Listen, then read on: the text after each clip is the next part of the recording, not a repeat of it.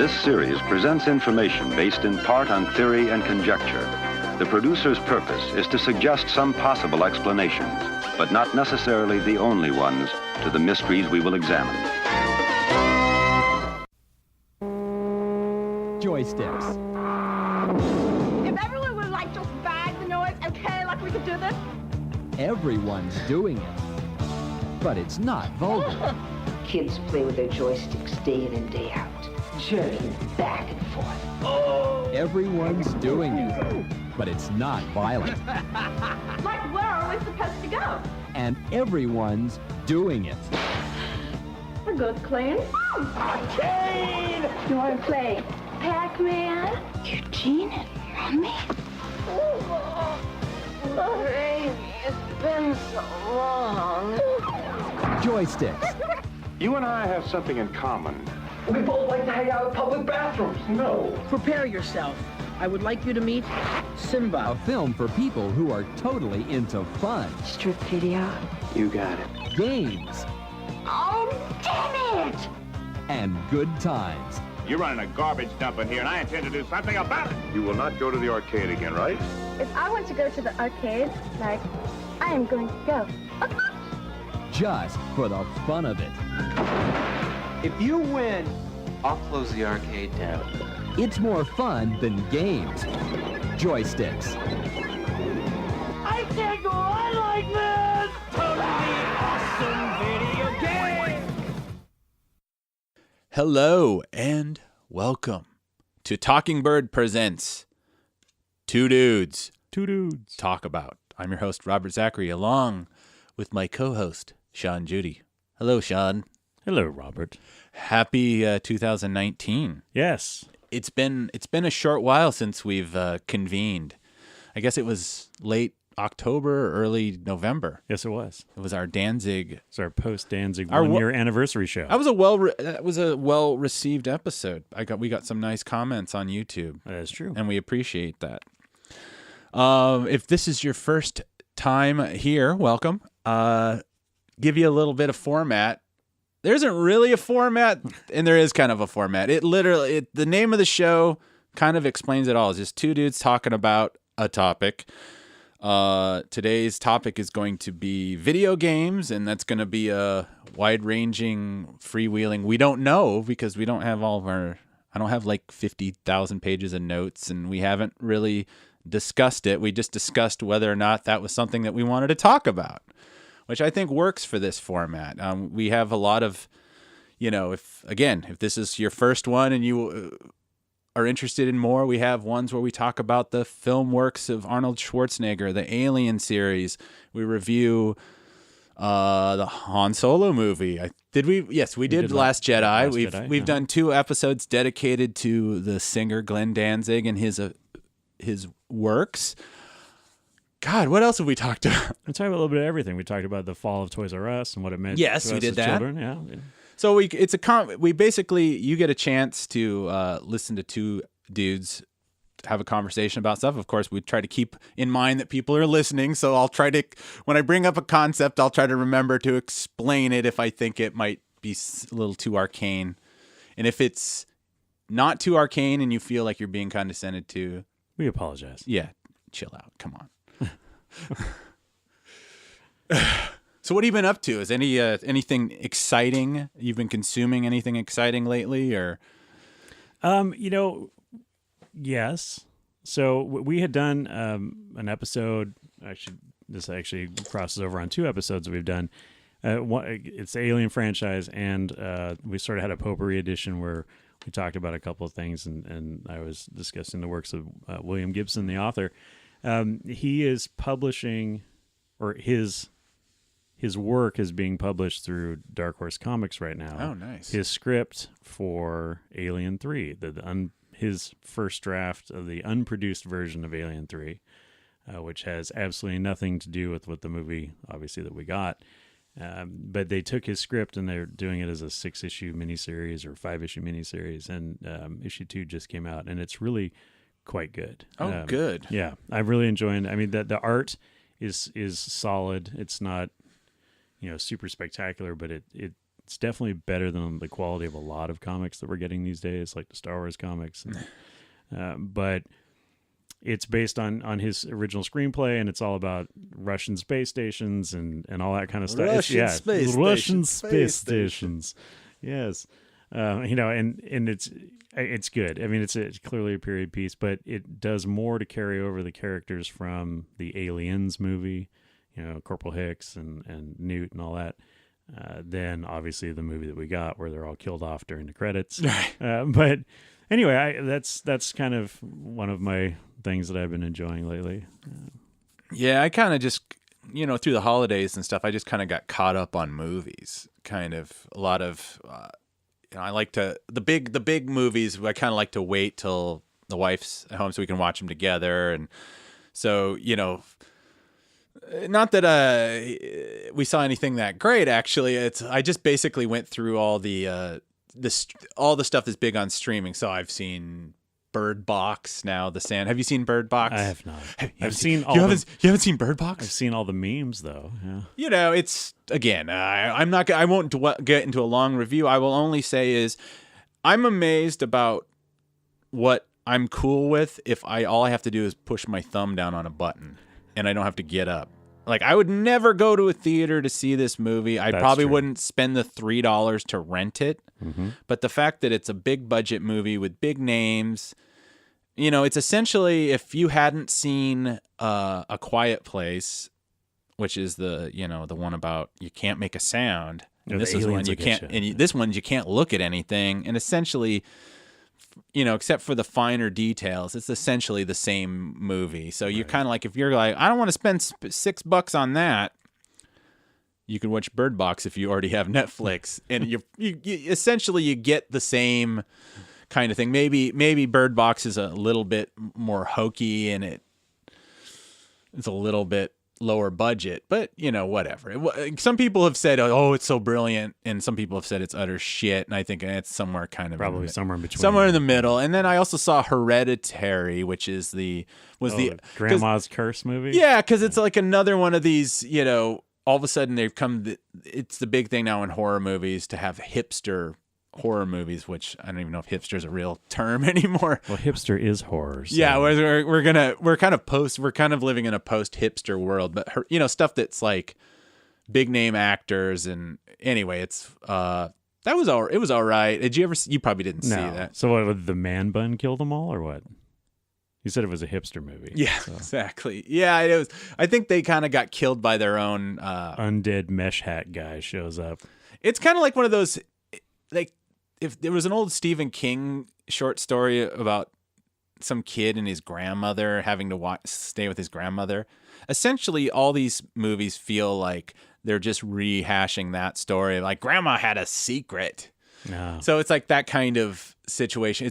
The plot isn't terribly different than that. I think there was another one that M. Night Shyamalan had. Shamalama Ding Dong? Yeah, he had with either he produced or directed it, something to do with like grandparents that were secretly evil. And so it's almost like a subgenre, and I guess it's a bit of a spoiler, but not really, but there was also the third. Was it the third? Yeah, it was the third Paranormal Activity movie, which actually I think is the best, but unfortunately you have to see the first two for it to understand it. For it makes sense, but It's actually the best proof of concept of the three movies. Okay. So I saw that. It was all right. And then, there's some dark stuff in it, and so it was good. And then I also saw Mandy, which is Nicolas Cage in one of, it's a low budget film, but it's like one of these weird kind of, it's like such a cliche to say. It's like one of these acid trip horror movie type things. Okay. It's he uses you can tell it's low budget, but he uses a lot of like filters and colors, and it doesn't necessarily exist in a real world. So it's a very impressionistic, kind of a bit like if Alejandro Jodorowsky decided he wanted to make a horror movie kind of thing. A lot of weird just Nicolas Cage, full Cage mode.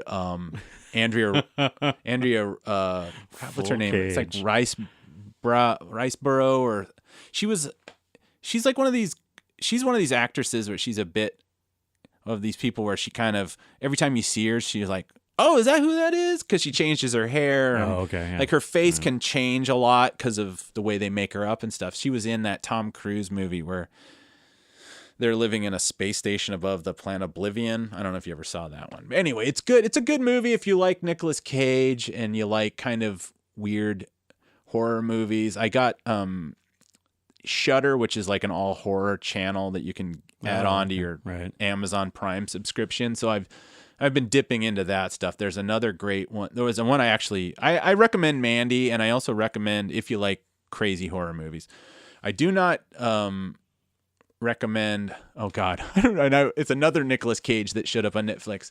It's not the Adjustment Bureau. It's like the Humanity thing. It's like so bad. It's a knockoff of a knockoff. Yeah, it's like it's set in a future where people are oppressed, and it's so bad where he's like next week where he's like literally driving in a car and you can see like the outline of the background that they put behind him because it was all nice. It was all filmed in a warehouse in Toronto kind of thing. And I mean, it's not a horrible movie, but it was so low budget. But I don't recommend that one, and also because I can't remember the name of it. The other one that I will recommend, this I think might only be on Shudder as well, is called The Summer of '84, and again, that is a Quebecois filmmaker, and I'm blanking on his name. And it's kind of like Stranger Things on the surface, but there's a little bit more of it. It's a bunch of young teenagers. Okay. I don't think it'll ruin the premise, is that one of them starts to suspect that his neighbor might be a serial killer and that kind of thing. So it's kind of like a very dark version of The Burbs. Right. Okay. Mixed with some of that, Summer of '84. I think, people love to do that because of Stranger Things. And, it is, when you take something and you go 35 years in the past, it's like you can throw out a lot of things like cell phone and internet. Yes.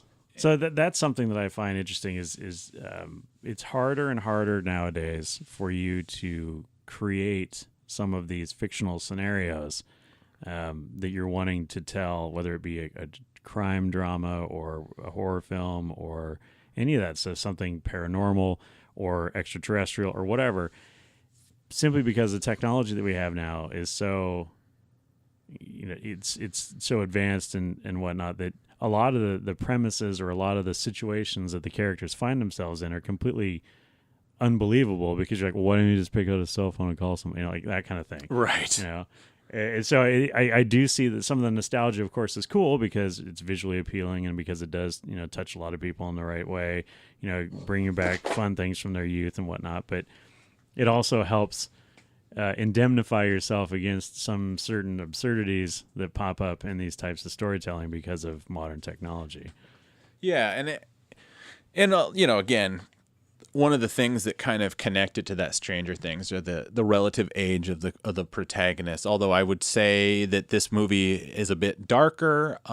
It also has a heavy retro synth soundtrack where the guys that, I actually love the soundtrack to Stranger Things far more than even the TV show. I put that on when I go driving, and it's like I don't even think about it in the context of the show anymore, because it was I liked the first season. I thought the second season was a real letdown, but this one is the filmmakers that made this Summer of '84. They also made one that's on Netflix currently called Turbo Kid, which is a kind of, it's like a movie that they definitely made to emulate.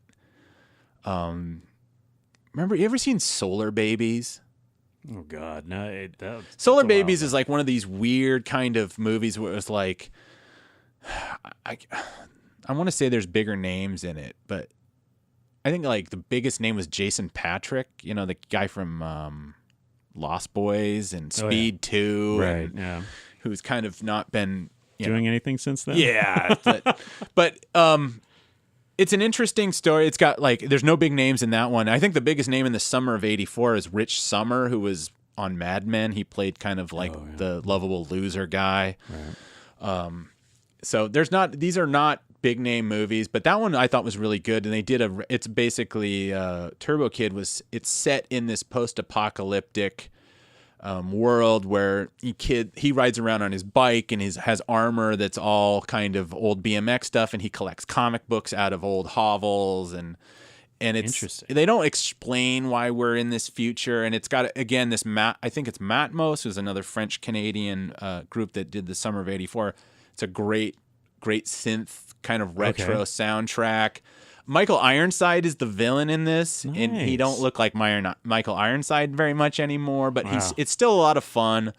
I actually highly recommend that as well. So mostly I've just been kind of catching up on movies. It's like I finally got around to seeing the Super Troopers 2 movie that I was at. I've always loved that, at least the first hour of Super Troopers. I've always thought it's like, it's very much a throwback, and I was kind of hoping that the second one, but I was like, probably not, and it's kind of somewhere in the middle. Somewhere in between. It's not awful, but it's also not great. They didn't spend too much time throwing in a bunch of like celebrity cameos. There are some, but it's it's a decent story, but it's nowhere. There's nothing like that classic early scene where the guys are just freaking out, the three stoners in the car, and there's nothing that classic. So I feel like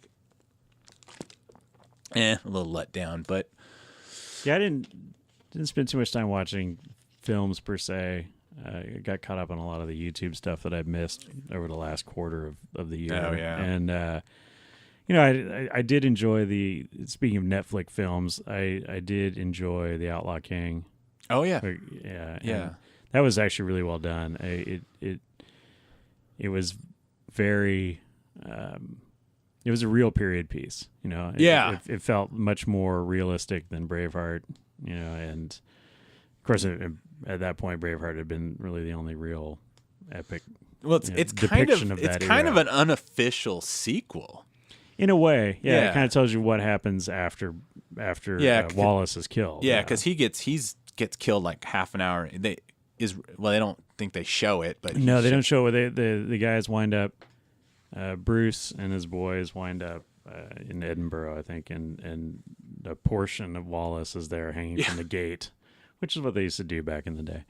But that's pretty. They don't show his execution. But if you do want to see what happens when people get gutted in public, there's some pretty realistic depictions of that in the film. But I thought it was a good.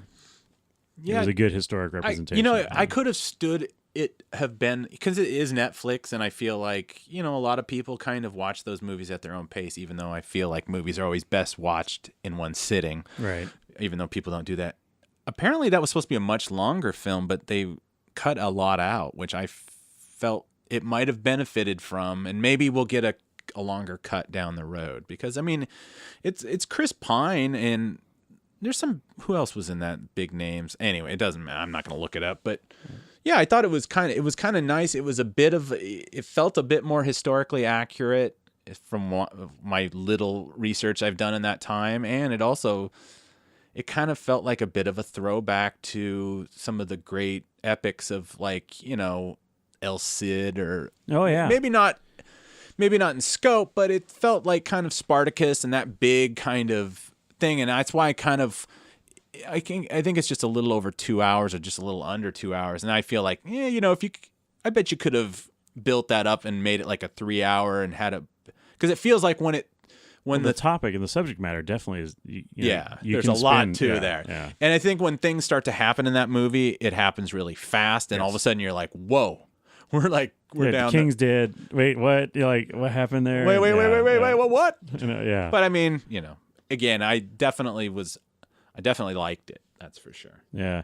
And the other thing that I did actually go see in the theater over the holidays was Peter Jackson's "They Shall Not Grow Old." Oh, how was that? That was an amazing film. Wow. The documentary, for those of you who don't know, it's the documentary about World War I.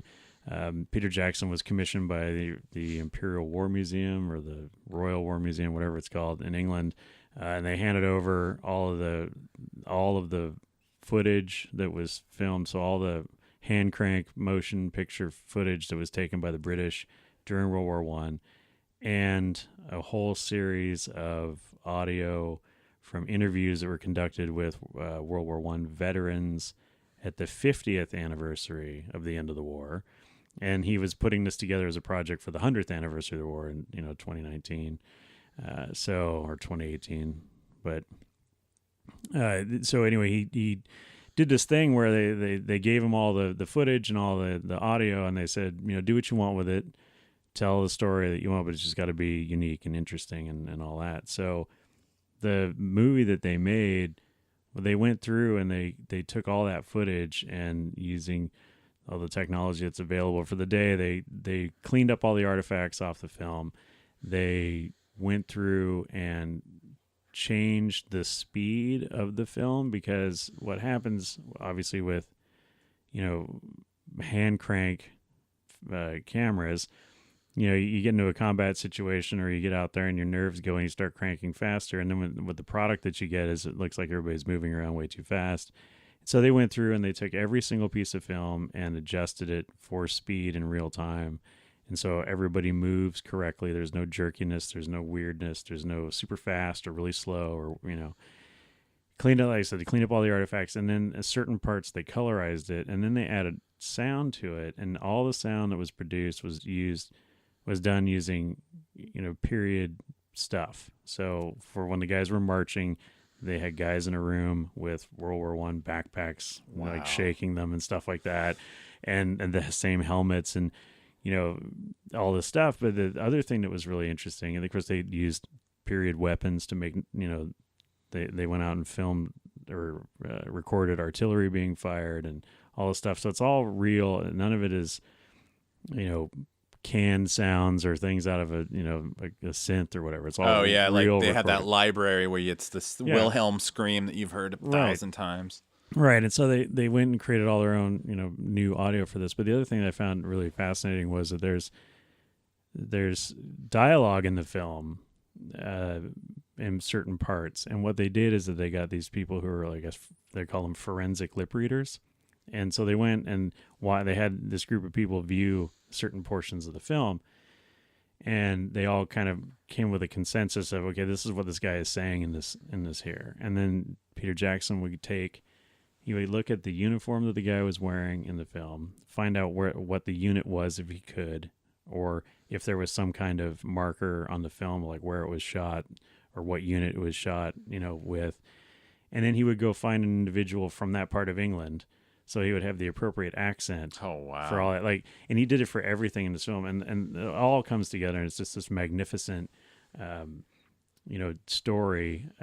What winds up happening is it's all narrated through the interview audio from these veterans. So it's actual veterans of the war talking about their war experience while the film is playing, with actual footage. So there's nothing really made up or added. There's one section in the film where they talk about a battle, and because there is no footage of actual combat from the war. So what they have footage of guys going over the wall, they have footage of guys charging, and they have footage of guys coming back from the battle, but the cameramen were not allowed or were not want to go into combat. So what they did was there was a weekly newspaper that came out in England during the war, and it had all of these representations of the battles. So they're all drawn, they're all illustrated. So he would take clips of those illustrations of battle and sort of string them together and make it kind of, this is the combat that's going on. And then he would come back to the footage of the people coming off the battlefield. But anyway, it was just really well done. It treated the subject matter with great respect, and I think it gives you an apolitical look at what war was like then in that age. And it's really just the soldiers talking about their experience being in the military, being in a war, living in a trench, and then, what it was like after the war ended. And there's no real discussions about the leadership or the political situation that led up to the war, other than that it had happened. And so it was refreshing in a way. Like, let's just have the soldiers' experience on film and not have, a lot of larger discussions about who was right or who was, yeah. So anyway, it was amazing. It's supposed to be coming out on Netflix. I don't know. Oh, yeah. I'm sure the behind the scenes of the making of that would be almost worth buying it on home video. Oh, absolutely. So the great thing about if you saw it in the theater was that after the film, they had the 30-minute documentary with Peter Jackson talking about how they made it. And so that, that was really cool to see. And if it does come out on Blu-ray or whatever, VHS, I'll buy that, because the great thing in and of that documentary is they show a lot of the interviews that they did, a lot of the guys that were interviewed, in 1959, or 69 for the 50th anniversary of the end of the war, and all that stuff, the fact that it was preserved and that these accounts were taken down, so now in another 50 years, we can go back and we can use that in such a way to make a movie like this was really cool. But anyway, it's supposed to be coming out on Netflix. I don't know if it's going to go European Netflix first, because it was a British film, and it's already, it had its run in England, and then it was limited engagement in the U.S. at certain theaters over the holidays. So to be determined. But if you do see it or somewhere, either online or if hard copy or whatever, or if it comes to a theater near you, I highly recommend it. It's fantastic. So anyway. Well, it's nice to hear Peter Jackson's going to get at least one win this year, because after that Mortal Engines or whatever, my God, yeah, I never saw it, and it just nothing about it even seemed appealing. And on that thing, before we actually pivot to what we're here to talk about, but this might be germane to the show, I actually I got around, and because it had been heavily discounted within 2 weeks of its release, I bought The Predator for $10 on iTunes, because I was like, one, yeah, okay. Because I'm like, I always watch those a couple times, so I'll just buy it for $10. Like it was a shit show.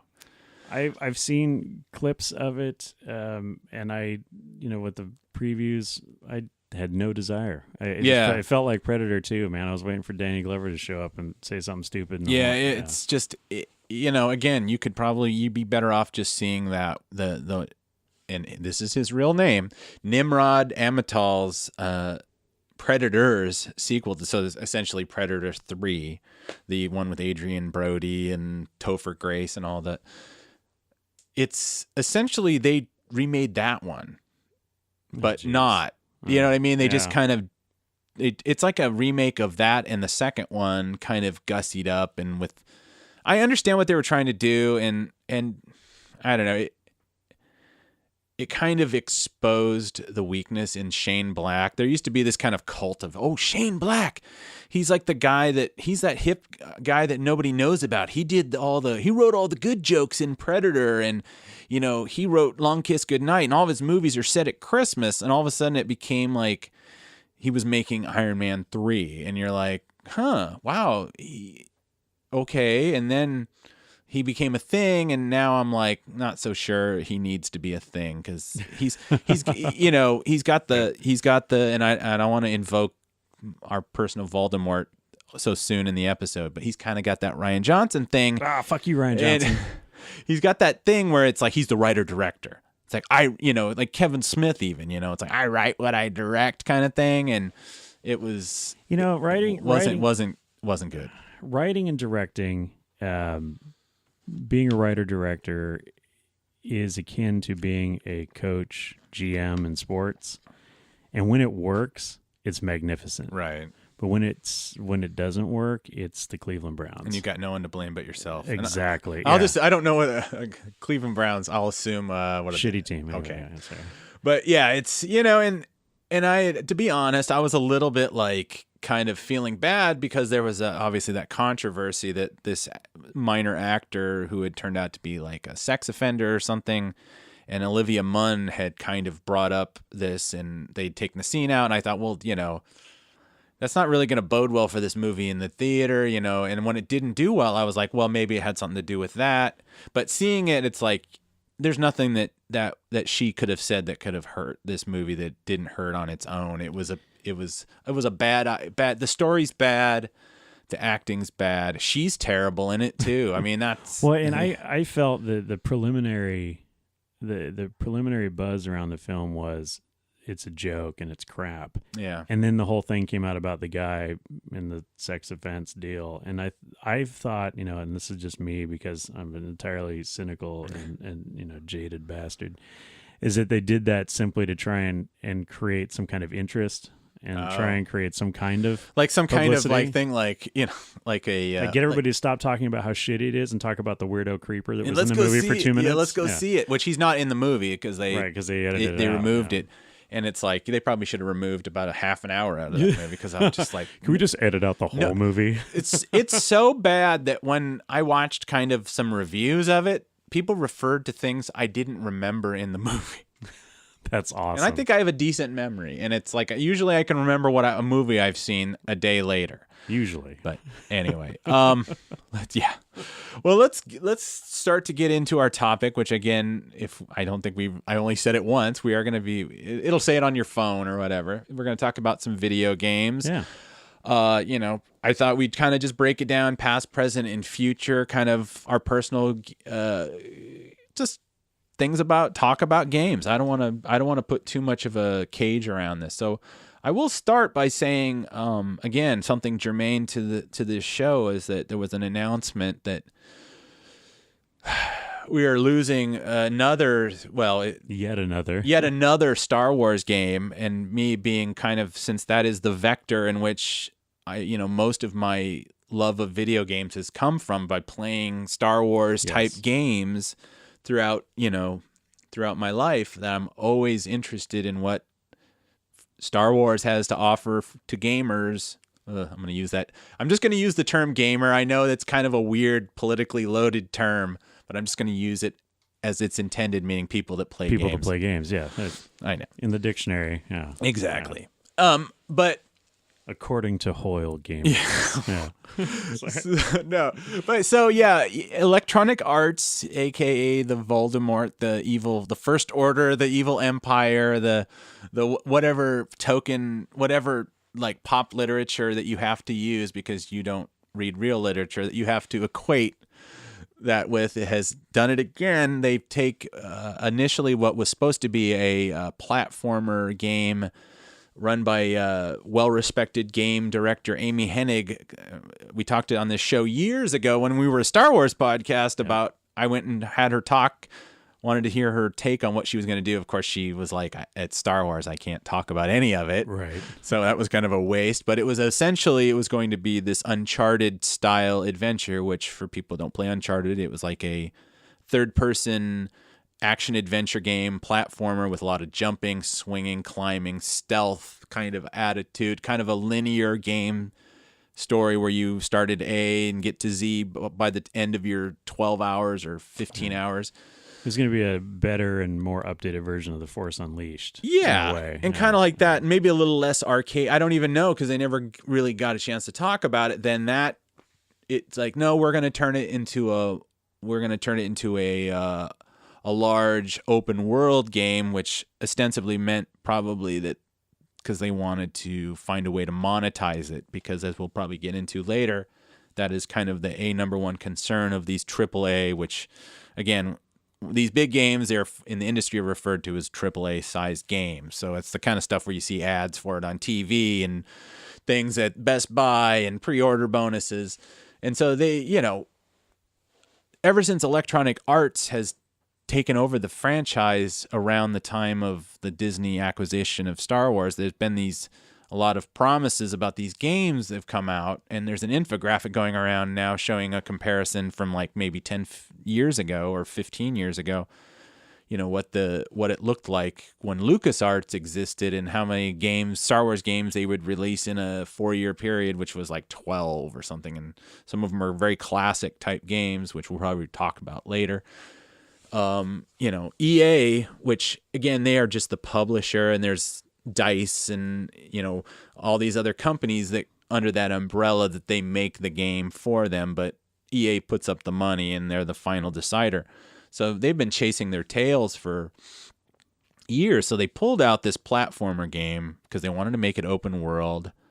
I can't even remember So when that happened, Amy Hennig left and all we had to show for it was a brief shot of a Han Solo-ish, roguish character coming out of a doorway and walking up a street of what we thought was Tatooine, but they never. Wasn't there some play footage of that too? I don't think that was it. I think that, well, there was like one image of somebody sneaking underneath a rock outcropping, and that was it. And so that got put away, and they're like, oh no, we're making an open world thing, something that people can log into. Right. So was that the footage then?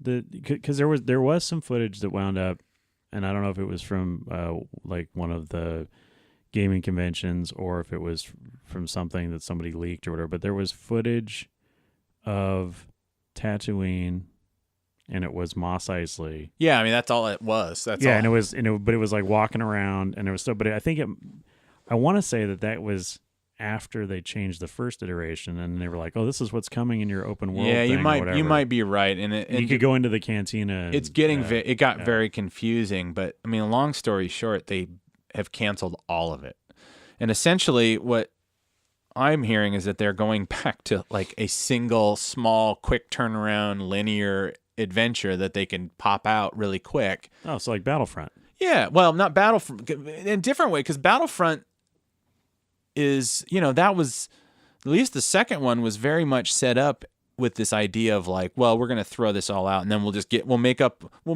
our content later, and then we'll start charging you piecemeal for it through microtransactions. Because the first one, they did want you to like, there was you buy your $60 game, and then there's a $40 season pass. So essentially you're spending $100 for this game, and then you would get your, you're going to get the Cloud City map. You're going to get your, now I'm Scarif maps, because it was Rogue One, that era. And then later you got some, like Yavin Temple and, or maybe that was 2. See, I'm starting to confuse them all. So we're off to a great start. But it's very indicative of where we're at with EA and how they treat this Star Wars license. I mean, obviously, we could have a whole show about the licensees and even the people that create the content and where they're kind of seem to be chasing their tails. But in as far as it deals with video games, I don't think it should not be this hard to make a good Star Wars game, because there are lots of them, and all they need to really do is kind of remake some of them or use variations on a theme, but instead they keep finding that they need to course correct, and they cancel these games. And it's gone back even pre-Disney when there was, which partly this game was canceled because of Disney, because of the acquisition, which was Star Wars 1313, that had been in development for a number of years. And then actually, according to this book, Blood, Sweat, and Pixels, which is kind of a great book for people ever wanted to read about how games currently are being made, they kind of go into the behind the scenes of this. And you can't blame Disney 100% for that. The 1313, which they had a full like a 5-minute presentation demo, not a lot of gameplay. There was some platforming. It was basically supposed to be a Star Wars bounty hunter type game set on the main Star Wars world of Coruscant, and like, because it's a multi-level city planet, and 1313th level is where this all takes place, blah blah blah. But what had happened is they weren't close to being done, but they were well in development, and all of a sudden George came in and said, I think we should have Boba Fett in there. And they made the change the entire game. So it kind of put it on the shelf, and then there was the Disney acquisition, and then the game just got canceled. So, but it's not great that in the last version of, your PS3 Xbox era, there was Clone Wars, which was like a platform thing based off the cartoon that I've never even played. It's because I think it was made for real little kids. And there was these 2 Unleashed games, which are very arcade games that were set up, outside canon. It was kind of like an alternate version of the story. Like, what if Darth Vader had an apprentice that was like a Jedi that he corrupted or something? I mean, it's an interesting thing that I don't really love the gameplay, because it is a bit kind of cartoonish, and you can get spent 20 minutes trying to jump up a platform and missing it by a half an inch, and that kind of, you end up becoming very frustrated. Yeah, with it? slave to the mechanics of the game rather than super excited about it. But they're definitely worth out there, and if you have an Xbox, they're backwards compatible now, and so you can play those games. But the Clone Wars game was interesting. I played through most of it. I can't. Well, it's kind of funny. I'm notoriously cheap, so I buy a lot of used games. And so I came back to that game long after it had been released. So the graphics are very place and time and kind of clunky. But the gameplay on it was actually not too bad. There's some customization you can do with your characters, but it is kind of linear in a way in the progression of the game. There's some kind of arena combat aspects to it where you have like a large area where you can fight like Geonosis and stuff like that. But do you get to fight a Reek? No. Well, I don't know, maybe, but I didn't finish it. So, but the thing that I did kind of like about it is that the graphic or the representations of the characters in the game do very much mirror the cartoon, the Clone Wars cartoon. So you kind of get that computer generated feel about it. It's not trying to be overly realistic to begin with, because the cartoon was not overly realistic and whatnot. So I mean, it was a good feel. It had a good tie-in. It was fun. It was not anything life altering or whatever. Like you say, the Unleash games, they had so much promise because they brought in, and that, I guess we're kind of working our way back or whatnot, but it's that era when we started to get all the cinematics, really played heavily into the games and trying to tell the story of what's going on. It's linking together your various, combat / whatever, sneaking / what, all that stuff through these vignettes of Vader, like doing the whole thing with his apprentice, and then the apprentice turning on him, and all that kind of stuff. Anyway, it was a good game, I guess, in concept, but like you say, the physics of it and the architecture of it really it really took you out of it a lot, because it's like you say, it's like playing Pitfall on the Atari 2600. You get so tired of missing that rope, but yeah, and then you just throw down a controller and you walk away. Go make mud pies or whatever, because you're just pissed off at the fact that you can't get over the puddle and the alligator eats you every time. But yeah, and then like you say, that this whole thing with the cancellation of the games, I would think in an industry like video games, where a lot of it is speculation, right? There's a lot of investment up front in something that you have no idea, beyond a proven thing. Like everybody wants a football game. Yeah, Madden. I mean, that's EA. That's where they make all their money, is their Madden game. Yeah, everybody wants a football game. Soccer, basketball, baseball. So each sports fan group can have their annual installment with new uniforms and whatnot. But beyond that, we don't know what's going to be a mega hit beyond.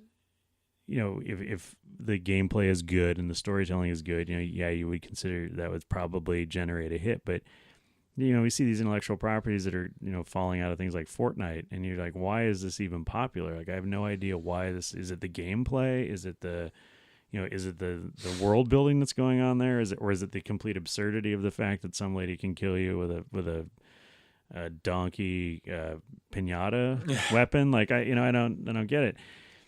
So you would think that in this sort of very interesting economic, industry, whatever, the Star Wars would be making money, or that they would be involved in that, because people want Star Wars games. People want games from familiar intellectual properties like The Lord of the Rings or Doctor Who or Star Trek, or things that people know and that will sell. And you would think that all of the industry would be bent on finding the best people and the best developers and the best writers and putting something out because it's a guaranteed moneymaker, or at least a guaranteed break-even point. And then let's say you're a company that puts out the best Star Wars game ever. Well, then, somebody's going to come along and say, hey, well, why don't you make this other thing? And you can branch out and you can expand your reach, and you can experiment on a few things or whatever, and not completely go in the tank, because you have one bad game, because you have it. So really quickly, the model of it feels like, from what I've been reading about gaming press, is that a company like Blizzard or DICE or whomever, you pick one, right? It seems like they take that they're complete hand to mouth, right? Like they put out a game, they make $1 billion, and then they have to take that $1 billion and reinvest it in the next game. And if that next game fails, their company fails and they're gone. Yeah. Right? Why? How does that happen? Is it because everybody there is a gamer or a designer and not a business person? Or they're business people so inept that they don't understand things like, you have to have reserve capital in case you do have a stinker, you can make another one. So they should probably be acting more like film studios than game studios, where they can say, okay, every summer we put out the bubblegum pop thing that everybody wants, right? Explosions, robots, excitement, and then maybe we'll do a period piece or a rom-com for the ladies, and those things are going to make money, and then we're going to have a profit stream or a pool of money from those films that we can maybe take a shot on something. Like we can go do Mortal Engines, right? And if it fails, then we're like, that's cool, because we're going to put out another Explosions and Robots movie this summer, and it's going to make $1 billion. It's kind of like Marvel Studios. You can have the occasional Hulk or Iron Man 3 or whatever, because that a majority of those movies are going to work, because everybody wants to see superheroes and everybody wants to have that fun adventure. And if you do screw up one and you make a Captain Marvel, that's okay. You can get over it. You can make something else, because you've got enough other things going, making you the money. So, and it's kind of what Star Wars is feeling right now, is that, you make a movie and it makes $1 trillion, and then you make another movie that's a stinker, and everybody gets pissed because they got duped. And so the next movie loses money, and then they freak out like, we're never going to make another one again. We can't afford this loss. And you're like, you're owned by Disney. Yeah. You own the world. You can afford it. Just, and the game companies, it feels the same way. It's like they make $50 and they put 100 in the next game, and then it sucks, or somebody gets mad at it, or, the online community attacks it. And then the whole company disappears in the course of a week. It's like like Atari explodes and falls in on itself or something. Yeah, I mean, I'm not going to say I really understand the economics of game companies and that aspect. I will say this, that, I mean, I think one thing a lot of people don't really understand is that, like, the video game industry is actually larger than the movie industry. It's actually larger than the movie and the music industry combined at this point. We're talking, like a game like GTA 5, which came out 4 or 5 years ago. I looked this up. That game at the time cost $250 million to make, and it took 4 or 5 years. So the weird thing about the gaming industry is that when they have to commit to a large scale AAA game like a Grand Theft Auto or a Battlefront, even, is like sometimes they're having to make these things 4 or 5 years ahead of time, and by the time that they've released it, the entire tapestry of the industry has changed. So yeah, it's like that thing where, like an EA, this hasn't been a great year for EA because they have taken it in the shorts with a lot of things, but I don't think there's actually a game company, which we might get into later, that I don't think there's a game company right now that's doing, except for maybe Fortnite, that's doing great, because they've all had major problems this year as far as, putting out IPs or next iteration of some game, and then people going, fuck you, I'm not playing my game like that. Right. And so there is a bit of kind of crystal ball in effect, but I think a lot of it has to do with the fact that they haven't quite learned how to listen to the customer. And that being said, I'm not going to say it's easy to listen to the customer, because sometimes your customer's full of shit, and that they want, That's true. They want either they want like, they don't want anything to change, and they want it to be, 2002 for the rest of their lives, and like, just give me that forever. And then there's other people, it's like, well, why don't you have this in the game? And when that game comes out, they go, oh, I don't really play games. I just think you should have that thing in the game. And you're like, what?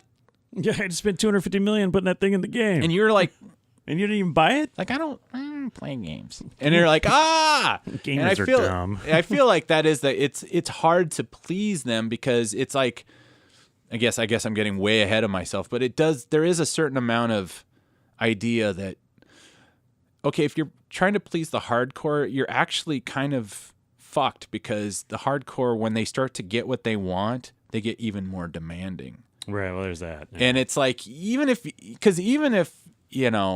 you're kind of making your games, your optics, because of, how people want to view their, they want it more like, not necessarily political, but like, I want it to reflect this and I want that.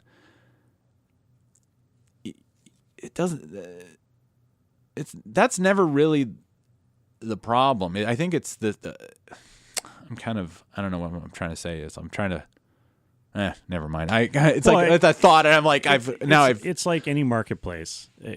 There is a vocal minority, and I mean, when I say that, I mean, as a percentage of people who buy a product, a minority of them will make a big stink about something, whatever it is. I don't like the new color. I don't like the new shape. I don't like the new features, and that can be anything. It could be cars. It could be jeans. It could be potato chips. It doesn't matter. There's always going to be a group of people who are going to bitch because of whatever. Whether is it because something changed and we don't like change? Is it because it's uncomfortable or strange to them because it's new? Is it just something that that they're predisposed to hate anyway? It's like, oh, hey, we came up with bacon chips. And you're like, well, I'm a vegan. I don't. And you're like, right. Okay, whatever. I get, shut up. So, but I think that companies, probably, and again, it's not necessarily true to video games, but companies in general over the last, it actually kind of does, it hits all industries, but over the last 20 years, we see companies are spending more and more time chasing down these people who are being loud, and they're throwing good money after bad. They're throwing away a large customer base, a reliable customer base, because they're trying to capture a little bit more of the market share, and they think that loud, group of people is the new market. And so it's like, oh, I mean, it's new Coke, right? Yeah, new Coke. What we're going to do is we're going to make this 150-year-old product or whatever. We're going to make it hip, and we're going to make it young, and we're going to do this thing, and we're going to market it to a whole new generation, and blah, blah, blah, blah, right? And so we came up with new Coke, and it shit the bed. Like, it hit the fan, and everybody was like, what the hell did you do? You took the most perfect thing ever, Coca-Cola, minus the cocaine, and you changed it, right? It's like the one thing in my life that I can rely on,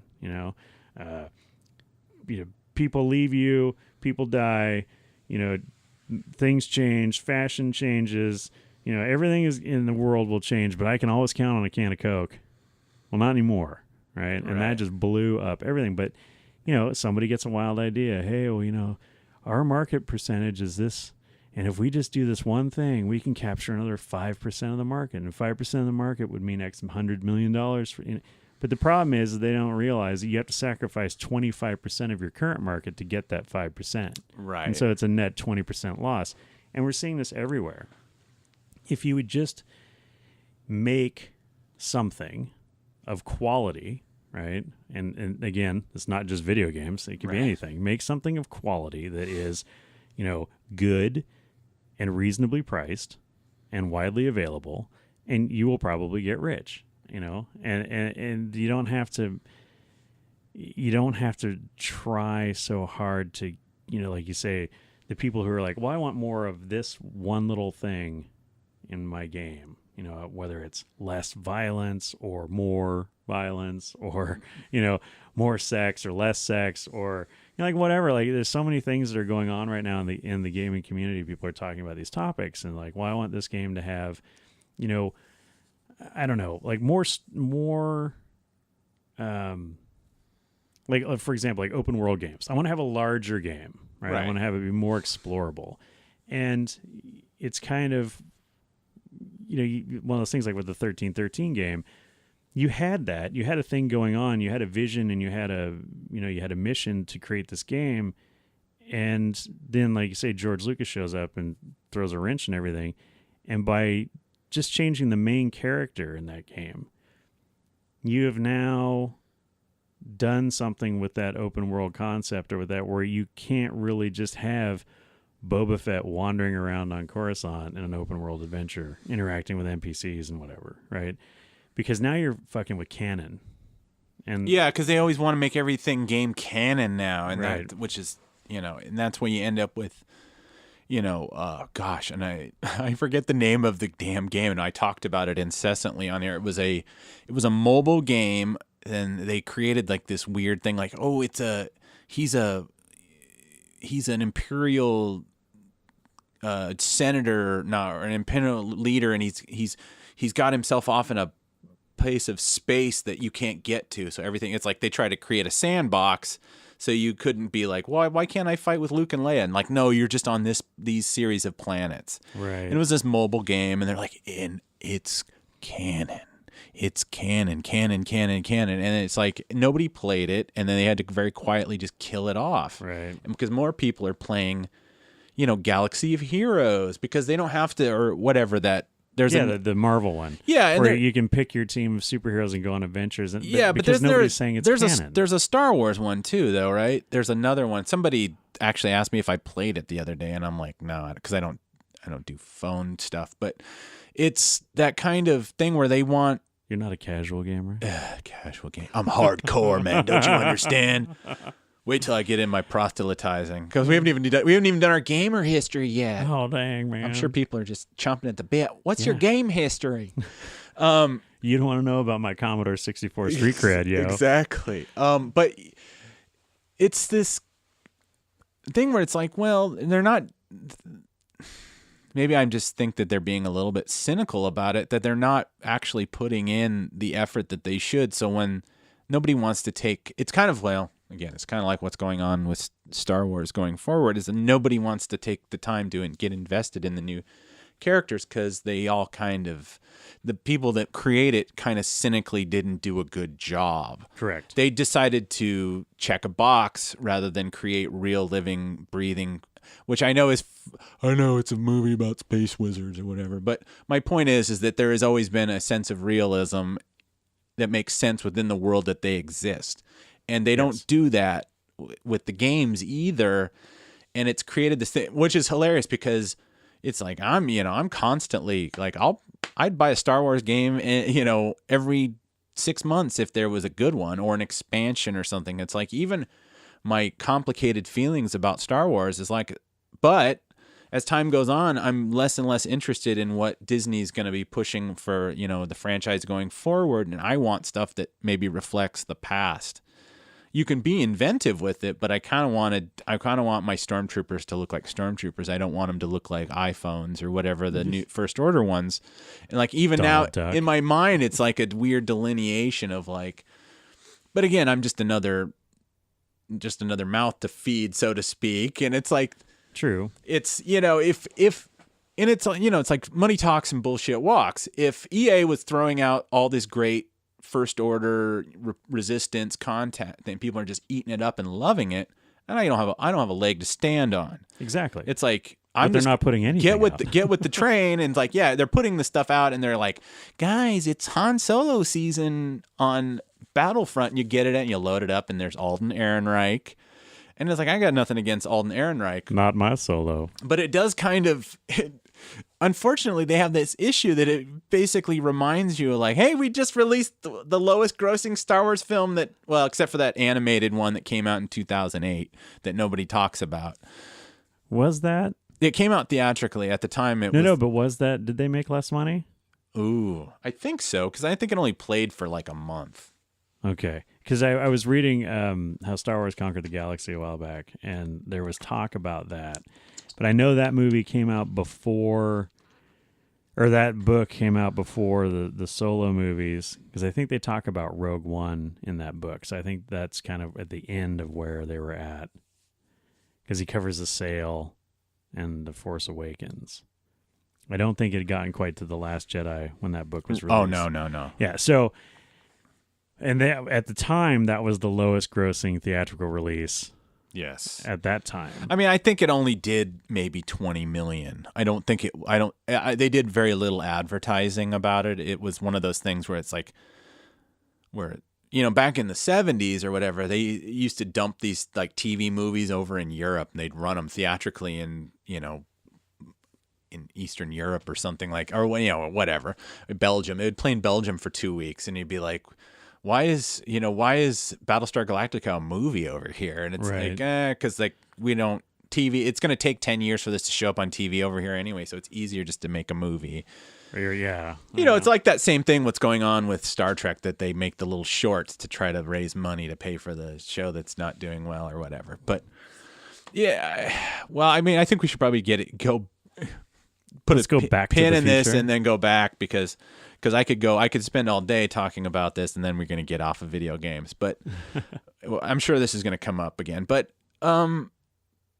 as far as again, video games, it's like one of these things where it's, some people say it's just entertainment, some people say it's art. I think that was Roger Ebert's one of his last big contributions, is that he thought video games weren't art.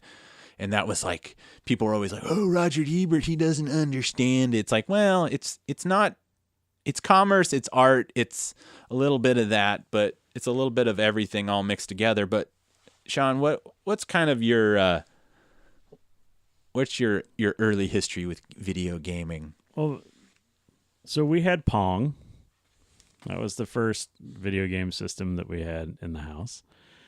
And, now, was this like a standalone Pong machine, or was it an Atari with the controller? I believe it was the straight up Pong.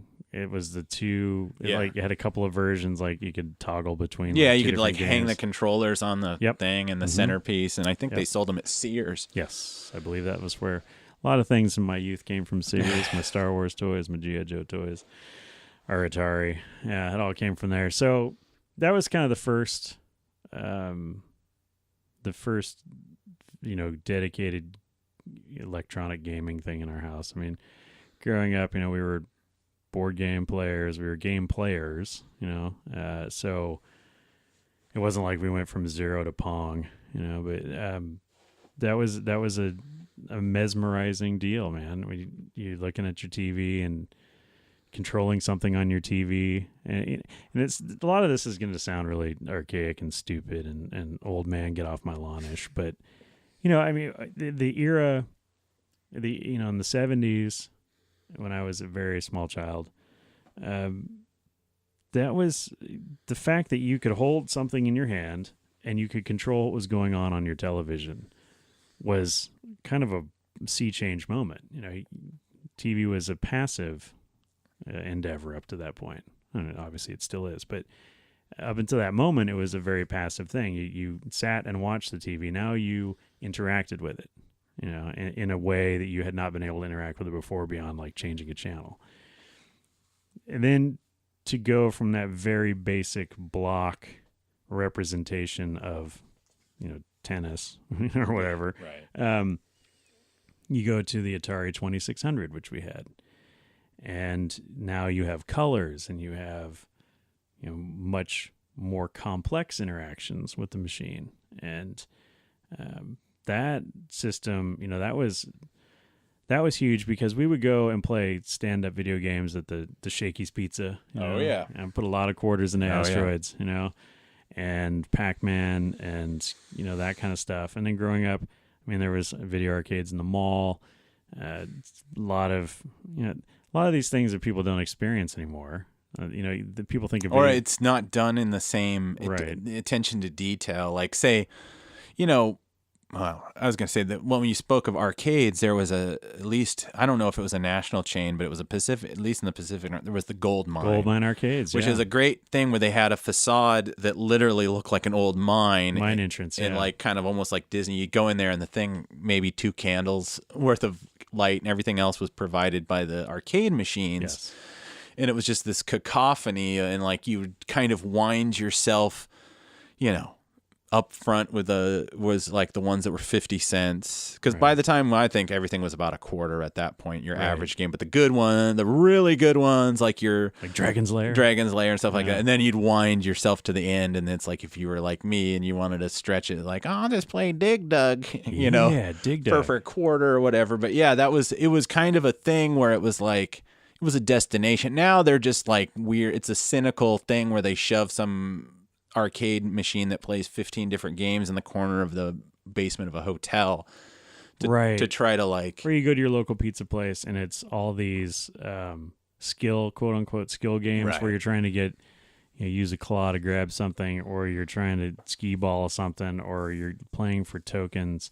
There aren't actually video games anymore, and which is, but that's where we're at now. So there's a whole generation of people who grew up not understanding that going to the mall and hanging out at the arcade, chilling in the gold mine, was a thing, and that was the only way you got your video games. Yeah, and it was also, so there were the home consoles, which Sean's talking about, but even then, that was kind of like, that was like going on a game show and getting a copy of the take-home game. Yeah, because the Pac-Man that you played on Atari 2600 was vastly inferior to the one that you played for a quarter a throw at the gold mine. Exactly. So it was a thing where it wasn't so much like, why would I go to an arcade when I got a console? It's like, no, it's just like, well, I can't go to the arcade. I'm not going to be able to afford to go to the arcade, so I'm just going to play this facsimile version of the game, which doesn't sound as good, doesn't look as good, but I can play it as much as I want for free. Right, free-ish. Free-ish, yeah. I mean, the games, oh my God, an Atari cartridge, I mean, it breaks my heart to think about how much my parents spent in those years, because like you, I didn't have Pong, but I don't know if I'd kind of caught the arcade bug, because I want to say we got our Atari in like 81, something like that. So it's already been out. I think the 2600 came out in 79. Something like that, yeah. And so I think by the time we got ours, the price had already kind of come down. So it was still a major coup for us, but it was also like, I think it was the first time, we had to like adjust the television, because it is, you'd take the back and you'd have to, everything was, at least where I grew up, we didn't have antennas because it was too far away. So we had this weird rudimentary version of cable where there was a physical cable that came into your house, and it would go in this box, and it was basically, there was an antenna in town, and then they would distribute via cable.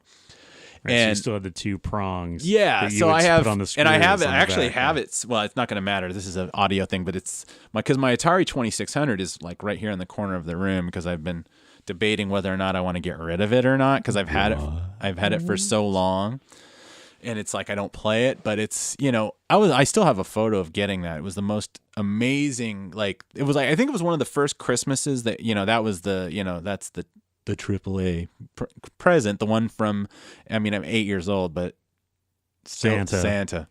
Yeah, hey. But it don't matter who it comes from when you get it. Sorry, man. But that was the one. It was so great. You got it set up, and my mom's like, "Yeah, it's time to put on your hat and coat. We're gonna go see Grandma up in Seattle." And I'd be like, "I'm not gonna be able to play this for 3 days. Oh God, my life is over." That's cruel, man. Hey, here's your Atari. Now get in the car. Yeah, I mean, it was, but that thing, it was like full on Atari in that era. And I wish I could remember the order of these things, but I must have played arcade games, because I can't, before the Atari came around, because I can't understand otherwise what would have whet my appetite. I mean, well, yeah, no, I think that the stand-up arcade machines was the first iteration for a lot of these companies. Like Atari was making its money on the stand-up consoles, and then they did the home release deal later. And like you say, the difference between those games, the quality and all that was obvious, but you couldn't have had that home console revolution without exposing the kids to the arcade scene and saying, okay, these are all these great games. Wouldn't it be cool if you had them in your living room? Right. Yeah. It wasn't like tied to isn't like now where it's like might be tied to a specific event. Like, what was it? Was it the, you always think of kind of simpler times, like 50 or 60 years ago, like the movie Splendor in the Grass apparently popularized going out for pizza. Okay. Like that weird thing where it's like before that, pizza was just kind of a thing that like, okay, that's on a menu. But then the idea it's like street food. Yeah, they went out and like had pizza and people started saying, what is this pizza? Is there a place in my town that serves this pizza? Right. And then all of a sudden it kind of spearheaded this. So, I mean, I guess in some ways arcades, which come out of like anything from really simple, like, like Nintendo got their start as making pachinko machines, which were really strange, kind of, it's like a vertical. It's almost like a slot machine. Yeah, vertical pinball. Yeah, it's and it's like you have no control. It's all just random. You have a paddle, you send a ball or a couple balls, and they just kind of randomly bounce against pins or Plinketto or whatever. Like if you watch Red Letter Media, it's that same kind of Plinko or whatever. If you watch Price is Right, it's like there was no skill. It was just like you hit the thing and you'd watch it fall. So, I mean, there was that stuff beforehand, but really Pong kind of, and pinball, of course, I guess. Pinball, which I found out when I was in grade school, at one time, pinball was considered a grown-up thing because you could win money on it. It was like a gambling thing, and there was a lot of like, hand-wringing over kids getting a hold of pinball machines and like, I did not know that. Well, and it would make sense because in the era when we were growing up with, parents weren't necessarily cool with us hanging out at arcades either. Like, why would you go to the mall all day? Well, first of all, they got air conditioning and I'm out of school and it's hot. Okay, that's the first thing. Right? Second of all, they got video games there. And then eventually later on, you're like, and then there's the ladies. But, but the thing is, you could market that to parents. Like, hey, we'll sell you a little tabletop pinball machine for your kids to play at home. That way they don't have to be exposed to all the evil underside of pinball. And it's the same thing. Like, don't let your kids hang out at the mall all day. Have them play the Atari 2600. Keep them safe in your basement. Like that kind of stuff, right? Right. I could totally see that being not necessarily an explicit, but an implied message, to the parents. Like, first of all, your kids are wasting a quarter around on these games. Second of all, they're hanging out at the mall all day. You don't know who's there, right? Why don't you just keep them at the house, pay the couple $100 for everything, and then you can see them and watch them, right? And you keep an eye on them, and then it's also like a babysitting machine too. So, and when the kid's all engrossed and trying to beat the high score on Pac-Man, he's not writing on the wall with crayons or going out and terrorizing the neighbor's dog or. Yeah, I mean, it's definitely that was one way you could market it, but I mean, the truth is, my cynical view of it is that like it was smart for them because the consoles kept kids' interest in, it's like, God forbid they might accidentally, if they were at home, they might pick up a book and go, I don't really, or a musical instrument or, stuff that really wasn't, stuff that I feel like was on the wane when we were kids, like, model building. It's like, okay, yes, there were kids out there building models, but it wasn't like it was in, say, the 60s or something. Oh, yeah, for sure. Like my uncles might have been more into that kind of stuff than when I'm like, yeah, okay. You try to make a couple of them and then you fuck it up and you're like, oh, I think I'm just going to play a video game. That's nice. It's I'm good at that. It's like I got my C-3PO together, his head glued together, and then I accidentally bumped his eyes and his eyes fell off inside his head. And I'm like, now I'm going to have to rip him apart to get in there and get his eyes. And it's like, forget it. Yeah. But yeah, that was a difficult model kit. It really was. I think I had Ugh. I think maybe it might have had to do with the age that I tried to assemble. Yeah, I think I was like 6 or something, 5 or 6, and I'm like, if I got one now, it probably wouldn't be that hard. And that was back when you could honestly get high off the glue. It wasn't like it wasn't a thing where you'd be like, I'm gonna get high. It's like, no, you just start using glue, and then you were like, I feel funny. Nice. Yes. But yeah, I mean, again, 81 was about when I got, and that was video games were so ubiquitous everywhere because every little mini mart, and I grew up in a semi-residential but rural area, so it wasn't like I had access to like arcades. Full arcade, yeah. But I had the little corner store, which was about 3 blocks away. They always had, a couple machines. As time went on, they had a couple machines up until like when I was in junior high, they had them. Then there was the 7-Eleven. They always had a couple machines, and then. So it was like constantly feeding, like, Crystal Castles or Tempest or whatever that year. It's like, and I'm not really good about remembering the year of these things came out, but it used to be, even the YMCA in Aberdeen was kind of known because they had 4 or 5 arcade machines, and yes, they had ping pong and foosball and all that, but that was the arcade stuff. And yeah, there was an element of like. There's always this competitive because by and large, not all, but by and large, at that time, it was mostly boys playing that. But it wasn't rare to have girls there as well. But when young boys get together, there is this competition. There's bound, like what do they call it, gatekeeping and that kind of like you're not doing this right, and people like challenging you to like. Wanting to play stuff, or they see you play and they're like, you're not playing that right, give me that, kind of thing, where there's that kind of aspect of it, for me at least, where I'd be a little anxious because it'd be like, I got $1, and then some guy's not liking how I'm playing Wizard of Gore, and he's like, hey, go up there, and then you had that, put your little quarter in this. Oh yeah, because that was the etiquette. You'd take your quarter and you'd put it on the ridge of the game, which makes no sense because it's just a quarter. It didn't have your name on it. You just kind of put it up there like, after you're done, I'm playing. Right. And then you'd get, and sometimes people would be like not so happy about the fact that they had to give up the machine, and then they'd be actively like bumping your elbows and trying to get you to kill you. So having a home console is kind of, it wasn't. It insulates you from those. Yeah, it insulates you from having like, in some ways, it's that first thing now with like, I'm going to stay home and not talk to anybody and hide in my basement starter kit for some kids, where it's like, I don't want to deal with conflict. I mean, again, there was always conflict avoidance social awkwardness kit. Yeah. I mean, brought to you by Atari. It definitely, if you were going to be in those places, because by and large, when every time my parents would go shopping in the mall, because I rarely would go on, I couldn't go to the mall on my own accord because it was, 5 miles up a highway where there's no sidewalk. It wasn't like a thing you couldn't ride your bike there, is my point. And so it'd be like, oh, we're going to the South Shore Mall, and they had a gold mine there, and it was like she could go to her spend 4 hours looking at blouses, or mom could look at blouses at JCPenney, and as long as you came back, she'd come back in an hour, come back, I'm still looking, go back, and that kind of thing. And it was kind of like babysitting. Well, it's babysitting. Yeah, definitely technological babysitting.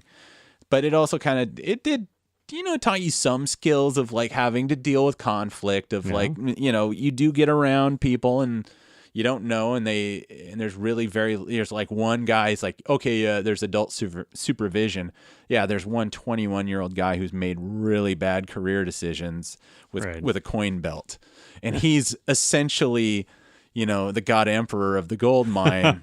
That's so true. He gets personally involved in like, he's not gonna help you if you can't go and like, sir, this guy told me that I'm not good at Wizard of Gore. Can you tell him like, did he put a quarter in the machine? Can you lock his Twitter account for a day or something? It's like, and that doesn't happen anymore. And I'm not really, because like we definitely had our situations back then where it would be like, all right, well, I'm not going to the gold mine because I know that one guy, and makes like, you look bad. As I got older, sometimes you'd go over to the corner store to play a game, and then you'd run into that one kid in school that wanted to kick your ass, and you'd be like, oh shit, I can't ever go in there and play that game again because he's always there playing it. So I mean, there was the idea of having it at home was so exciting, and it's like, but the games were so goddamned expensive. I mean, true. Jumping ahead a little bit, everybody knows the story of Atari's E.T. Right, you know, the for E.T. the debacle, 26. yeah. Yeah.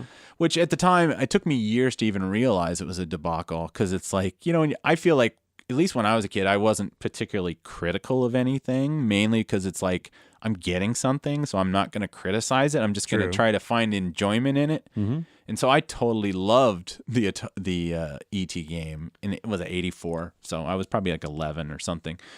But, you know, realizing that in 1984, my parents spent $90 for that cartridge, a game that was essentially programmed in 2 weeks to meet a date, which is, you know, something that you couldn't even, you could maybe make an app in 2 weeks, but it'd be glitched out and you'd be doing updates all the time.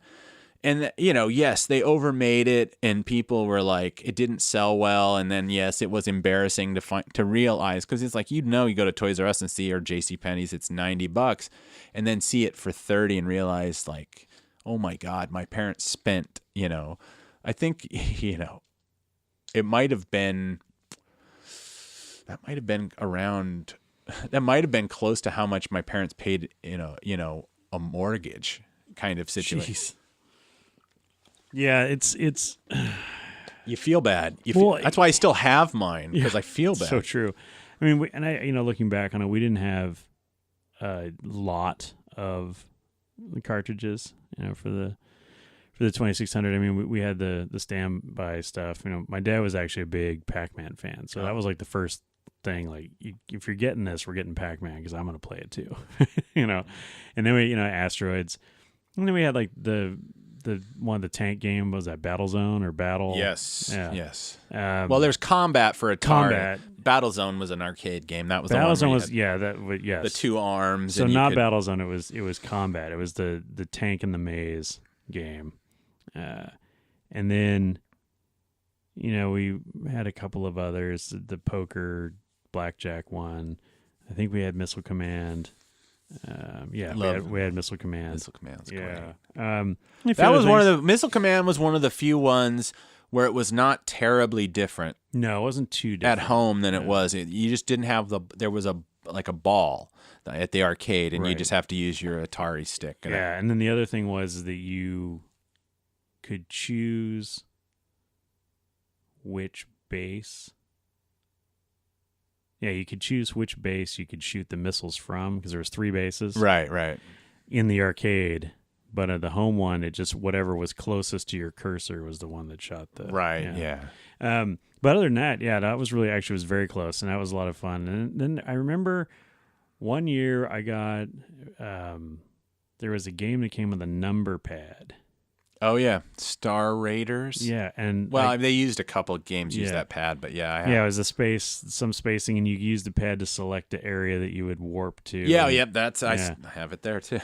I could never figure that game out. Me neither, and I got that very late in the run. Yes, because one of the things about Atari is that, you know, they made the mistake of not timing out their console iterations. There was the 2600, then there was like 2800, and then there was the 52 or something like that. Yeah, and then they had and that was around the same time that they put out the 400 home computer. Yeah, they started doing computers that had like slightly better graphics, but used a different form factor for cartridges. So if you had you couldn't use the old cartridge. Right, you had to rebuy. It wasn't like a situation where you buy a game, and if you get an Xbox, the first Xbox One that came out a couple years ago, you can buy a game for that, and then if you buy the Xbox One X, which is their 4K full thing, you can actually play the exact same disc, and it'll just open up the game, the graphics better. And it wasn't like that. It was all proprietary, and so it was like this thing where, like, I don't know, it's like I felt like almost every 6 months there would be another Atari iteration. Of course, there was ColecoVision and well, I remember when ColecoVision came out.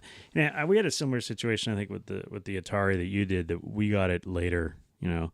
And there was a kid at the end of the street, Bobby Bullock, and he had the ColecoVision. Yeah, the graphics on that were like a million times better. The Donkey Kong actually looked kind of like Donkey Kong, yeah. And it was very much. this guy Greg that was I went to high school with, and grade school and everything. And he had one, and I would go over there, and I'd just be like, So good. Yeah, it's like so good. It's like, what do you want to do? You want to go like ride bikes? No, play Donkey Kong. Oh, yeah. More.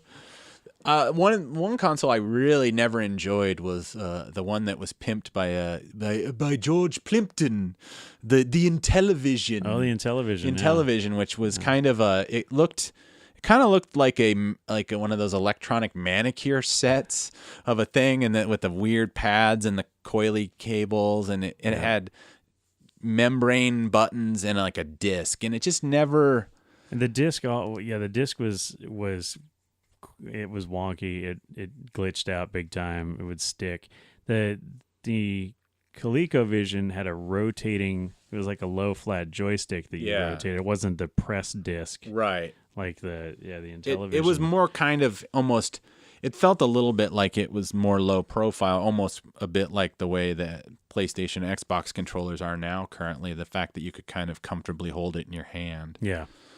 But yeah, we did not, it was big enough. Like I said, mom and dad were paying like $90 for a game. So it wasn't like going around going like, now you got $300 for a whole new console. That's just.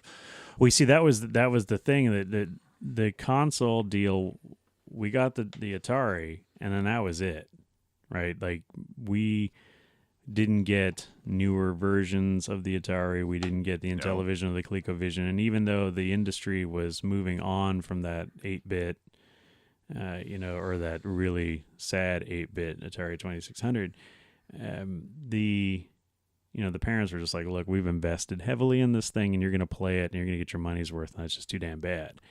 And so it wasn't until I became a skate punk in junior high and that I was, demanding skateboarding stuff and, skateboards and components and whatnot. And my parents were like, you were not getting a skateboard, right? Like you're going to crack your ass, you shoot your eye out, that whole thing, right? Right. You're going to die, and so, ultimately I wound up getting a skateboard through other means. But my brother, God bless him, who's older than me, he was in high school and I was in junior high, and he had a paper route and he was making his money. And so he bought me an NES system. This is such a funny story because I got a very similar story. And he bought me the NES system with Skate or Die. Oh, wow. And he was like, this is how, like his mom and dad will give you a skateboard. Here, skate virtually, right? And it was one of those deals. I don't know how long it had been out, probably several years at that point, because this is like 88, 89. And it was, the box set. It was the gun and the 2 controllers and the Mario, Super Mario and Duck Hunt. And then he got me the cartridge, Skate or Die. And that was like the best Christmas ever. Yeah, I mean, it's so funny that story, because like I said, my story is very similar. That thing where you didn't want to invest in. My parents are like, we're not getting you that. And then when I got into high school, I got a job. I had a paper out, and I took my, I really wanted an NES because it was. I don't know why. Maybe just because I'd try them out at Toys R Us or whatever. Again, I'd kind of, I'd gotten out of toys forever, because I've never touched a toy since. But no, by that age, my point in junior high. All lies. By junior high, I'd already kind of gotten to that thing where I was like, I do not want to be caught dead in a toy store because I have a reputation. I have a reputation, whatever that may have been. I don't know how much of it. It's a long story of why as a 12-year-old. Yeah, I have a reputation. Well, actually, this is by that time. So yeah, by that time I was in a freshman in high school, and then I really wanted this NES, and I had saved the money for it because I think at the time it was like $200, and I had a paper out, and I got my the first thing I got was a guitar, and then it's like all the things. So I'm saving my money, and I'm like, next time we go to Seattle or Portland, even, because I was savvy and I knew that you could save, the tax. Yeah. I guess tax. What was sales tax back then? 5% or whatever. Yeah, 4.9. You could sell 4 or 5% by waiting in Portland, and then I was like, getting my money together and telling oh yeah, we're gonna go down to Portland. I was like, my parents were like, you're in high school now. I think it's that whole like. When I was a child, I thought of a child. Right. Kind of thing where it's like they basically were kind of like, and I'm not. Time for you to grow up. I'm not shitting on my parents. I'm just saying, if you'd been a little more supportive, Maybe I'd have been a millionaire game designer. Or you could have been the King of Kong. Yeah, I could have been the king. I could have been the Billy Mitchell of Aberdeen, and you guys didn't support me, and now I have to talk about it on the podcast. I could have been the Tony Hawk of Tacoma, but no, they didn't buy me a skateboard. So they were kind of, I guess they were kind of looking at, saying like, you ever want to get a car someday? Maybe some kind of, you want to save up maybe for no. You get $200. First thing you want to do is buy an NES. Well, I'll be honest. It did feed into my thing of like, maybe I shouldn't. I like games, but maybe I should be doing other things. So again, my brother, God bless him, he had his paper out too, and he went out and bought one. So I was like, let's play his. Yeah. Which I mean, the economics of it is.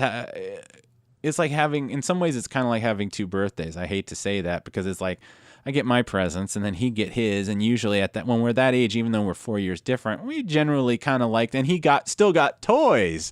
So like maybe I wasn't playing with him, but at least I got to futz with him and stuff like that. Which is funny because you're the older brother, right? So really quickly, just to amend a factual error in my previous story. After the paper out, my brother worked at a pizza place in high school, so it was pizza money that bought the NES. Pizza. But anyway, pizza money. Anyway, so It's funny because my brother is 5 years older than me, and there was an era in our lives when we were both going through the same fandom, so we were both getting Star Wars toys, and then as my brother grew up and I moved into sort of the G.I. Joe range, he was off into adult pursuits, as adult as 17-year-old or 16-year-old pursuits can be, cars and other things and sports and whatever. So.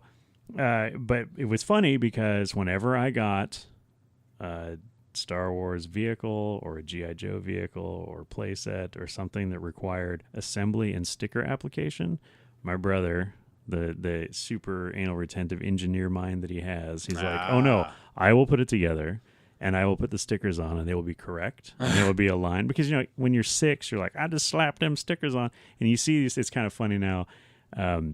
When you look at people who are selling vintage toys online or whatnot, you can tell the G.I. Joe Sky Striker jet that the older brother put the stickers on versus the one that the kid who got it for his birthday put the stickers on, because one is perfectly aligned and it looks just like the picture on the package, and the other one is like, well, it kind of goes there, and it's all out of whack and out of line. So anyway, that's another thing that, in retrospect, I used to fight with my brother over, but now looking back, I'm like, thank you so much for putting the stickers on correctly. Yeah, I can't remember. I think my mom did a bit of that too. But yeah, I know it's kind of, I look at some of whoever did like the stickers on, say, like our X-Wing, and my X-Wing 40 years on, it's like, they're nice and it's not lined up. Yep. Yeah, nice and lined up. But yeah, that was the kind of thing where it's like, well, I kind of wanted it myself, but it wasn't like I had a TV in my room or anything like that. So we had a TV we actually had a playroom or whatever. And so it's like, it didn't really matter if I didn't own it, but I don't think I ever bought a single game for it though. Oh, wow. Okay. So it was like that thing where it's like, oh, if he got it, maybe I'd ask for it for Christmas. But I will say that, basically it came with that, was it Super Mario 2 or one of the, whatever? It was Super the original Mario Brothers, and then Duck Hunt. Yeah. It was a 2-game cartridge. Yeah, and I got the gun over there. Yeah. But I said, well, that's the NES is right over there. I actually ended up with it. Don't tell my brother. I know. He don't care. He's not listening. He don't care. He don't listen to this show. But so it's like that thing where it's like, oh, I just wanted it. So it was a good thing, probably because trust me, I never would have become a game designer. I'm not that technical. But don't tell your parents. I do remember playing it early in high school, and to be honest, they were right. I mean, a lot of other things, I became very heavily in music, and it's like, obviously girls became a thing, so it's like I wasn't rushing home to try to beat World 3-1 or whatever. So I do remember there were certain times where I got that thing where you'd play so heavily where you'd see it in your sleep, or I had like an abrasion, like a deep bruise inside the palm of my hand from holding that square Nintendo controller, like super hard, because I was never really a great platform guy. I mean, the thing is like, I don't think spoiler alert, I would never call myself a good gamer. It's like, I enjoy them, I play them, but it's like, one of the phenomenons about living here in Seattle, the Seattle area, which I have found, if games ever come up, people will it's happened to me at least 2 or 3 times where somebody will just go, you play games?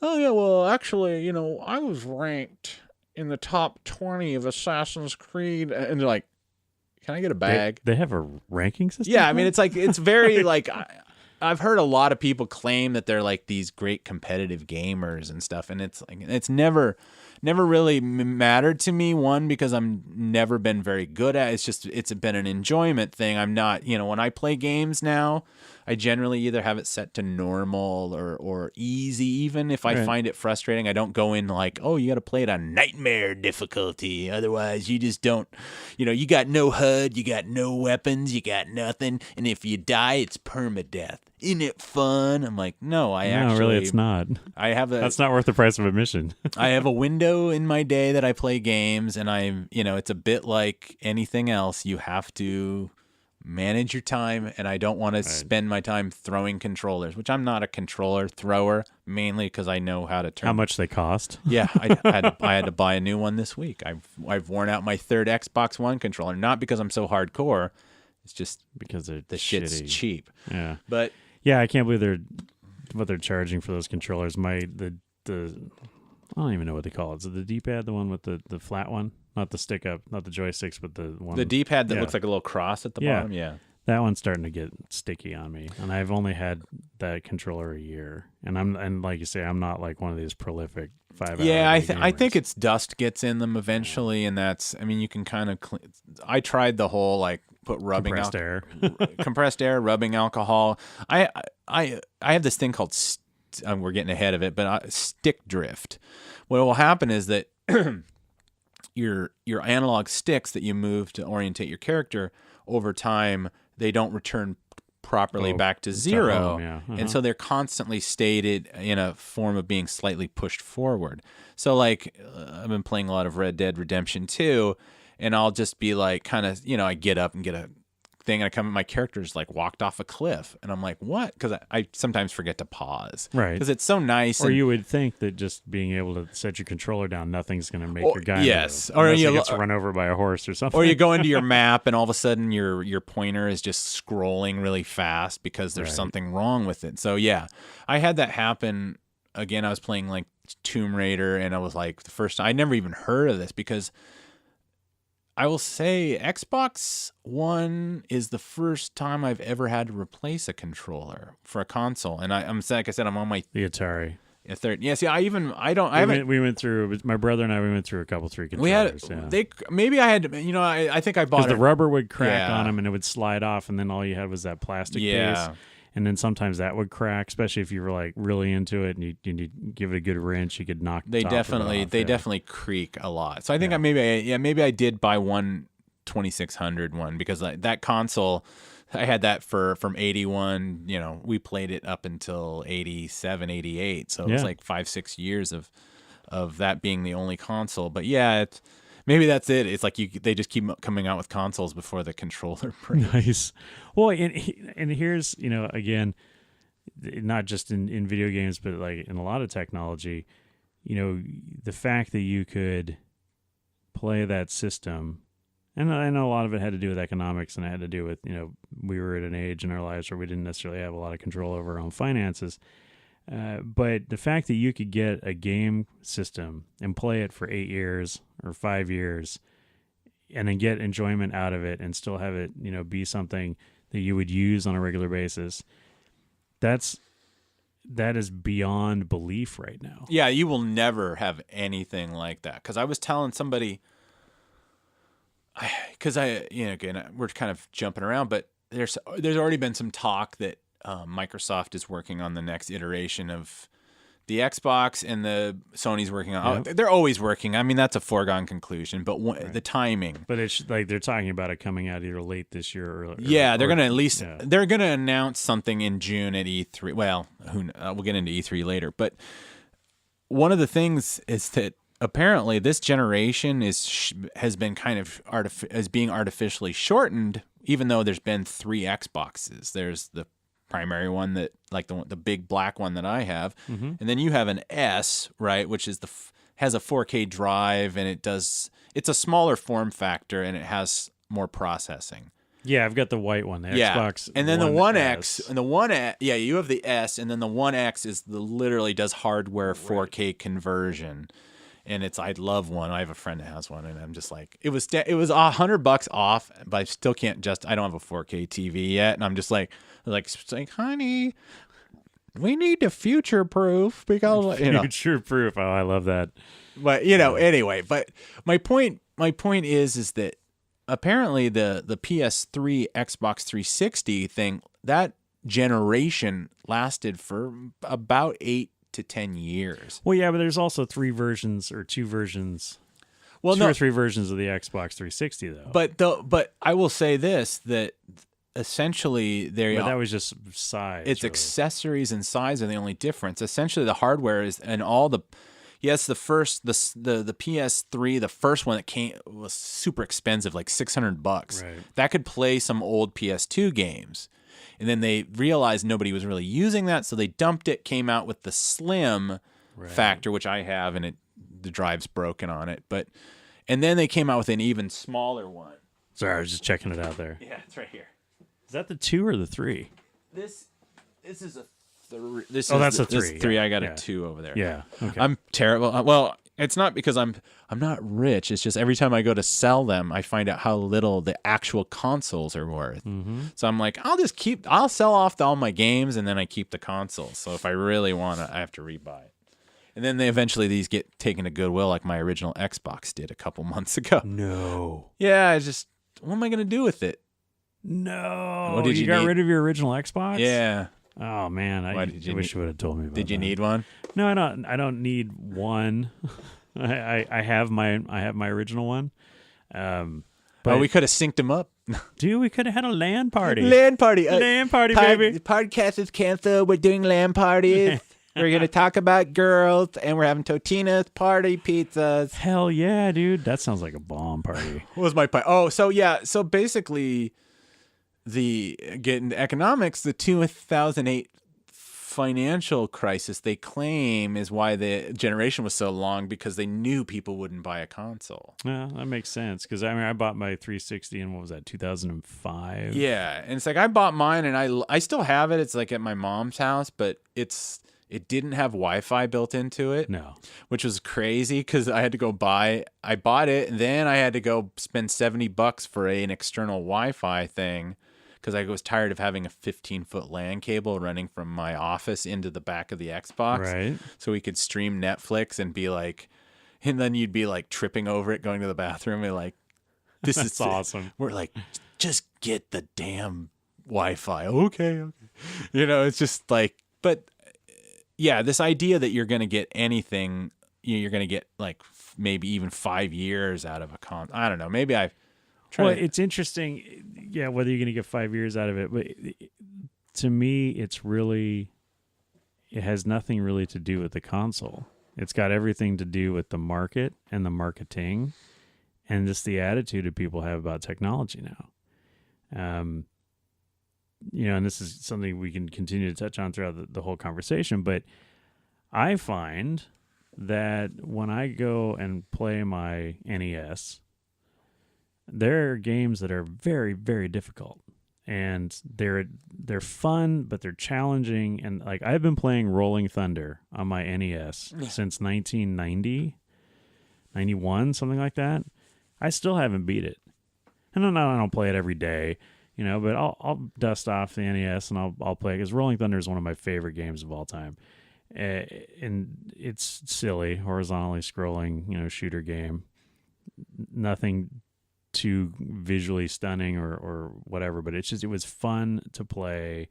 And I remember playing it at the Godfather's Pizza in Twin Lakes as a stand-up, and then I got it on my console, and I was like, it's so good. But anyway, I still love pulling that thing out and playing it. And there's games that I have purchased over the years for my Xbox systems. And I have had all 3. one generation of each. So I had the original Xbox. I had 2 different versions of the 360. I had the first generation one that was white, and it has that weird indent shape to it, and it had the detachable hard drive on the top. And then I still currently have and use the small slim edition one. It's a smaller box. It's a black. It's tiny compared to the old one. Did you ever get red ringed? Yeah, no, I got the red ring of death on the way out. But I got it like 5 years into or so so I traded that in on the new one because they would still give you at one point GameStop would still give you a pretty reasonable amount of money just for the junk hardware because I don't know if they were refurbing them themselves and reselling probably them. putting $10 drive in there. Yeah, and so so I traded all that in on the current 360 that I have, and so then I have the 1S. And I'm also not usually, for the most part, I'm not an early adopter of technology. I mean, just last week I got my Xbox Gold account set up, so I'm actually I'm officially an online gamer for the first time in my life. Nice. Yeah. Anyway, so I mean, I'm not like, oh my god, I bought my PlayStation and my PlayStation 2 secondhand, and then I traded those in on the Xbox that was a refurb, right?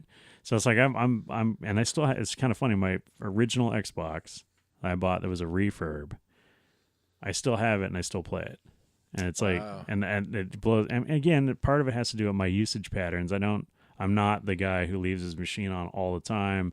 I don't play for 10 hours a day 5 days a week or whatever. It's I'll pull things out and plug them in and play for a while and then put them away, and then I won't touch video games for like a month. And then sometimes I go down the rabbit hole like we talked about on one of our previous podcasts. Like I got the Shadows of Mordor game on the Xbox One, and man, I like came up 3 days later like looking like I was living under a bridge. I'm like looking for a sandwich and a beer. I'm like, what's going on, man? What day is this?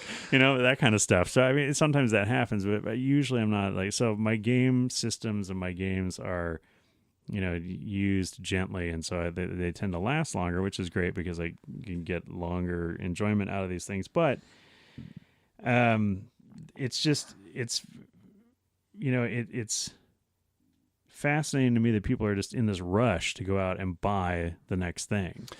But it's like iPhones. Yeah, but I understand. Because I'm still trying to beat games on my NES that I got 20 years ago. I try to hold delay gratification, which what they keep talking about. The kids are better than our generation. That's the one thing the youngins have, probably because they probably have less prospects or whatever. But my point is that. Yeah, I love the idea of like when something comes out that like, oh God, but I've gotten real good about not walking out with a brand new Xbox but within the first 6 months, I'm kind of there. And I've gotten a little bit better about games. Like used to be like, I did buy Red Dead Redemption 2 when it came out. Like I bought it digitally, which is a whole nother conversation. And I had that first night, but yeah, generally, and I wait because unless I get a good deal, and that was one of the things that I was part of that. Best Buy used to have a program called Gamers Club Unlocked, and if you prepaid $20 for 2 years, or was it $30, 30 or 40? It depended on the week that you signed up for it. They had a deal where it was basically you locked in a 20% off discount on all new games, and it was stackable. So if a game was kind of like, oh, we got too many of these, so it goes from 59 to 49, you'd get it 20% off the 49. Right. So you could double some brand new game for $40. Yeah, some Black Fridays you could get games for like brand new, all the lineup that had come out in the last 6 months for $10-$20 each. So nice. But part of me enjoys that. I don't want to wait in line with a bunch of dorks in a raincoat at midnight to get a console. But I do like that idea of having it early, and it's even though it's not really like a communal thing unless you're playing online. But even that it's not really a communal thing. It's just. I feel like I do tend to jump on a little too quickly, and it's like maybe I'd save money. And I've actually kind of reorientated like how I buy games. I buy a lot less games because it's like when I used to be able to get the 20% off and I could stack it, I'd wait, and Black Friday I'd just get like a stack of games. Right. And now I'm like going through my backlog, and it's like I haven't even taken the wrapper off of this. And it's the PS Plus free game of the month. So I technically, as long as I have PS Plus, I'll always have access to it. And so what am I doing with this game? I spent $20 for it, and now I'm never going to use it. And that happened to me maybe 6 or 7 times where I'd be all excited and buy these games for $10-20, and then I'd just be like, or it would be like you'd buy the game for $20, and then Christmas it'd be like you buy it digitally for $10 and it comes with all the DLC, and you're like, oh, do I? That's how I got the first Battlefront game. Yeah, I have a hard time, being in the era of, we're now in the decline of, but having lived through the height of the GameStop era, right, and seeing the new used market, and in the period of time where there was still physical only media, right, or physical only games. Now, like you say, there's the download and all that kind of stuff, and then there's the online, content and online gaming portions of games, and we'll talk about that in a minute. But I just noticed that all the nerds go out. And, and I say that affectionately because I'm one of them, trust me. I'm the guy that stood in line at midnight at Toys R Us to buy Star Wars figures. So I'm my own special kind of nerd, okay? But you see all the nerds run out and do the same thing. It's midnight. I got my new copy of whatever, God of War or Assassin's Creed or whatever, pick it. And the way the games are being designed now is that you can play through them in about 3 or 4 hours. If you put them on a on an easy mode, you can play through the entire game, in a day. And then the rest of it is geared towards, but it's really cool because you can go online and play against like 40 other people and do this fun stuff, like Call of Duty games, for example. Right. Call of Duty games are notorious for having like a 2 or 3 hour playthrough on the, on the story mission. Well, yeah. And then it's all designed for you to go online and fight other people. Black Ops 4, which is the current iteration, doesn't even have a single player anymore. They don't even bother because they realize that they can get them out faster, right? Without trying to come. You don't have to pay a bunch of voice actors and come up with a story, or turn out the protagonist of your game has multiple allegations against him. Kevin Spacey. Oh shit! Space Jam, is that Space Jam? Oh, Kevin Spacey jams in your pants. What is it?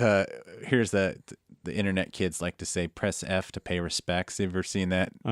So what's the name of it? Advanced Warfare is he's a villain in the game. And at one point, I forget the story. It's like your father or your teammate dies and you're at his funeral. And there's literally, you walk up to the coffin and it says like, press F to pay respects. Or nice. And it's just like, what? And the hand touches it, and the cutscene comes up, and you're like, "What? What was that all about? What do I need that much agency in my game? What if I don't want to pay respect?" Exactly. You can't. You can't move on. You don't have a choice. You have to pay respect. Otherwise, the game doesn't move on. Right. And it's like, well, okay, whatever. But yeah, I need a shirt that says that. It is kind of a weird thing about that kind of, maybe games that have a really strong single player maybe won't have a strong multiplayer, but but the deal is that the people play through it, and if you're not an online gamer, it always winds up right back in GameStop within a week, right, at 25% off, and then it stays that way for a long time. But the minute a new game comes out in that line, the bottom drops out of that thing, and especially the used ones. So it's kind of funny. I've developed this, I guess you say, the delayed gratification angle. I'll buy a game after the next game comes out. So, like right now, I'm playing Madden 16. Okay. Right? And it costs me other people playing, Matt? Or are you just playing? No, I just play. I just play against a computer. Online. Okay. I don't care about that shit. I know. Anyway. Hey, if you care about not being called having your mother called all kinds of names, not playing online Madden is probably a good choice. Yeah, well, it's funny. It's like I really love the football games, and I played a lot of Joe Montana football on the Sega, and the early Maddens. Did you ever play Tecmo Bowl? Oh yeah, Tecmo Bowl. I remember that being I was like senior in high school or freshman in college, and I'd go over this guy's apartment, and they would just spend hours. And I'm not a football guy. I don't even know most of the rules. And so like the guys would sit there and like plot it out. I think it had a lot to do with planning, yeah, right? There was a lot, play pages selection and pages. yeah. And this isn't like a computer thing where it's like, I don't know if our listeners have played these old NES, like the first NES. It's like pages and pages, and if you made one mistake, it would, it wasn't enough RAM or storage, so if you screwed it up, you'd have to start all over again. Yeah. And they would just do it to play these like, okay, well, I'm at my safety. What I don't even know the players' names, but so and so's gonna go over here and do this thing, and then all of a sudden they just hit the button, and they all just sit there and eat their chalupas and drink their Mountain Dew and watch it happen, and then. Like somebody would screw up and they'd lose, and then somebody get really emotional about it, and I'd be like, "Oh yeah." See, that was the thing about going back to gaming history. It's like after that NES, it was like Super Nintendo had maybe come out, yeah, but Super Nintendo. I was kind of like, okay, and I didn't actually. I was kind of like done. I had kind of drank the Kool-Aid when it came to my parents. It was like, it's greasy kid stuff. And so I'd kind of thought, yeah, that's for kids. I played my Mario and I'd moved on. And then we won a Super NES in a raffle. Nice. And so we had that, and then that coincided kind of with my re-emerging, getting back into Star Wars because all the books were coming out, and this is and that was the era when they made all the the new versions. Yeah, the Super Star Wars, because there was an NES Star Wars game because I played it and it was terrible. Yeah, it was so bad. I actually had it for Game Boy or something at one time, and it was so bad I had to it was just suboptimal whatever. But was it worse than the Empire Strikes Back Atari 2600 game? Oh, the one with the AT-ATs? Yeah. Or Jedi, well, and then that was bad, and then there was Jedi Battle Arena, which was a lightsaber battle that was... Right, that looked kind of like Pong. I think it might have been written by Ryan Johnson, because no lightsabers touching that either. Fuck you, Ryan Johnson. It's just a ball. Drink. You had a 180-degree axis where you'd have this thing that looked like a lightsaber. You could... On a continuum, it was a 2-player game, so it was fun. And then you had a remote in the center, which is... It was kind of like the droid thing that he was doing. Yeah, and you could push a button, and it would send an electrical thing against your opponent, and the whole point was to avoid that. So the lightsabers never touched. And it was like... So it's a Ryan Johnson prequel. Well, yeah, and it's like... And then, of course, the Star Wars Empire Strikes Back was just an AT-AT game where it was like... You had to get all the AT-ATs before they got to you, but it was like this never-ending line of AT-ATs. You didn't have a tow line because they couldn't work those graphics out. So you had to shoot the little glowing box. And I could never do it. I think I still have that one too. But so funny aside to that, my nephew is 15, and he just turned 15 right before Christmas, and so for his 15th birthday, I took him up to the Living Computer Museum in Seattle, and so a 15-year-old in a working museum where you can touch and play all these different computers and game systems or whatever, and they have it's actually if anybody does live in the greater Seattle area, Western Washington, and you find yourself fighting the Viadume, it's the museum's right down there next to the Starbucks corporate office, and it is a world-class museum. I mean, it is a fantastic museum, and everybody who goes there, like obviously my 15-year-old nephew took a completely different thing away from it than I did, but it's really well done, and everything is interactive, and it's really fantastic. But they have all this stuff set up where you can sit down, and play an Atari 400. We were playing the original Star Wars arcade game on that, but they have these little vignettes set up, and so they have a mini arcade, like we talked about. They've got a bunch of stand-up games in there. Yeah, it's like some old living room from the and then they got like and then they've got like a 70s living room in there, early 80s living room, and in there they've got a bunch of consoles set up, and you can play them all on a big tube TV.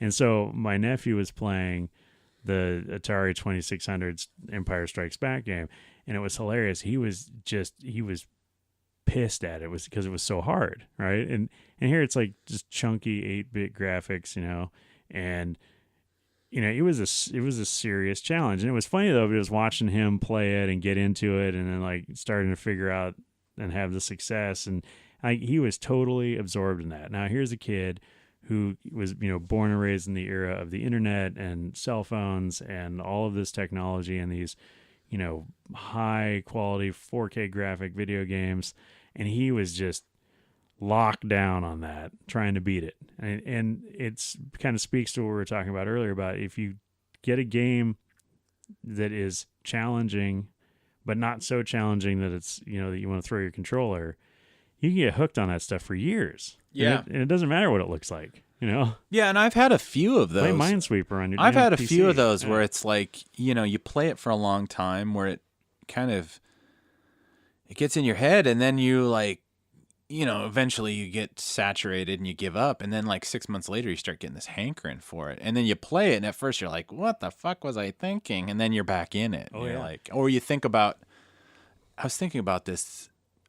Is that like sometimes because you spend so many hours in these environments, like they become not that you're there or anything, but you miss them after a while. Yeah, and it's like the Skyrim or something like Skyrim. People you can spend 120 hours. Any game that I've spent more than like 100 hours, which is just like unfathomable that I spent that much time on a game, but I've done it a few times, and it's like you start to play them and you're like, I miss that place, because we used to just sometimes anything you can just wander around, open world especially. I find like linear games, that arcadey kind of thing, when you play those arcadey things, it's just like you eventually. I'm not like a big fan of like where I have like 5 Skyrim characters. I'm still like one guy. Yeah. I'll play. I don't go out and start like I want to start another one as a mage, because I don't really want to play the same thing over and over. Right. You don't want to invest another 100 hours leveling up and all that. Yeah, but it's also that thing like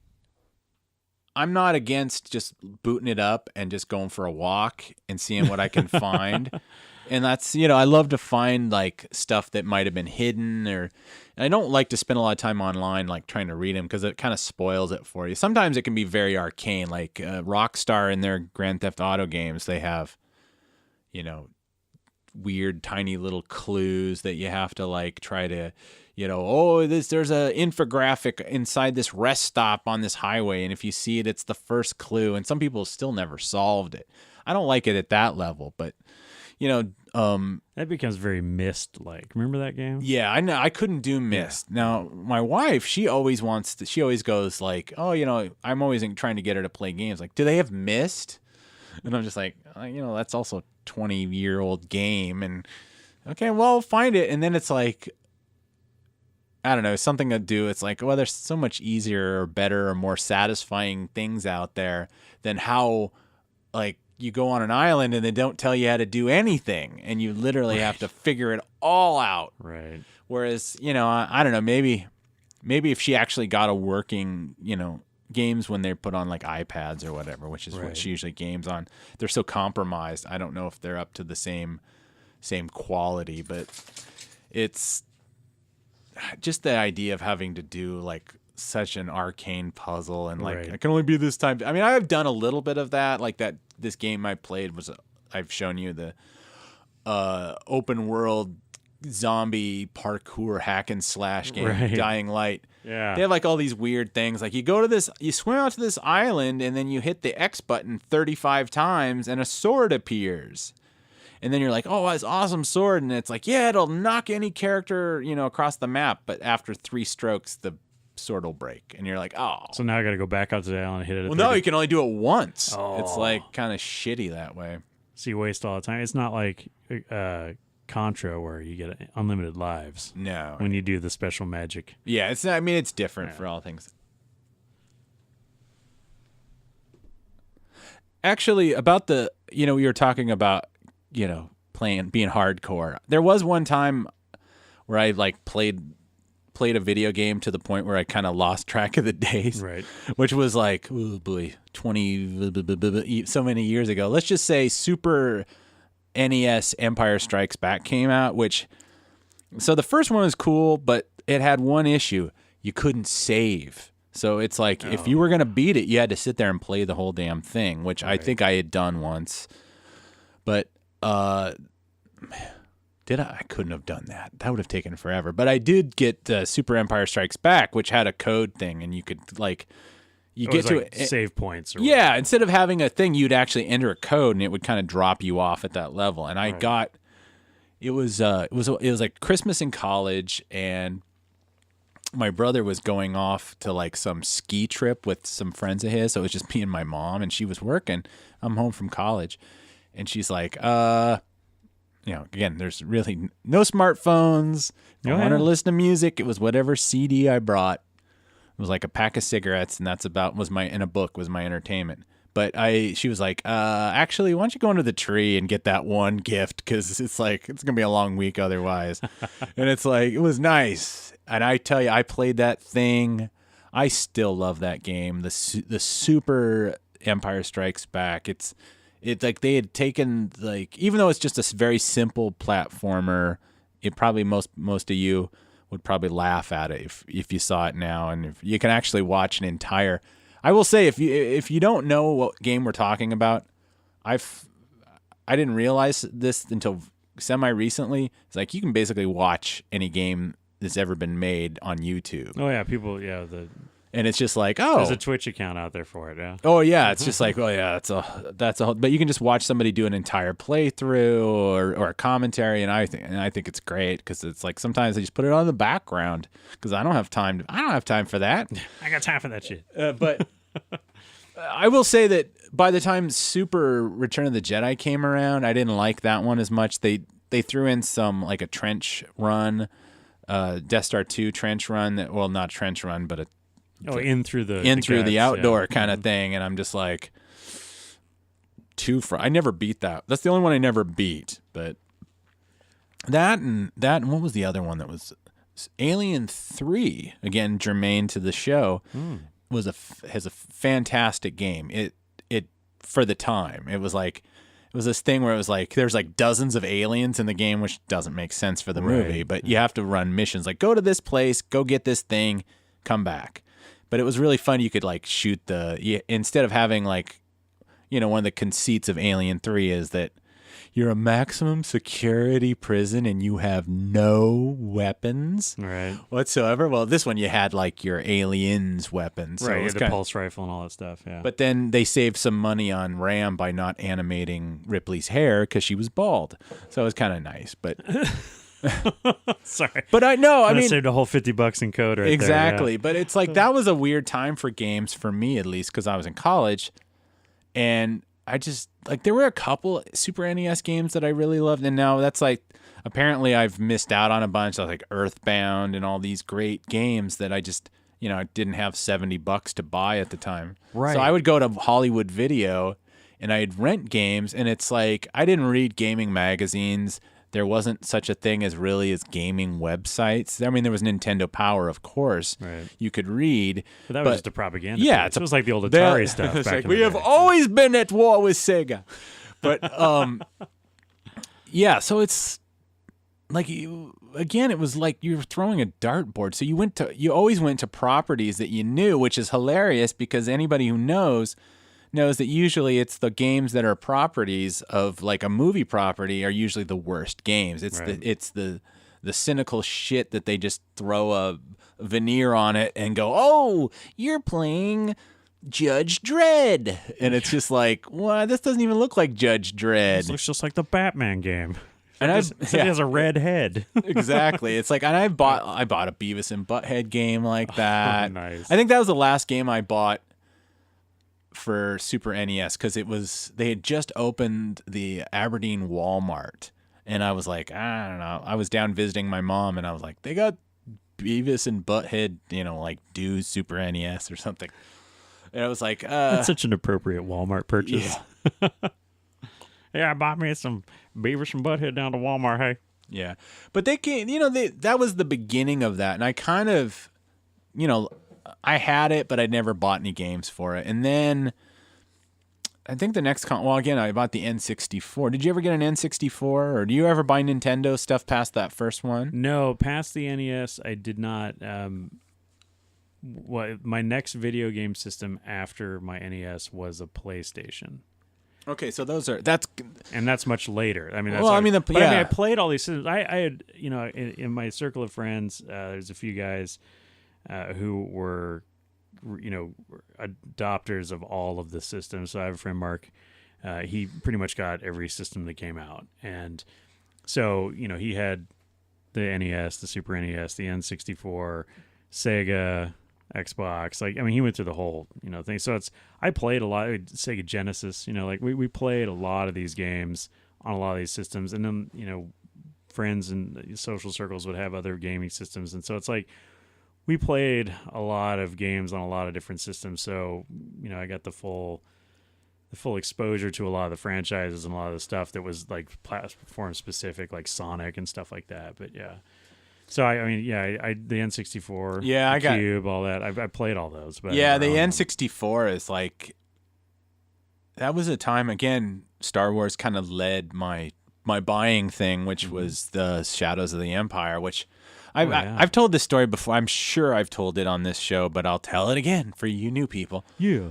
Which a lot of people live here in the Seattle area and are in Star Wars have experienced Suture and Sons Star Wars store in Aberdeen, Washington, which is like Washington State's only, or is it? No, there's a Star Wars store, or is that one in Oregon? That one's in Portland. Yeah. Okay, it's just outside. So it's Portland. like it's kind of it's the only exclusive Star Wars store. Yeah, Don Suture has kind of an interesting store down there, and back when it started, it was in a completely different location, and it was actually the Sons actually ran it, whom were very young when I first met them, and I don't think they care anything about Star Wars or have any connection to the store anymore. But anyway, they were just kind of these bored junior high kids with like bootleg VHSs. Like, you could get the entire trilogy on one tape. Oh, gee, when did they come out with this? On a super long play VHS. Yeah. And I paid one of them 50 cents to be able to play the swoop bike part of Shadows of the Empire because they had it set up in there. And then I was like, I gotta have this game because I really love that whole Shadows of the Empire era. In some ways now, and I kind of think maybe they should have just stuck with that kind of stuff and had books and soundtracks and games and never made another movie. It was the movie without a movie. Right. Had a soundtrack, a video game, a novel, action figures, but no film. So I got that, and I bought my N64. I'd gotten my I got my post college job, so I'd already out of college, and I got my paycheck, and I'm like, I'm going down to Costco, and I bought one of those bundles where it come in a big old clamshell with like the console and extra controller and like a game. Yep. Although, I mean, again, I didn't buy a lot of games for that. I had GoldenEye, of course. GoldenEye is one of the finest first-person shooters ever created in the history of I mean, I think shooters. the single-player game is amazing. Loved. Amazing. I loved it. And we spent hours doing the verses on the different, back when it was, you could do verses with just two people. You didn't have to have the entire internet village killing you. Yeah. Yeah, GoldenEye is kind of the, the ground zero of kind of modern gaming. I think that was the proof positive that people wanted to, not all properties had to suck, although I don't think there's ever really been a James Bond game that's even Since come then. close. Every time they come out with some game or something, what if we told you GoldenEye's back? Yeah! They came out and they put it out like so many of these games, they freshened it up for the new systems, for the new graphics. And then they added a few things. Right. I haven't played the new version yet. Yeah, I don't even know what console. I think it was I think it might have been for the GameCube. No, they put it out for multiple platforms. Oh, did they? Okay, I think you're right. You can even play the original. Apparently, I thought that they had done some kind of version of that for like the Wii or something, but it wouldn't surprise me. I don't know. But it wouldn't surprise me at all. I mean, I think that's kind of. I mean, the N64 was kind of underpowered as a console. I mean, I don't know all the teraflops and all that crap. I mean, when I was looking at buying it, I was like, it was either that, and there was the first PlayStation, and I thought, well, there's more Star Wars games, but even though actually Dark Forces made it to PS1, didn't it? Yeah, I think so. Yeah, and they made it a weird era there. They had Rebel, and then there was Rebel Assault. Rebel Assault 2, the one that had all the cut scenes in it. Right, because there was sort of a weird era for LucasArts, because in the early 90s, like 91 through like 93 or 4, everything they were doing was PC driven or PC first, and then later stuff was kind of being adapted. Yeah, because I remember playing, was it X-Wing? Oh yeah, it was X-Wing. Yeah, they never brought X-Wing or TIE Fighter or X-Wing versus TIE. They never brought any of those to consoles because they were just they required too much. But yeah, it's kind of. Yeah, I guess I am kind of skipping because I think I did some of the PC gaming because I was kind of getting to that thing of like, well, now the internet's a thing, and why would I want to buy a separate machine to play video games when I can play? And I really got hardcore. I have my copy of Dark Forces right up there. Nice. That I loved that game. I mean, I spent hours, and it's like that was the one where you literally had to go in on Windows 95 or Windows 3.1 even. You had to go in, find the command line, assert your drive from your C drive. No, C drive was the C drive was the hard drive. Was the hard drive, and then you'd have the D drive was the disk. Yeah, and then you'd have to write the command to boot it off EXE, that drive. Man. Yeah, run.exe or whatever. And it was just slow, like you felt like a hacker. To be honest, I know it's not really, but it was kind of exciting. You're like, oh, this is so cool, and this is the way gaming should be. And it's like I enjoyed that run. I mean, that one, and then there was a Jedi Knight, which had all those weird cut scenes in it and stuff with what's his damn name, Kyle Katarn. Oh, jeez, yeah. I mean, that's the thing about that time that I played games on PC. It was very short. It was usually that time because of that same problem that I think a lot of people probably have is the compatibility issues. Yeah, and I mean, when I was in the same time frame of our early console stuff, like early console gaming, as the Atari 2600 in our household was losing interest, it was because we had gotten a PC, and Dad had bought an IBM PC Junior, and we were playing Microsoft Flight Simulator on it because that was just so radically awesome because you could not only pretend to fly in real time. So a 5-hour flight from Seattle to Detroit was a 5-hour flight on your PC. But it was fun because there was a World War I flight simulator in it, and so you could dogfight, right? And that was cool. And so we were playing a lot of that. And then, again, one of the early games that I absolutely loved on the PC, and it's stick figures and nothing to it, but was the first Castle Wolfenstein. Okay. And that was so good. And I remember, part of it was it was a challenging game to play. It was maps and kind of thing, and trying to escape the different levels and all those deals. But the thing that was, again, one of these moments where you're sitting there and you're kind of looking at this box on your desk and you're going, "Nah, that's really fucking cool," is the game had audio and it was in German, right? Okay.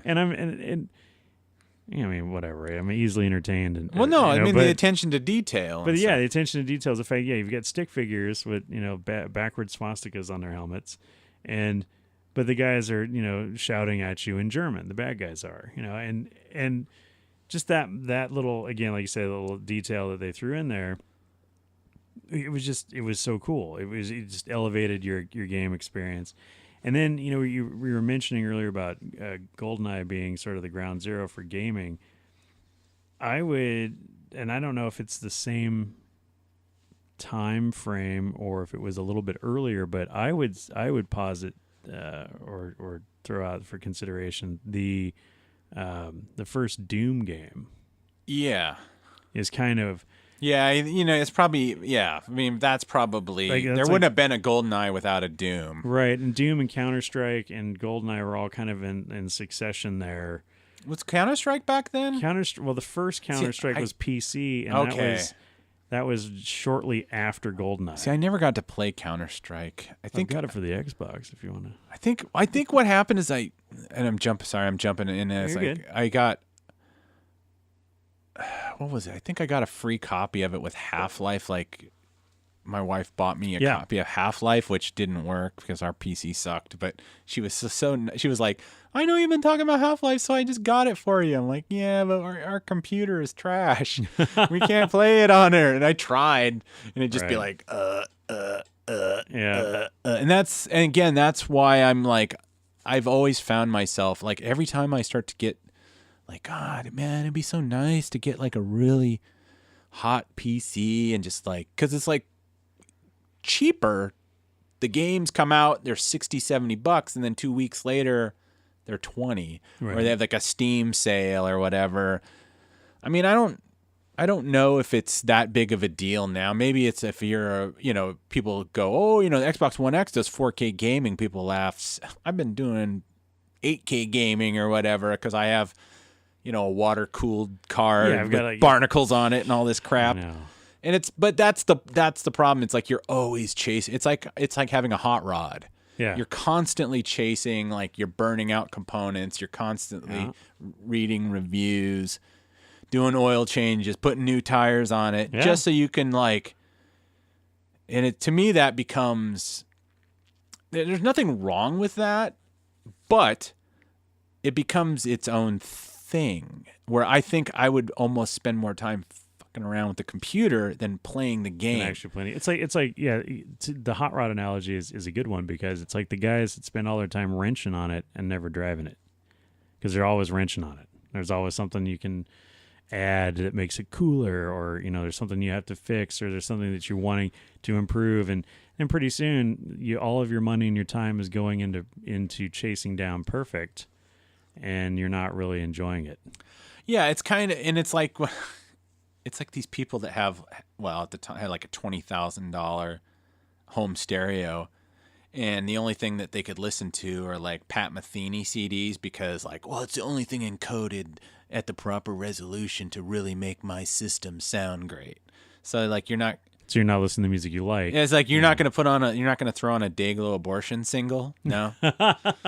You're just want some old grainy Misfits. Yeah, I mean it's like, hey man, I like my Steely Dan as much as the next person, but it's like I don't want to be one of these people where it's like it has to be perfect, or I don't want to, it's like you're locked into a format. And that's the thing. It's like sometimes when you have this hot ass PC, you're like, I don't run mods on my PC, or I don't do this. I don't even go online with that one. That's not the porn box, dude. Yeah. You don't want to break it down. Yeah, don't. It's a $4,000 computer. Well, I had brag alert. I had gigabit internet installed this year in my home last year, and I was very excited about it. And the guy was telling me like, oh yeah, because you got your signal chain of when it comes through the thing, and I had to show him like, well, this is how I like to have it. I like to have my own router that's already all my passwords. I don't have to change all that. And I said, so what happens when you get like these nerds that think like sometimes they come in, they don't even go through the router. They go right out the box, right into the PC because they're afraid like if it has to go through the router, it's going to signal delay. It's going to signal delay, and I need it right now. I need no ping or whatever. It's like the shortest cables, that kind of, I want, for the risk of being sexist, I think it's kind of a guy thing. It's guys have this tendency to get into the minutia. Not that there aren't girls that do too, but most of them I've met are guys. I think it's minutia, and you can't see the forest for the trees, man. It's got to be fun. Now maybe that's their own fun, and I guess I shouldn't knock that. But it's like for me, no, that's like that kind of. I could get lost if I had money. I could get lost in the minutia of thing, and that's why I kind of stick with the consoles because You know, if you walk into Best Buy and it has the green thing, you know it'll work in your Xbox One. Right. And if it has the blue, it'll work in your PS4. Yeah, I mean, it might work a little bit better with a different trim package or whatever, but generally, and that's like, of course, then there's the updates, which, I mean, and you're an Xbox guy, so you know the pain of putting in a fresh game and going, you have 3.9 gigabytes of update files. Would you now gigabit internet that takes like less than 10 minutes to do, which is nice. Which is nice, yeah. But that's only been for like 3 months around here, so it's kind of like, but yeah. So there's a couple of things that we're getting into now where I think I'm gonna start getting to the get off my lawn stage in this conversation where, you know, my old manness. The one thing that we talked about, or that it comes up with the updates, right? So first of all, I am very upset and unhappy with the game industry and where it's going with this. You have to buy the disc to load the game on your hard drive so you can play the game off your hard drive, but when you can't play it without the disc in the machine, even though the game is loaded on your hard drive. So why can't we just either play it off the disc or load it on the hard drive and throw the disc away, right? And it's this whole bullshit thing that they're trying to do about, we're trying to, stop piracy and people, doing stuff. Shut up, right? Just shut up with that, right? You got... So I'm kind of gonna go on kind of a rant here for a second. So apologize to everybody. Rant alert, motherfucker. Rant alert. When we were kids, back in my day, fucking get off my lawn. So back in my day, when I was a child, you got your console and you got your cartridge, and your cartridge was, like you said, $100, and that was the entire fucking game. There was no DLC, and there was no updates, and there was no extra maps and all that shit. You got the whole fucking thing in one shot, okay? And you put it in the machine, and when you turned it on, you could play. That was 8-bit technology 30 years ago, okay? That carried all the way through to the Xbox 360 and the PlayStation 3, I think, or was it 2? It's PlayStation 2 for sure. All the Nintendo systems, right? You could buy the game, have the console, go home, drop it in, and you're playing. And you might need to buy a strategy guide because there's a lot more shit in the game. Or you go to GameFAQ and get it for free. Right. Or yes. Or unless you're the guy who writes the GameFAQ and then there is nothing that first week. Right. So, and then yes, we started to get online stuff with the first iteration of Xbox and the PlayStation 2, but that was mostly to connect gamers to play together. It hadn't been fully monetized in the sense that, you can give us an extra $4 and you can download a new outfit for Solid Snake, or whatever, right? Or you can get a retro jersey for your football team, or any of that shit. The online component of games was just to connect gamers to play against each other. And so we have this great thing where, the community of gamers in the 80s and the early 90s, it was people coming together and playing. And if one guy had the game, he could bring it over. And you guys would be like, yeah, sweet, he's bringing over Madden. We're going to have a tourney. We used to do that in the dorms over at WSU. Everybody would, on the floor, you'd pick a team and you'd have a bracket and we'd play and you'd have like an entire weekend tournament or whatever. And you guys just hanging around drinking beer and playing football and having a laugh and, I'm the dorm champion or whatever. It means nothing, but it was a lot of fun. And there's people coming together. But you only had to have one guy with one system and one game, and you could entertain 30 dudes for 4 days with that. Now, if you don't have it loaded on your system, and I don't have it loaded on my system, and we're not paying for the connection and all this other crap, you and I can't play against each other because the game is made to not have a multiplayer. And you can't have multiplayer unless you're both online and you both have gamer IDs and you're both friends on the network and all this other crap. And then you had to buy the game for $100. I had to buy the game for $100, and we had to load it onto our hard drives, which are infinitesimally small. And you had to buy the season pass. And you had to get the season pass so you can get the updated shit. And then when you load it, then it says you need another update. You know, and it's like, what is happening to gaming now?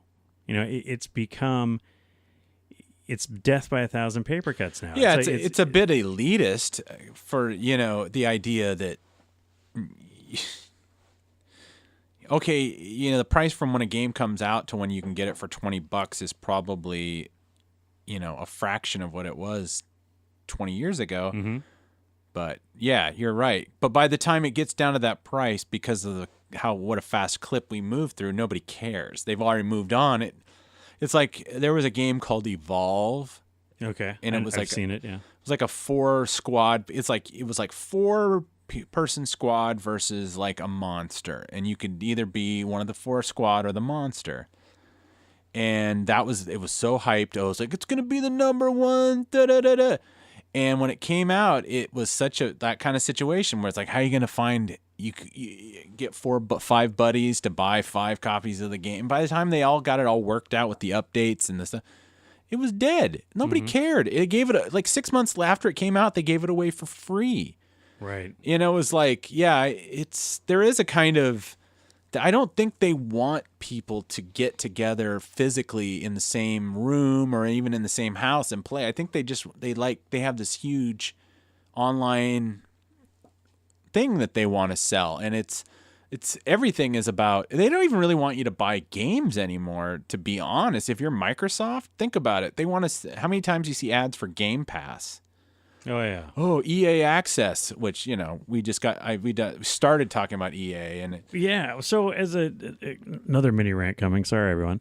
So as a newly minted member of the Xbox Gold community, yes, why the fuck do I have to pay another extra $1.99 a month for Microsoft games, another $5 a month for EA Pass, and another $3 for this and $4 for that? And I'm already paying these motherfuckers. Sorry, I'm already paying these people up in Redmond. You know, however many bucks a month. What is it? So it's $5 a month, or $6 a month. Yeah, it's like $60 a year to play on. So it's like $5 a month, just to get in there. To be told that I need to spend another $5 a month to play the games. Why the fuck am I on there then? Yeah, because I'm already paying for my internet, right? So right. I already get my Netflix and my YouTube and my internet and all that shit. I can get it through the Xbox without even having gold. Okay. I was told that you get gold in that way. Yes, you can play with other people. You can be a part of that community, but then there's also extra content that's available. There's nothing extra available. Well, do you grab your? I mean, I want to play the role of defending the big Microsoft. Do you ever grab your games with gold? Your free 2 games a month? Well, I haven't even been in more than like 5 days. Just make sure you go and grab them, because sometimes I wouldn't say that this lineup has been stellar as of late, but generally, as long as you're a continuing paying subscriber, and then they make it a little harder than they should. But I understand they only pay for the amount of times that people. I mean, sorry. Let me try to make this a little bit clearer, because I'm jumping around. So the way Microsoft does stuff, they have this games with gold, and you get like a reverse compatible 360 game. Mm-hmm. From the 1st to approximately the 16th of the month. And then the rest of the month, you get another one. And then usually there's an Xbox One game that's available the whole month. Okay. Now, you have to go in and buy it, which means it puts it in your collection. So as long as you keep up, you can always access it. But one of the downsides is that you have to go in and buy it. So if you forget, you miss it by a day, you don't get it. And that's where you get your value, I feel like. Okay. It's between that and when they have sales. Because usually when they have a sale for something like, Red Dead Redemption sale, it'll be like 20% off. Well, if you have gold, it can be up to 40% off. I mean, like sometimes you can get an extra 20 to 30% off just for being a gold member, which I know sucks because you're paying. It's like kind of like the Gamers Club thing from Best Buy. You're paying a price to pay less price. Right. But yeah, it's Well, I mean, so I'm not necessarily opposed to that business model. I mean, I pay to shop at Costco. right. I am a GameStop Game Rewards member, which is no longer happening. By the way, they've eliminated the tiers. Oh, So there okay. used to be elite. There's like regular and then elite or elite and pro or whatever, but there was 2 levels of discount, and for like $19 a year or $15 a year, you got the top one, which was 20% off of games, used games or whatever, and you got the magazine subscription or whatever. Anyway, I'm not opposed to that business model because I know in my mind, going into those things, what I'm spending at those retailers, and so I know, if it's like you said, for $20 for 2 years at 20% off of new games, you can make that $20 back in 2 buys in a year. Yeah. If you're planning on buying 2 games a year, it's worth it, right? Right. Because it's a break-even point. If you're planning on buying 4 games in a year, you're making money. And same thing goes with the GameStop thing. One of the things that I have been doing over the last several years is because I have these working older generation consoles, all the games that I wanted to get for them when they were new, which I couldn't afford, I can buy now at GameStop for $1.99. And so I've been going back and picking up games that I've wanted to have for a long time, and my outlay is nothing. And my savings over the course of buying, 5, 6, 7 of those games or whatever, I make my money back, and I'm getting a magazine every month, right? So I'm fine with that. And I'm fine with saying, okay, well, I paid $50 a year to get gold. If I'm getting free games every month that I can download or whatever, and if I'm able to use my achievements and things like that to unlock other things for games, or get credit towards stuff or whatever, I'm okay with that. But it feels like, and maybe it's just because the interface is really shitty.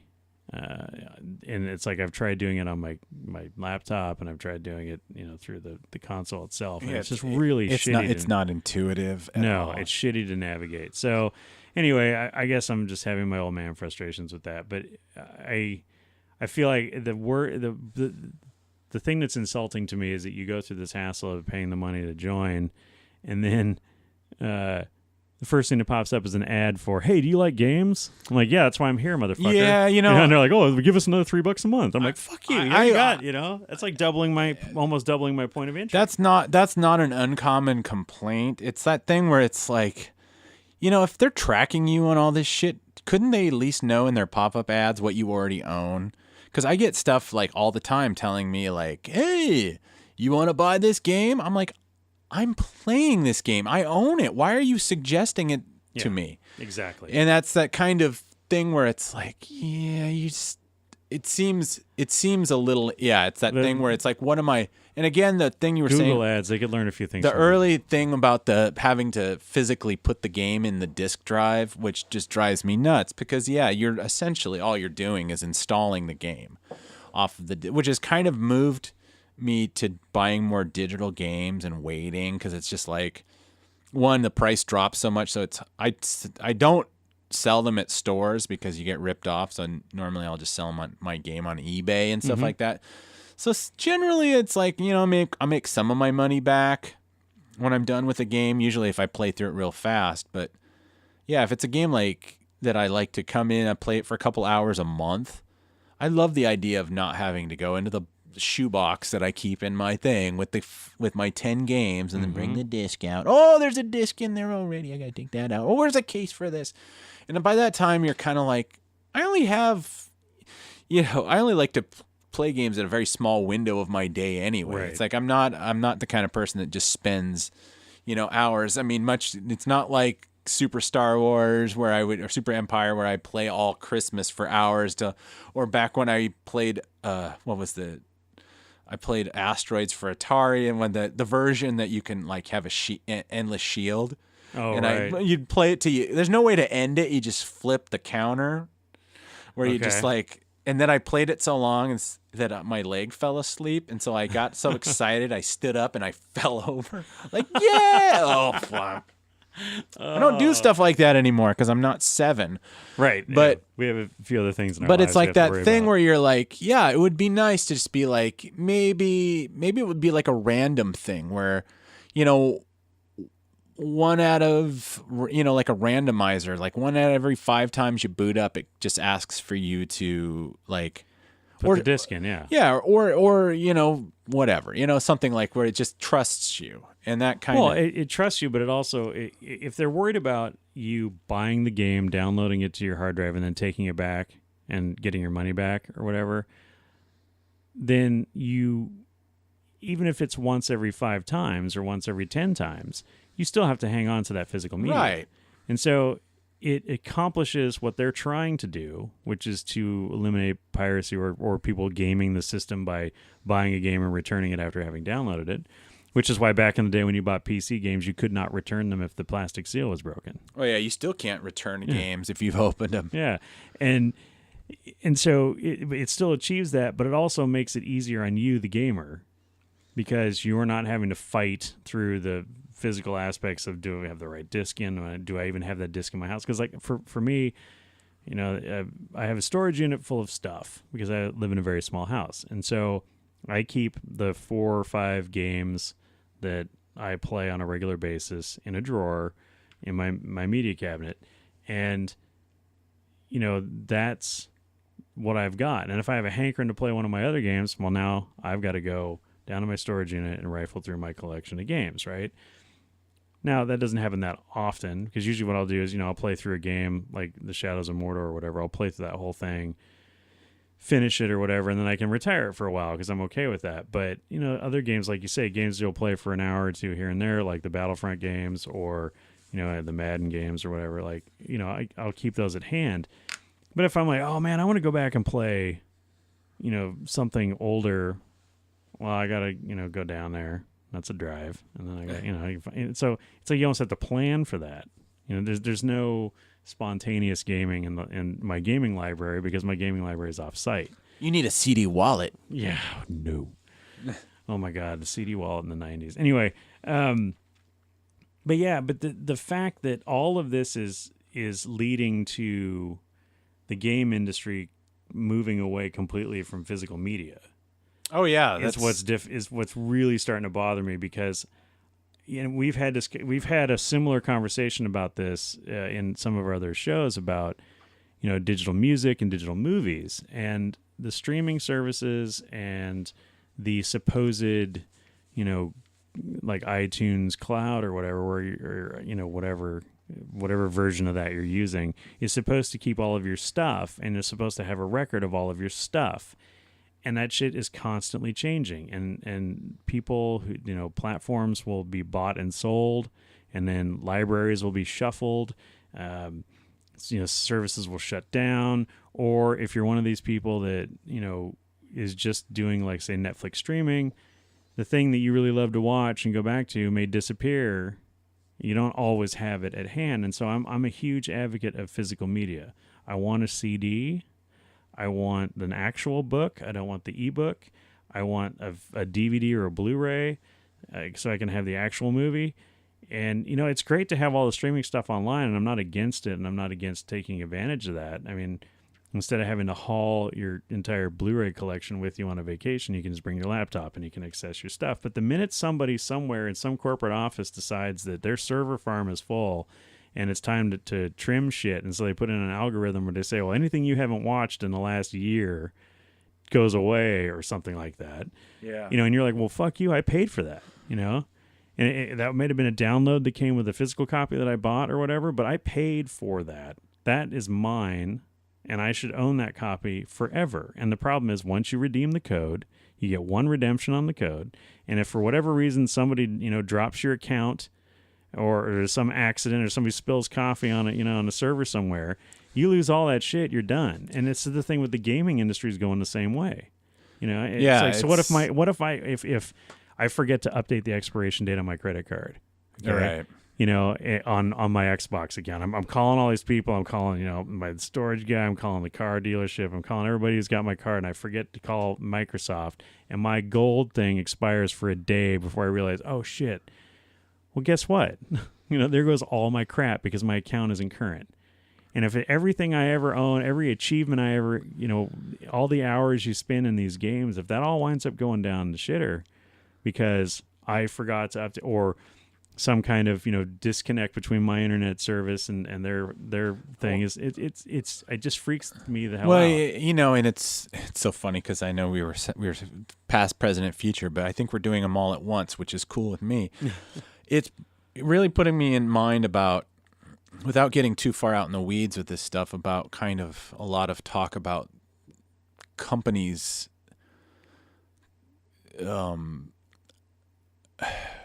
basically saying that, like, if we don't like how you conduct yourself while using our product, we'll lock you down. And now I don't want to get, it's like this whole, like, and I understand if you go in and you harass people get on your Xbox Live and you start cussing people out and calling them names and harassing, sending people.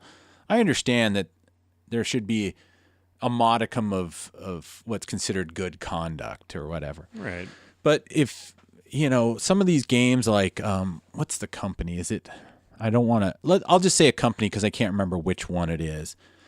But they started talking about how, I think it was Blizzard. Anyway, it doesn't matter. That conduct that you do outside of their platform can reflect on your membership within their platform. So let's say I have a game and I have all these, it's all digital, so I don't have a physical disc, and I go online and I do my little massively multiplayer game. Now, let's say I go onto Twitch and I use my, which people don't know, Twitch is it's a Amazon.com owned streaming platform that generally now is all built into consoles where you can stream your games live. Some people actually do this as a living now, where you can watch people play games and give them money. Like reviewers and whatnot. Yeah, reviewers, or even girls in bikinis and stuff like. I mean, there's a weird gamut of anyway. Let's say you get into an argument with somebody in the chat, or somebody else gets with a similar name to you. You can get reported and have not only lose your Twitch account, so you can't be on Twitch because they're like, hey, you broke the rules, but that can reflect back and you can lose your games with other games. Like, you no longer have, you know, Swords and Sorcerers. You've been banned because you got banned off Twitch for something that you may or may not have done. I don't know what the process is, but it doesn't really matter to me. It just feels like this idea that, you know, they'll tell you, if you read the fine print, you never own these things. You serve at, you know, you own these at the pleasure of the license holders, and you do not own your content every couple of years. It's this thing where it's like, if they can, even so, I bet even if you haven't gotten on the wrong side of somebody, good or bad, indifferent, you know, you look at something digital like something that's been modified.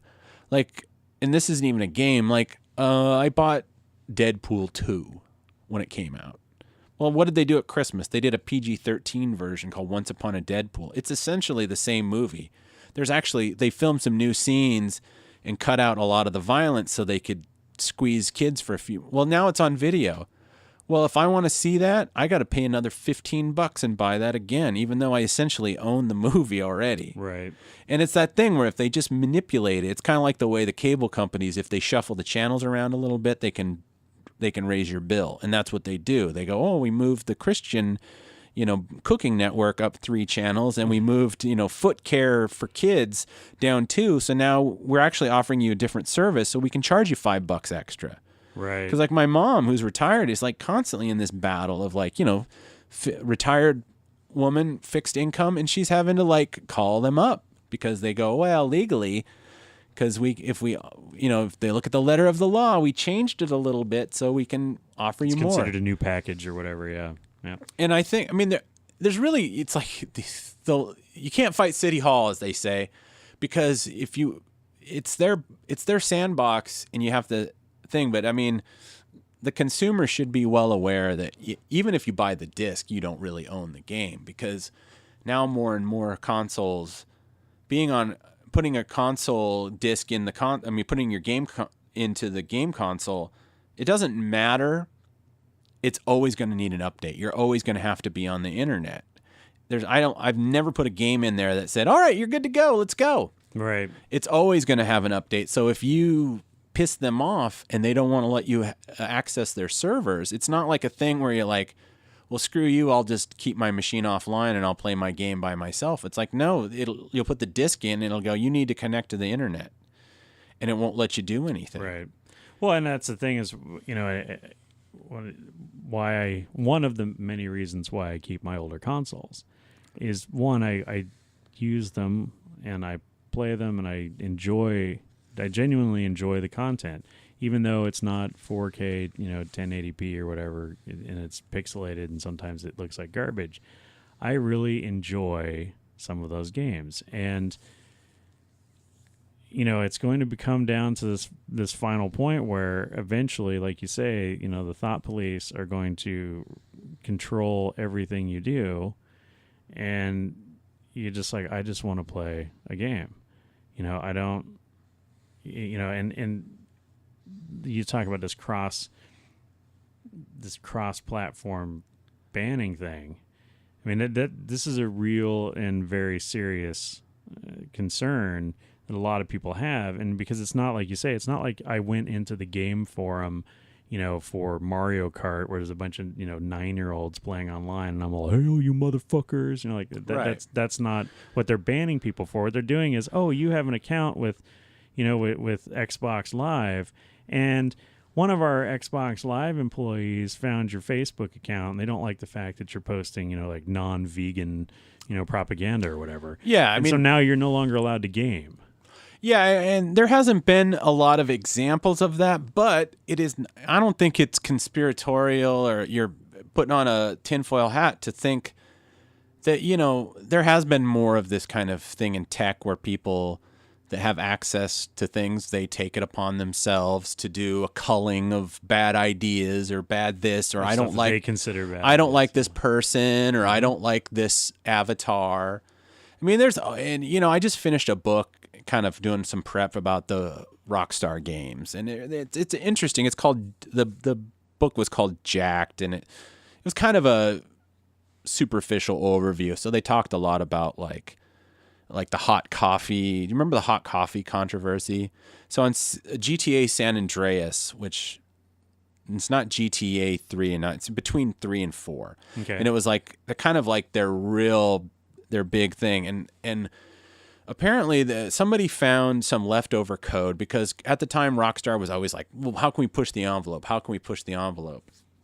And one of the ways that they thought they were pushing the envelope is having like these sex scenes. Oh, right. You could go get the hookers in the car. Yeah, and what happened is that, they had decided not to put it in the game. So what they did is they kind of created put up some drywall in the code to cover up.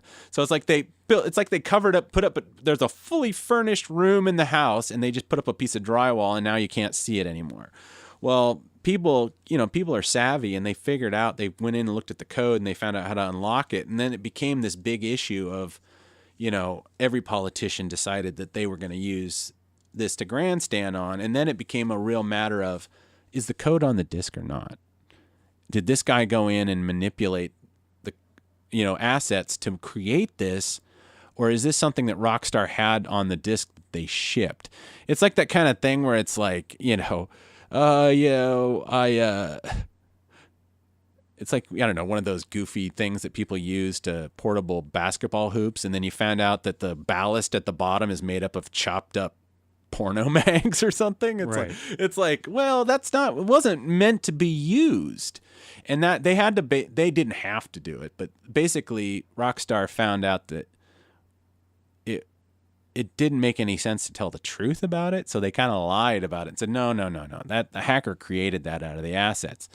Now, you could make an argument, because they went in and got like asset, because originally as the game was made, the people were supposed to be clothed, but they went in and found a nude model code, and then they swapped that code when they did it. So all of a sudden now everybody's naked, and then if they had released it again, it's just little infinitesimal changes in the verbiage so they can kind of legally walk out of it. But I mean,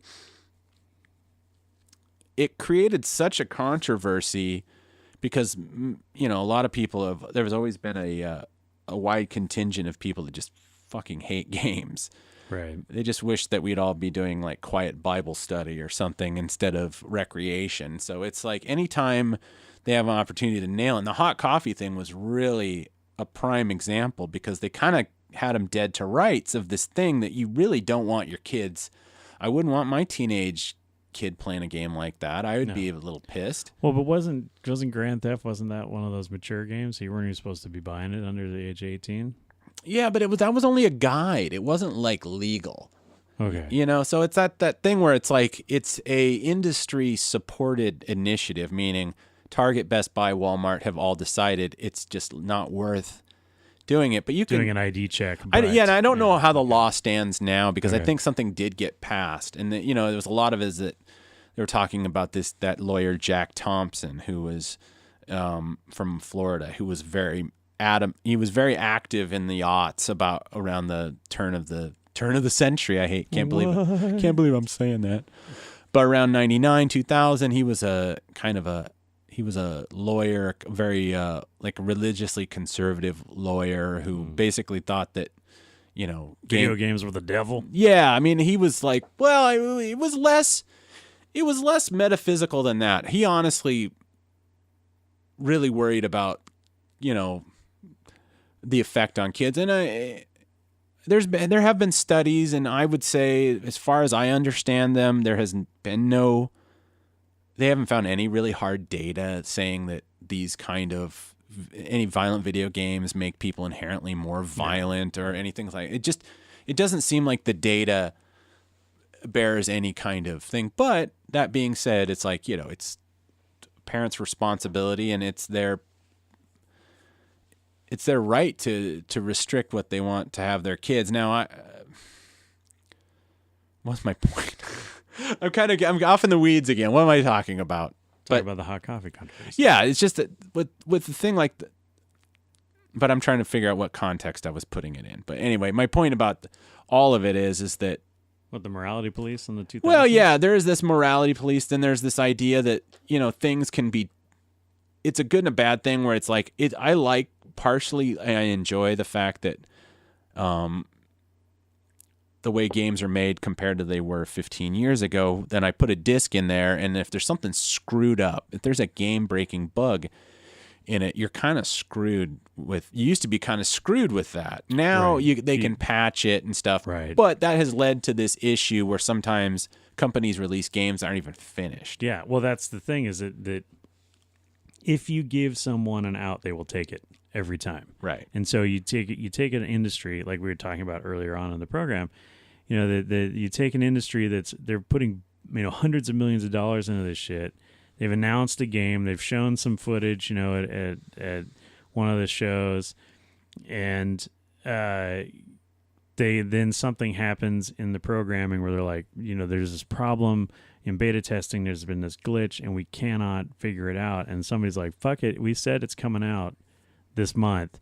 Just put it out. We'll patch it later," right? And this has become more and more prevalent in a lot of the games that are coming out nowadays. Especially recently, where the whole Fallout 76 debacle. Yes. Yeah. Which is, for people that don't know, that was another game. That was a game that came out, 2 months ago? Yeah. And essentially it doesn't have a narrative. It's supposed to be supplied by the people that play on the game. So it's essentially there'd be no NPC, non-player characters. So that your entire environment will be populated by real people playing the game. And it came out and it just did not work the way it was intended. It just, people couldn't find other people. It was just dumb. Yeah. And then the people complained that, you know, we paid all this money for this game and it's not working right. And then they came back with, oh, well, here's this, you know, million gigabyte download where it'll fix a lot of that for you. And, you know, and for $39.95, you know, it will also include more maps and more. Yeah, I mean, it's like there's all this. They haven't even done that yet. That one thing they had with that one specifically was that they promised people like this helmet with a canvas bag.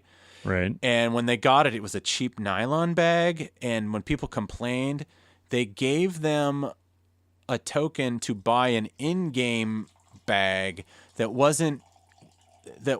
They gave them enough credit where you couldn't even buy the bag virtually inside the game. Sorry, that was me pouring a cup of coffee in the background, by the way. Well, I'm not peeing on the floor while he's like, talking. Sorry. Goddamn, it's G.G. Allen video game. I'm just pissing on myself. Scum fuck. Video games. Man. I'm going to put this entire Super Nintendo up my butt. But I mean, okay, so... Well, so this leads us into a conversation on microtransactions. Oh, God. And, again, it seems like initially it's one of those things where it was kind of a good idea, but now it's a really shitty idea, right? Yeah. And, I can see... like we had talked about, we're gamers of a certain age, and we don't have time to spend 400 hours unlocking everything, right? And so, being people with, jobs or kids or, all these other things that happen in adults' lives, it's like, man, I got a couple hours a week or maybe a couple hours on a weekend I can play. I don't have 400 hours to level up. Right. So if you offer me an opportunity to throw a couple of bucks your way, or maybe spend some, gold or whatever points or stars or whatever you get for playing other games in your virtual community that build up in your account, like blowing those on a level up or a weapon that you need or something, I don't have a problem with that. What I have a problem with is when you can't play the game any other way, or you can't win the game any other way than paying the company more money to get stuff in order to complete missions or complete levels or to get new skills or whatever that you need to complete the game. Again, I go back to, our youth where every single thing you needed to win the game is included in the game on the disc or the cartridge when you bought it. Now, if it's really fucking hard and you have to play the game for 200 hours to beat it, great. But I didn't have to spend $100 on the cartridge, and then I had to call Nintendo 6 weeks later and go, "Oh, I gotta give you another $50 so I can get the stuff to win." I don't. That's not cool. Well, yeah, and that happened with, and one of the highest profile, obviously, was when Star Wars Battlefront 2 came out, which is another EA, another sign of why they've completely screwed up the game. I mean, they basically figured there was they called them jewels or crystals or something. Right. And somebody had done Pots of Kaiba. Yeah, pots of Kaiba. And they came up with this, they basically added it all up, and they would say that you could easily spend $2,000. Yeah, getting everything in the needed. game. Yeah. And you still wouldn't have it all because then there's new seasons come out and whatnot. Right. So and it became such a thing that they actually got so much bad press. They actually locked that all down and they stopped, advertising it. They stopped the microtransactions. Then a guy senator in Hawaii had brought it up about when are we going to let these game companies. Now, I'm not a huge... Well, I think, wasn't that the loot thing or whatever? Well, loot box is the same thing. Yeah, Loot box is a microtransaction. But, that's also gambling, though. And that's another... questions started coming up, and then, other countries had, different gambling rules. And I'm not a huge fan of getting government involved in video games. Yeah. Anything. But it's just... Because, one, it's another thing that was reiterated in my mind about, this Rockstar book is that, even 10, 15 years ago, generally video game companies and video games in general were merely the only time they would come up in public discourse, of above a certain din of, young people and pop culture when it came into the news cycle or whenever there's a school shooting or something. Right, and the kid's like, "Oh, I'm an ultimate player of Doom." I play Grand Theft Auto and every Right. day and all this stuff, and that's why because it's we're gonna believe a kid had just shot up a school, what his reasons are. It's like immediately, oh yeah, it's because of this game I play. But anyway, Right. it's neither here nor there. But you can't put it past these politicians who don't know anything about anything that will immediately, try to build a campaign or a career or a push on the backs of something they know nothing about. Tipper Gore. Well, yeah, Tipper Gore. I mean, anybody. They've all kind of it doesn't even matter like what party they are. They've all done. Well, no, but remember she was the big one about the PMRC. Yeah. Right. Sorry. Oh, yeah. No, she's for those of you kids born after what? Yeah, exactly. 1990. Yeah. People like, why don't you like Al Gore? Well, try to take my music away from me. I know. Try to take my Twisted Sister from me. That's right. D. Snyder in his tight jeans had to go before Congress and tell him what's up. I just want to go on record that I've never been a Twisted Sister fan, but I'm more of a Wasp guy. Yeah, I'm a Wasp guy.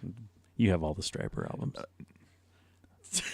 Shh, no. Shh. Calling on you. I don't own any Striper albums. Come on now. Yet you know all the words. Yeah. Well, anyway. But anyway, the point is that politicians, no matter what their party, and don't know a damn thing about this it's shit. dangerous to kind of allow these people to get their proverbial peanut butter in your chocolate or whatever because they don't know, and they don't have necessarily have the consumer's best interest. They're trying to score points, and then all of a sudden these, not that there's really anything on the table currently. I don't know.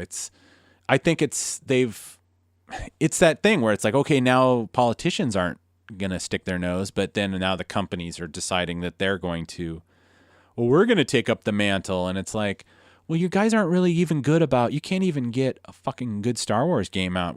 How are you gonna know what to deal with, toxic people in games?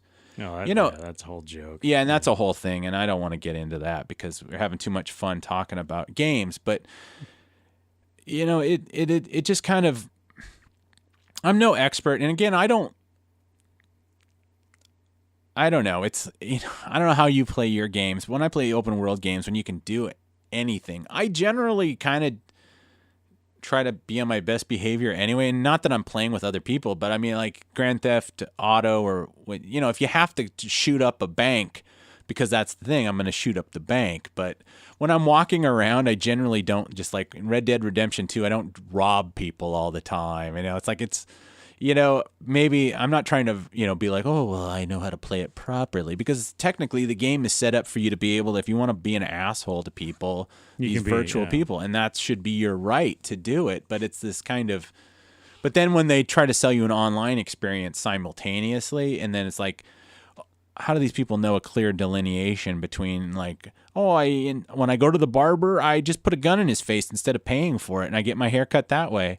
And then they get online, and then they're just like, I'm just going to shoot everybody and say whatever I want. And then you're like, well, now you're banned. I'm like, oh. Right. I mean, I don't know. That's the thing. Online harassment, I haven't read a lot about. I mean, not online, like in-game harassment, because I want to separate that differently from whatever. But, it's like, I've had my time on Xbox Live, but I've never really had a problem, but I don't plug my headset in anymore.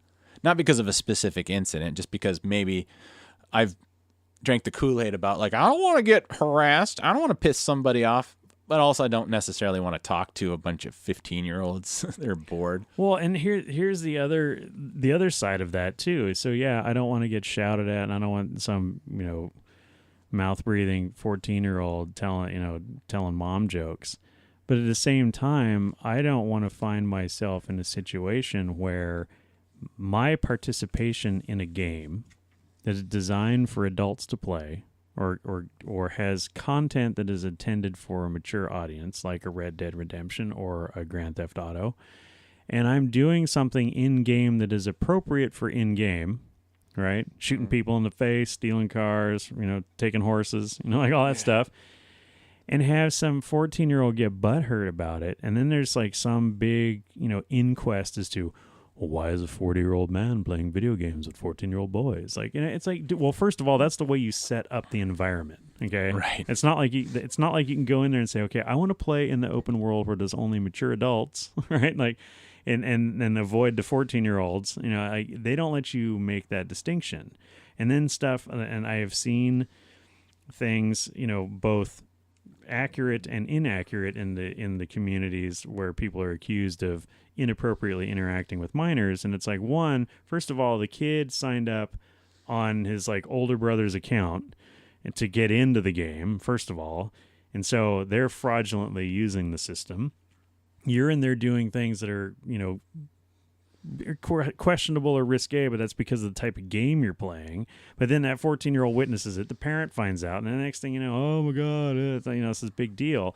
But then there's also some weirdos and some creepers that go do stuff. And I get that. But I'm just afeared of, the possibility that me as a neophyte online gamer now. Oh yeah. I'm gonna be like, I'm just gonna jump in here and play some Halo Online or whatever, and the next thing you know, it's like the police are at my house. And and they're like, let's look at the hard drive, son. I'm like, okay, really? Really? I understand the anxiety, but luckily, one of the nice things about Xbox and PlayStation is that they do keep these systems enclosed, kind of. So there's a kind of a paper trail, so to speak. They don't record what you talk about, right? But you can mute people, and you can, that's my whole thing is that I like to play online occasionally, but that's only because it offers a competition amongst people that you can't get from computer. AI isn't there AI yet. Isn't smart enough. And I think the big trick is turn off your chat, mute everybody, and just kind of play the objective.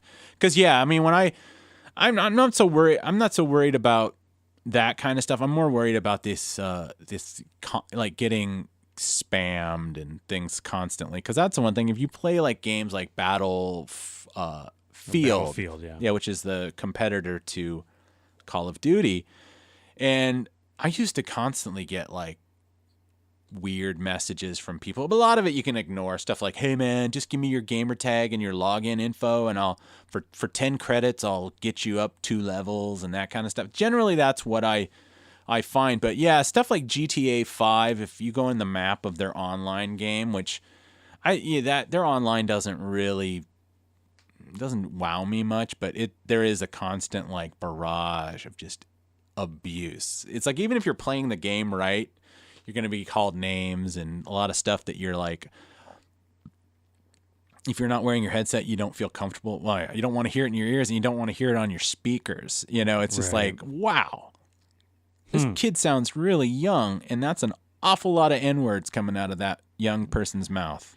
Yep. And it's, like, wow. And then I quickly I wish they would make it a little like old fart settings. Like, I want to mute everybody. Right. I mean, I understand some games like Battlefield that, the joke is nobody ever plays the objective on those games because you get squatted up and then you go, hey man, you go over here, you go over there. Well, nobody wants to talk to anybody anymore. So it's that kind of situation where everybody's on mute and there's like 4 people on a squad and you've never interacted with the person. You're just like, that guy he's on my team. I'll throw him a medic pack. I mean, that's about as deep as the interaction gets. Well, I mean, that's, to me, it's like, maybe I play my video games a little differently than some people. Maybe I have guilt about like spending too much time playing video games. So I usually have my game going, but then I have like headphones going on, and in my ears I have like a book going, or an audio book. Right. So I'm like, it's not a complete waste. I'm going through books here. So I'm like, if you're I'm learning. If you're yelling at me, I don't hear you. And that's the thing. I guess, where are we going with games? If it's to the point where the online game experience, because of the interactive nature of other live gamers, is so abusive, or can become so abusive, or just not pleasurable in the sense that you're not really playing the game for the game's sake, you're playing the game to show off or put down other people.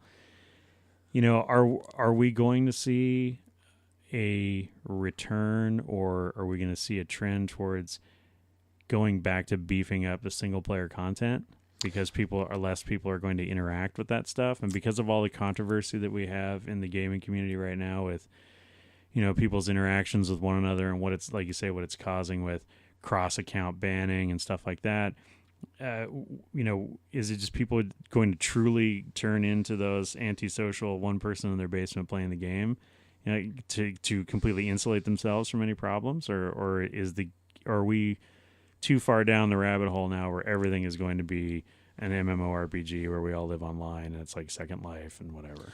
Yeah, it's a good question, because it's like I feel like maybe there's a line between people that as we get to be more and more adults that have lived their entire lives with the internet, that might be a different answer than somebody that really didn't get going until he was in his 20s. Being on the internet, I remember what it was like to actually, not having the world in your pocket. Not that that makes my experience better. It's just where it's, like when people get, kind of kicked out of communities or whatever, that's like they feel a real loss or whatever, whereas a person like me might not care.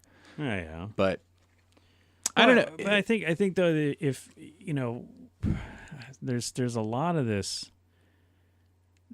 There's a lot of this people being kicked out going on right now. Yeah. And I would say that it's probably 50-50 that the people getting kicked out, half of them probably deserve it, and the other half are being targeted for something else. Right. And I would say that the 50% that are getting kicked out for something else, a lot of it has to do with gatekeeping. There are fiefdoms within the gaming community, and some of it is gaming press, some of it is, fandoms, some of it is the developers themselves, and there's a lot of, people who are trying to stake out their area of power within that community and enforce it, and so you have. And we've seen this. We've seen this a lot with Star Wars, but you see, for example, this press that there is game press that wants to defend the games for whatever reason. So I sell a glitchy game, right? I sell you a brand new game. It's glitchy. It's $100, and if you want to fix it, you either got to do this massive download that's going to eat up hard drive on your system, or you got to pay extra bucks or whatever, And so half the fans are pissed. The other half of the fans are not necessarily happy about it, but they're not so incensed that they're going to freak out. Well, then you've got gaming press that defends the company because they're trying to protect their access, either having, beta testing rights or inside information or access to people or individuals for interviews. Advertising revenue. Advertising revenue. And then there's the other part of the gaming press that's like trying to call it out and say, why are you selling us glitchy games?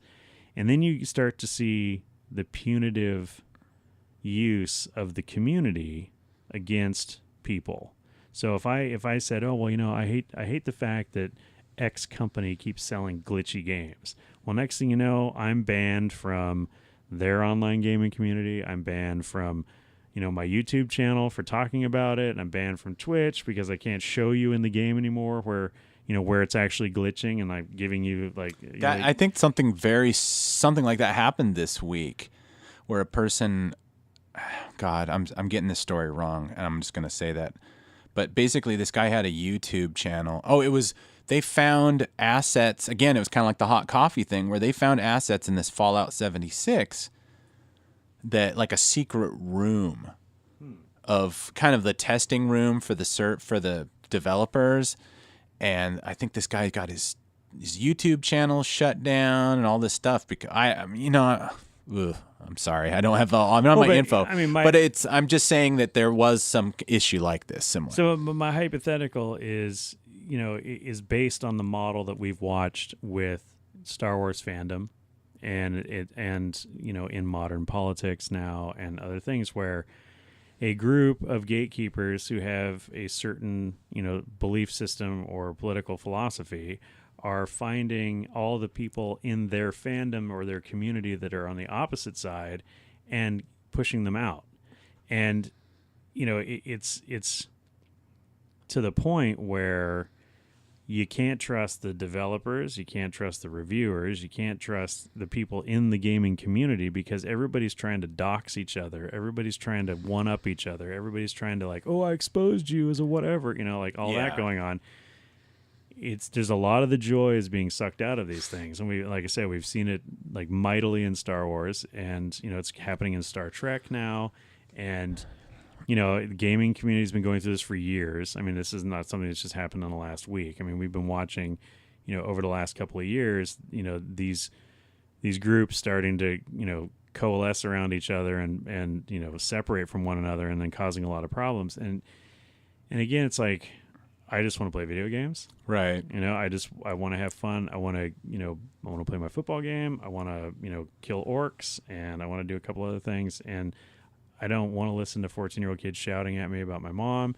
And I really don't want to interact with people if they're going to be dicks about stuff. And I don't want people to automatically assume about me and push me into a corner or out of a community. Right. Simply because they're making assumptions, like you say, based on an avatar or a gamer name, or ID or whatever. Like, we're starting to, I'm starting to get PTSD as a nerd. Yeah. and I will say that a little bit of it, I feel like maybe we're not there yet. And we're just seeing, I think we're just kind of looking at the early tendrils of it, and we're worried about it might happen fast, right. But I don't think it's happened yet, except for those very examples. I mean, when Red Dead Redemption 2 came out, there was a video, and I forget the guy's name, it doesn't really matter. He did this thing where there's a scene in one of so far I'm only like 60% through the game. Okay. There's a city. Okay. Which is whatever the 1899 size of a city that's supposed to be essentially New Orleans or something like that. And if you go drive around, there's like a lot of NPCs, and one of them is a suffragette, a woman saying like, we want the vote, blah, blah, blah, blah. Well, this guy thought it would be funny to because you have a lasso. He lassos her, wraps her up, puts her on the back of his horse, and then feeds her to an alligator. Now, he didn't have to do anything to the base code or glitch or, hold the disc down and turn it on twice. It's like, it's completely That's all within the architecture of the game. Yeah, it's always been in the, Rockstar has always had this. They've had this, one of the weird things about you can do this to a woman, you can do this to a man.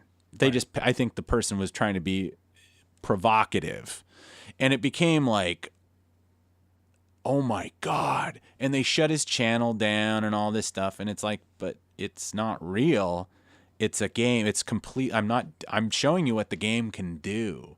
It's essentially, I don't know what his argument was, but essentially what he is doing is a long form review. When you show people the capabilities of the engine or the game, in effect, you are kind of reviewing it. Right.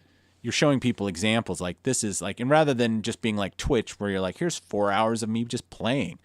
This was a concerted, like feeding feminist to alligator. I mean, he was putting up provocative titles for sure. Is that a thing that did I watch the video? Yes, because it was.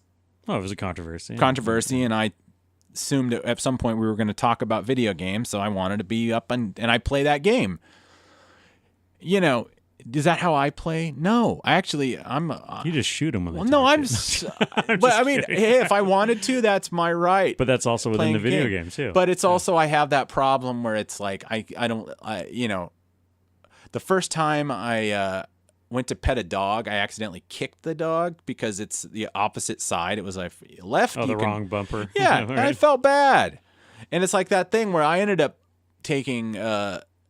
Kind of a different approach to the game because it's a lot. You can actually have a lot more belligerent action with your NPCs than any of the other Rockstar games. If you get too close to another guy on a horse, he'll draw on you. If you get closer again, he'll shoot you. Whereas that doesn't necessarily always happen in Grand Theft Auto. It's usually you'd have to be kind of in the bad part of town. If you were just downtown, somebody's not going to draw on you. So it's kind of it's a bit more hairy of a kind of game, and so there is that thing where there's this weird kind of bucolic aspect to the game where I call it Grand Theft Horsey, because I spend more time thinking about the horse. And like, oh, have I fed the horse? Have I cleaned the horse? Have I pet the horse? You have one of those Tamagotchi pets. Yeah, it's my virtual horse that I have to take care of. Is it shoed? And every time you have to get a new horse, you have to kind of do this thing with the horse, because otherwise it'll kick you. Well, you got to break it in or whatever. Yeah. So, that's the kind of stuff I take away from it. Like, wow, how real can I make this? Whereas like this guy wanted to be like, what transgressive things can I do? But I think both gameplays are fair. That him being provocative and feeding a suffragette to an alligator is going to get you more views. But ultimately, it's like, what's the alternative? It's just this thing where it's like, okay, you can do that, but I wanted to, as a joke, I named my horse Whiskey Dick. Right. And I couldn't write Dick. I have to have it D-I-C. Right. And it's like, okay, so you're prudish about that. I can feed, a suffragette to an alligator, but I can't. I can walk up to any NPC and shoot them in the face. Yeah, but I can't call my horse Dick. Right. Which is a given name. So I understand why this can be confusing, because we seem to be getting a lot of mixed messages about, Well, for example, this is what I find absolutely hilarious about this, is that Rockstar Games has made its millions being the provocateur. Like I remember when the first Grand Theft Auto came out, the whole world kind of stepped back and went, what are you doing? You made a game about stealing cars and running from the cops. And that was in its most mild iteration. Then was it Grand Theft Auto 2, you could actually get out of the car and shoot the cops. And then Grand Theft Auto 3, it's like you're raping hookers in the park and you're doing all, it's like every version keeps getting more and more hardcore. Then you make a game about the Wild West. Now, I would argue that is an era in our country's history that's even more lawless and more violent and more just out of bounds, because a lot of this area that this game is supposed to be taking place in is without law, is lawless land, and there's people who are, doing whatever the hell they want. And so now you've got these people who are in this game acting in a way that is encouraged by the company, the game, and even the historical period that you're involved in, but then we all turn around and act shocked when you do those things. It's like, I don't know. It's like giving a kid a porno mag and then getting mad at him for jacking it. It's like, right. Dude, but I gave you the tools, But I mean, and the irony is that, and again, I've always taken these Rockstar games, their big open world games, is like, essentially these were British guys that came over. And I don't know the nuts and bolts of who's working and who made this game, but I've always read that these games are kind of a satire. I mean, obviously they have these satirical elements, but it was kind of of a foreigner, a British foreigner, kind of looking at America and kind of pointing out, crass commercialism, blah blah blah, avarice and disrespect. And I don't really know what, in some ways it's like Red Dead Redemption 2. It's a weird dichotomy. So you're playing, I won't get into spoilers for anybody who wants to play, but essentially you're part of a gang. Now this is a multiracial gang. This is a gendered gang. There's women, there's men, there's all kinds of, but you only can play as one person. So in some ways it doesn't really matter because you're only playing as the one guy. And when the leader of the gang, who is not your character, there are, obviously this is a fictionalized version of the U.S. in 1899. And there will be things of coming, you come into interactions where people disrespect people because of ethnicity and stuff. And then your gang leader, who, very well, put a bullet right into somebody for disrespecting them or whatever, will make a very long, somebody referred to in the game as Native Americans as savages. And the what's his name? Dutch, your leader, gets very angry, and he kind of admonishes you. Not your character, he's admonishing the audience. Yeah, the audience, kind of very puts it up and makes a very kind of long, unequivocal, like, refutation of this insult, and like kind of like, who are you kind of thing. And it's like, it's a good thing, because I don't really want to open up my game and get, I don't want the full 1899 racism experience, because that was one of the things I was like, oh boy, how's this gonna work? Because most Westerns are all these guys like, can't believe we lost the Civil War or whatever. It's like, that's not really what I'm interested in. But it's like, again, it's this thing where you're shooting people in the face. You're stealing from people. You're going after, you're exploiting this stuff. But you can rob any place you want. You can rob perfectly nice people, but you can't insult them. Now, I don't want to insult them. I find it interesting that they're just like, it's that kind of dichotomy of, well, where do you draw the line? It's like, oh, I'll kill somebody, but I won't racially abuse them. And it's like, well, we want to kill them out of pure malice, not out of racism. Right. Right. And it's just like, or like the fact that, a lot of the times you don't know the stories of the NPCs you interact, because they don't all have a little story. Right. And you're just shooting somebody and you're just like, well, what did that mean? Or even accidentally. And then it becomes accidentally shoot the NPC. I've gotten in gunfights with people where it's like, it's like the dog situation where I bumped something and my gun went off and the person draws on you, and you're like, well, either I have to reload the game from my last save, or I'm gonna have to draw down on this random person that went by, on this random savage. Well, that's the thing. It's like, yeah. Well, and that's the thing. There's not a lot of that. There's not. Right. Most of the native peoples that you deal with are usually like, it's in the context of the mission or whatever. So it's not like a thing where you go up to a certain area and then all of a sudden 50 Indians will come after you or anything. It's like, it's kind of a weird,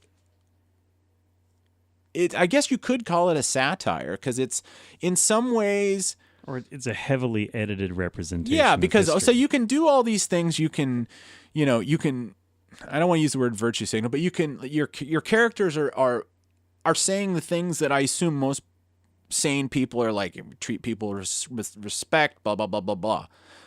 But then again, you can shoot them in the face. But then the bloody violence that you can have sometimes, because it's the expedient way to do things. So let's say I'm got my little horsey and somebody tries to rob me, and then I just draw on them and I blow their head off. Now, if somebody sees that, they can report me to the police, and now the police will be after me, even though I was self-defense. You can't have a conversation about self-defense within the game engine, so it's not that complex. So now all of a sudden you got somebody that was just going into town to get some gingham or whatever, and I stole that from Bill Hicks, but it's just like, now that you have to chase after them, and if you can't catch them, to threaten them, because that's another thing. Then you have to kill them too, and then if they see you kill the witness, then you have to kill that witness. And next thing you know, you butchered the whole town. Yeah, and it's just this weird, because some guy tried to take your wallet. And one thing I realized, because I was listening to the audiobook about Rockstar, and they had talked a lot about this hot coffee mod and the whole the old GTA thing where you'd pick up a prostitute and go out to a secluded area, and the car would start to bounce and the moaning, and then all of a sudden your life meter would go up. Well, there's actually no prostitution in Red Dead Redemption 2, which is really strange. Not historically accurate. Yeah, it's not historically accurate. I mean, and that's the thing. I'm sorry, there is prostitution.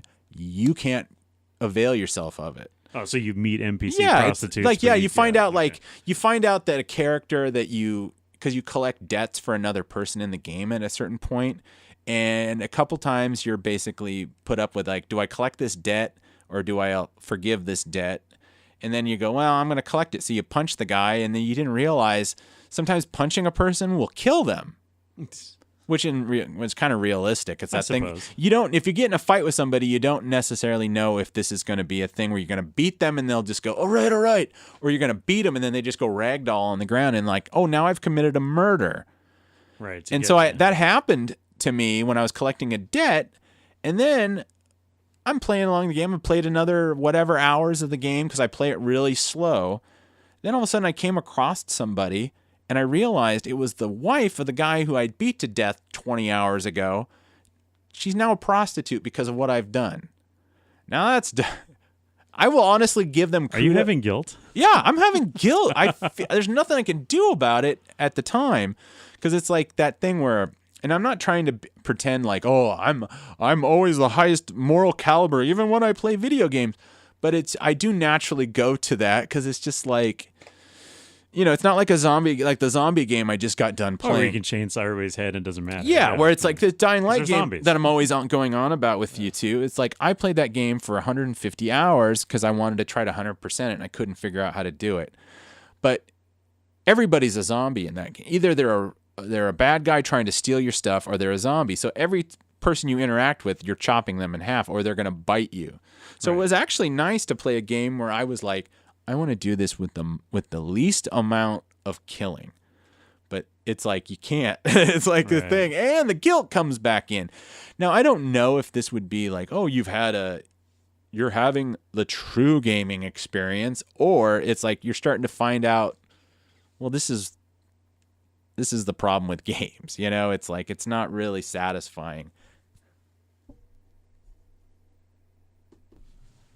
Well, just so we don't spend all of our time talking about hot button issues, although I'd like to get back into some of them.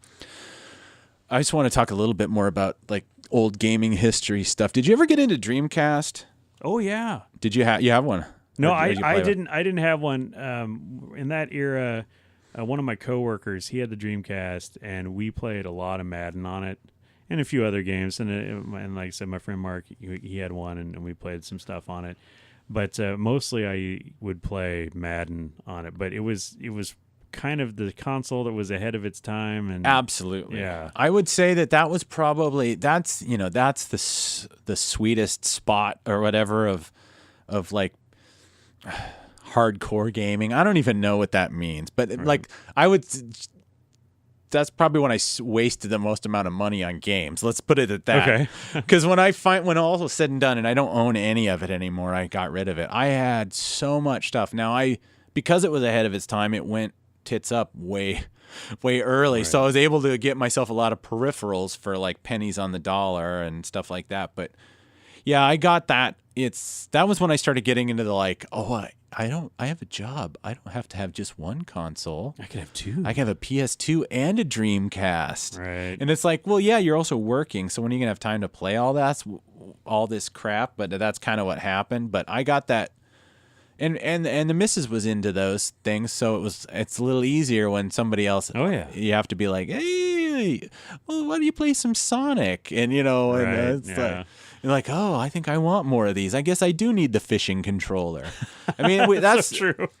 I got so into that stuff that I bought Typing of the Dead, which is House of the Dead. Ever play that old Sega game? It's a light gun game where you're just kind of on the rails in a haunted house and these zombies come and you shoot them all. Oh, okay. So they had this one and it was the exact same game, but it was called Typing of the Dead. So instead of using a light gun, you used a keyboard. So it taught you typing. Yeah, so it was like a Mavis Beacon meets Dawn of the Dead.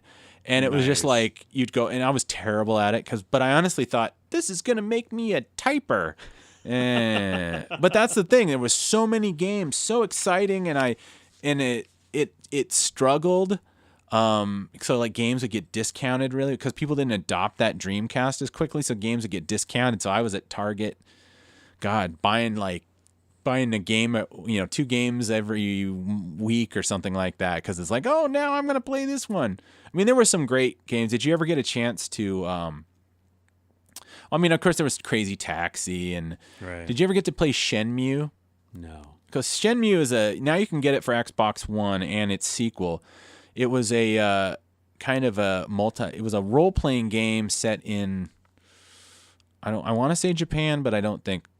But it was like the first kind of game where you could literally just like go into any house and like open up a drawer. Oh, okay. And like pet the cat. And it was like a story about your brother died. And I never finished it, but it was like, I love that open world thing where you just kind of just wander, that kind of thing. But I mean, my all-time favorite Dreamcast game was probably the weirdest game, which was Seaman.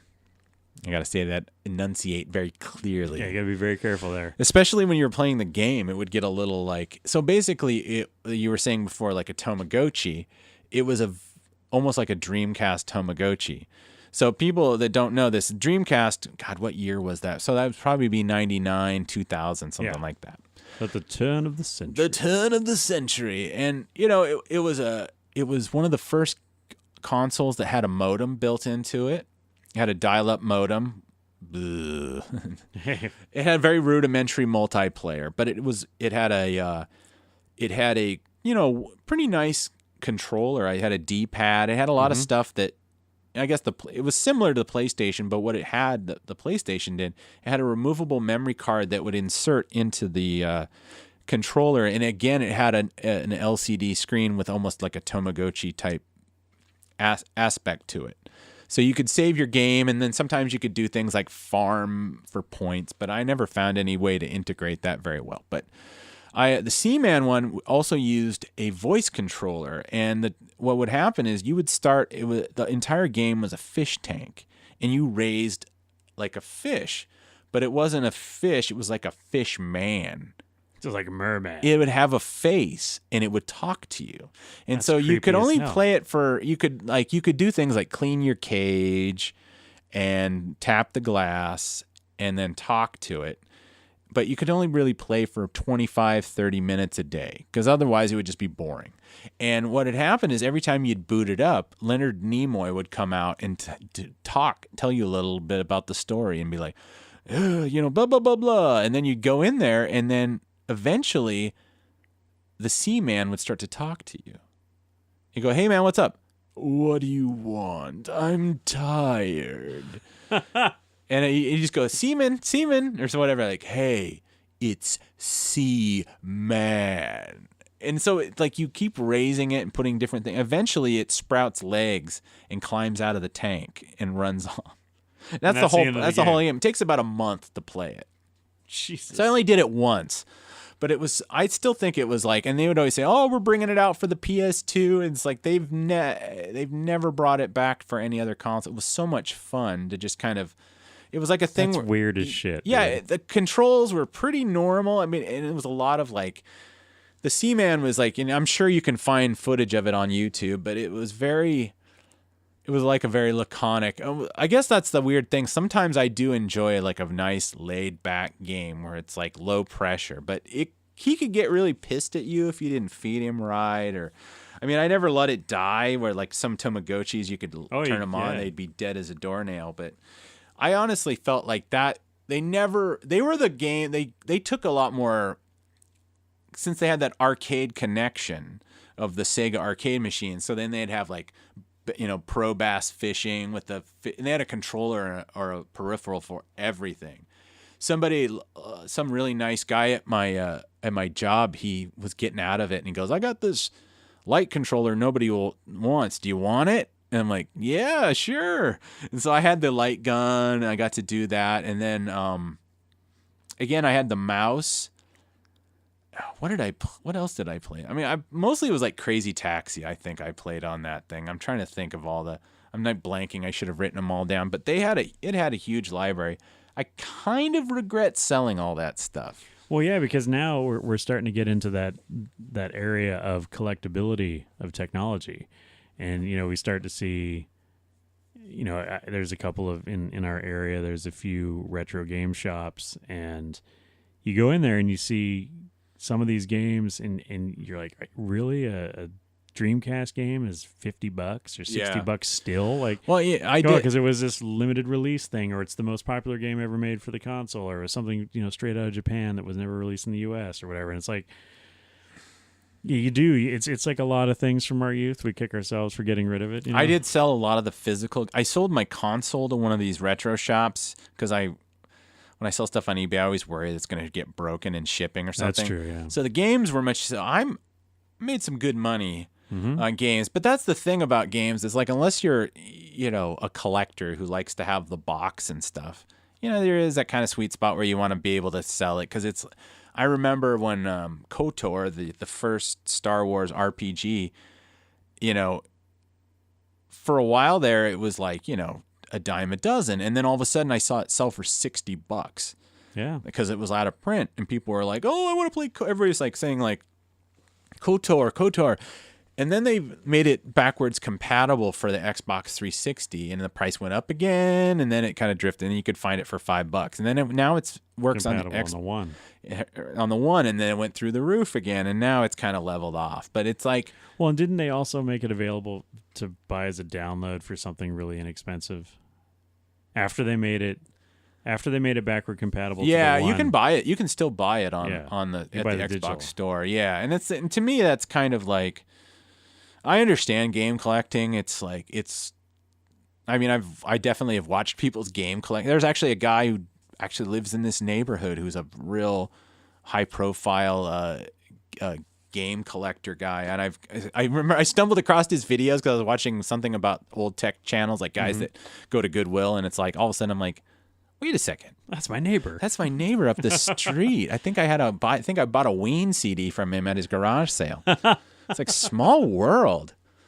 That's So funny. it's like, you know, and that's his whole thing is this retro game stuff. And he's got, you know, it's like they collect the PC boxes, and it's really important. And the other guy I was watching that I think he lives on the East Coast, and he goes to these stores, and he's got to get like, oh, I've got it at the original box and all that.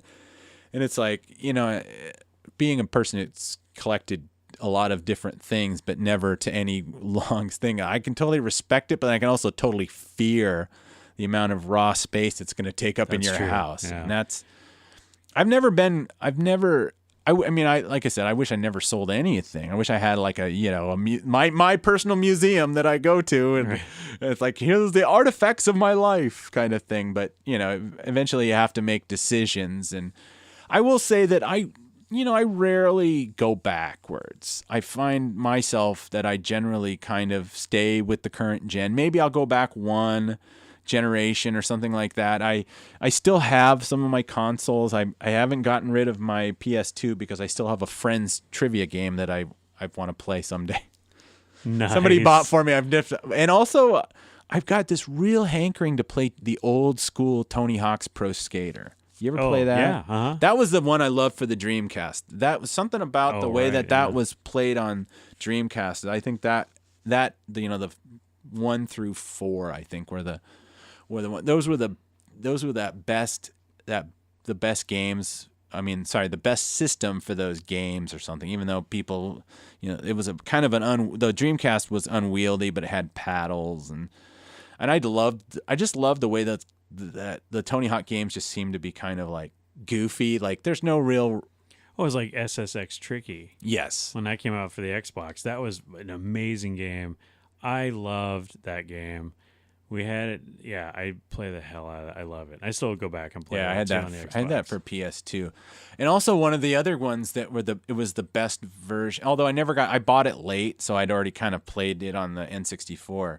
Again, back to Star Wars, Pod Racer. I mean, the best thing to ever come out of Episode 1 was Episode 1 Pod Racer. Game-wise, yeah. Game-wise, yeah. And it was just like, you just kind of like, I could play that thing for every time I think, it's a new lap record. So speaking of racing, Okay. really quickly, the PlayStation, the Gran Turismo games. Okay. The reason why I bought a PlayStation was for Gran Turismo. And I that series of racing games, I enjoy Forza and, you know, some of the others, but that, you know, this racing games that have come out since. I'm a big enthusiast for the Dirt franchise because I love rally racing. I love that kind of stuff, and there was a little bit of that in Gran Turismo, but that game, you know, early on, my brother and I would play that game for hours on end, and we would try and, you know, like you say, new lap record. We would spend hours racing each other, trying to shave 1/100th of a second off of our lap times, you know, and but it was, at the time, it was the most realistic racing game, because of the geometry in it, but also the fact that you start with a base car and you can actually modify in a much more intricate way than some of the old racing games where it's like you add different tires or you add a different motor or whatever. Like this one's like, you want to change the spark plugs on your car and get 3 more horsepower? And you're like, hell yeah. Like that kind of stuff. Like and you kind of got into that minutia. My brother being a real gearhead and a car collector guy, and it spoke to him in a way that playing Star Wars Pod Racer wouldn't. Right. And so we spent hours playing that game and racing the hell out of it. And then I remember when Metal Gear Solid 2 came out on the PlayStation 2. Is that the Sons of Liberty one with the switcheroo where you don't play a Solid Snake the whole game? No, it's the one that starts out where you jump off the bridge and you're sneaking around on a boat. Sneaking around. It's a lot of sneaking. It's like a super sneak That's all game. those games are. But well, it wasn't back in the original NES.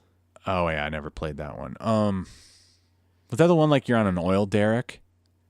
I think so. It's the one that has the Russian girl with the camo pants, and then there's the older guy. It's like you're playing against some Russians. Or all right, it's something liquid, solid, yes, smoky snake. Exactly. It's Chipotle Snake.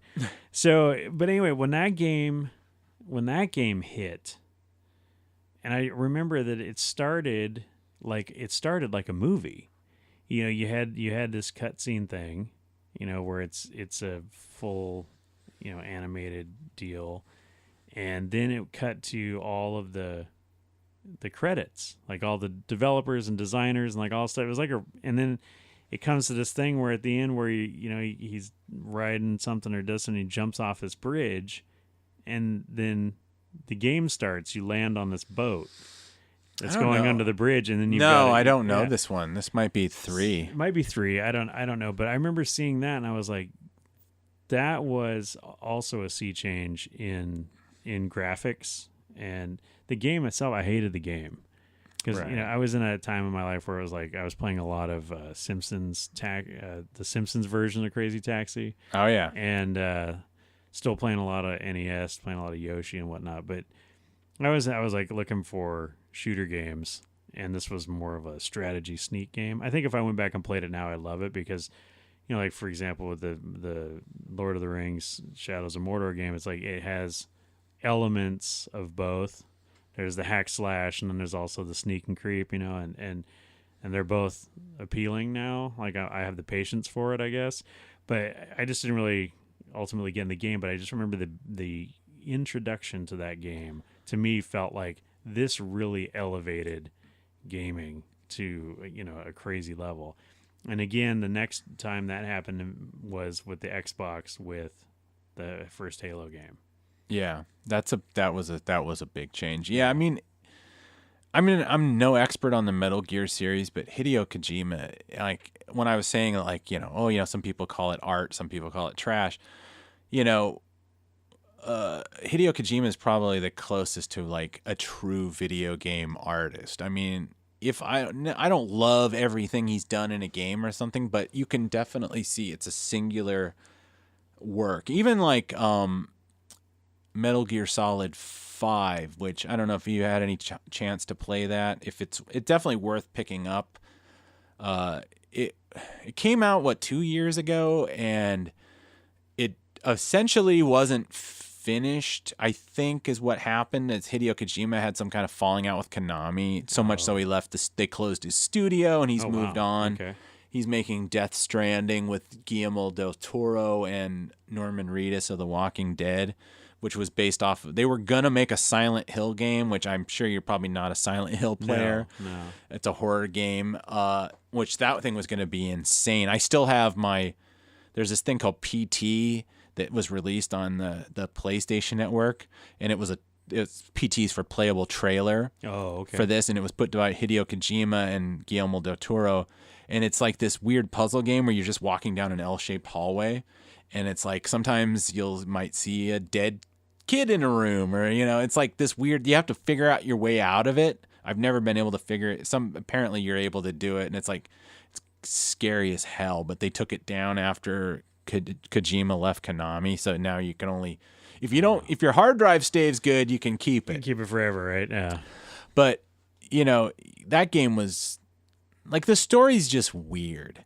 It's just like, you're like, what? Why is this lady in a sheer bikini and fatigues and she's made out of water? And it's like, I'm doing what? And he sounds like Kiefer Sutherland. But I just got obsessed with this game, even though you never quite know when it ended. So I just kind of quit.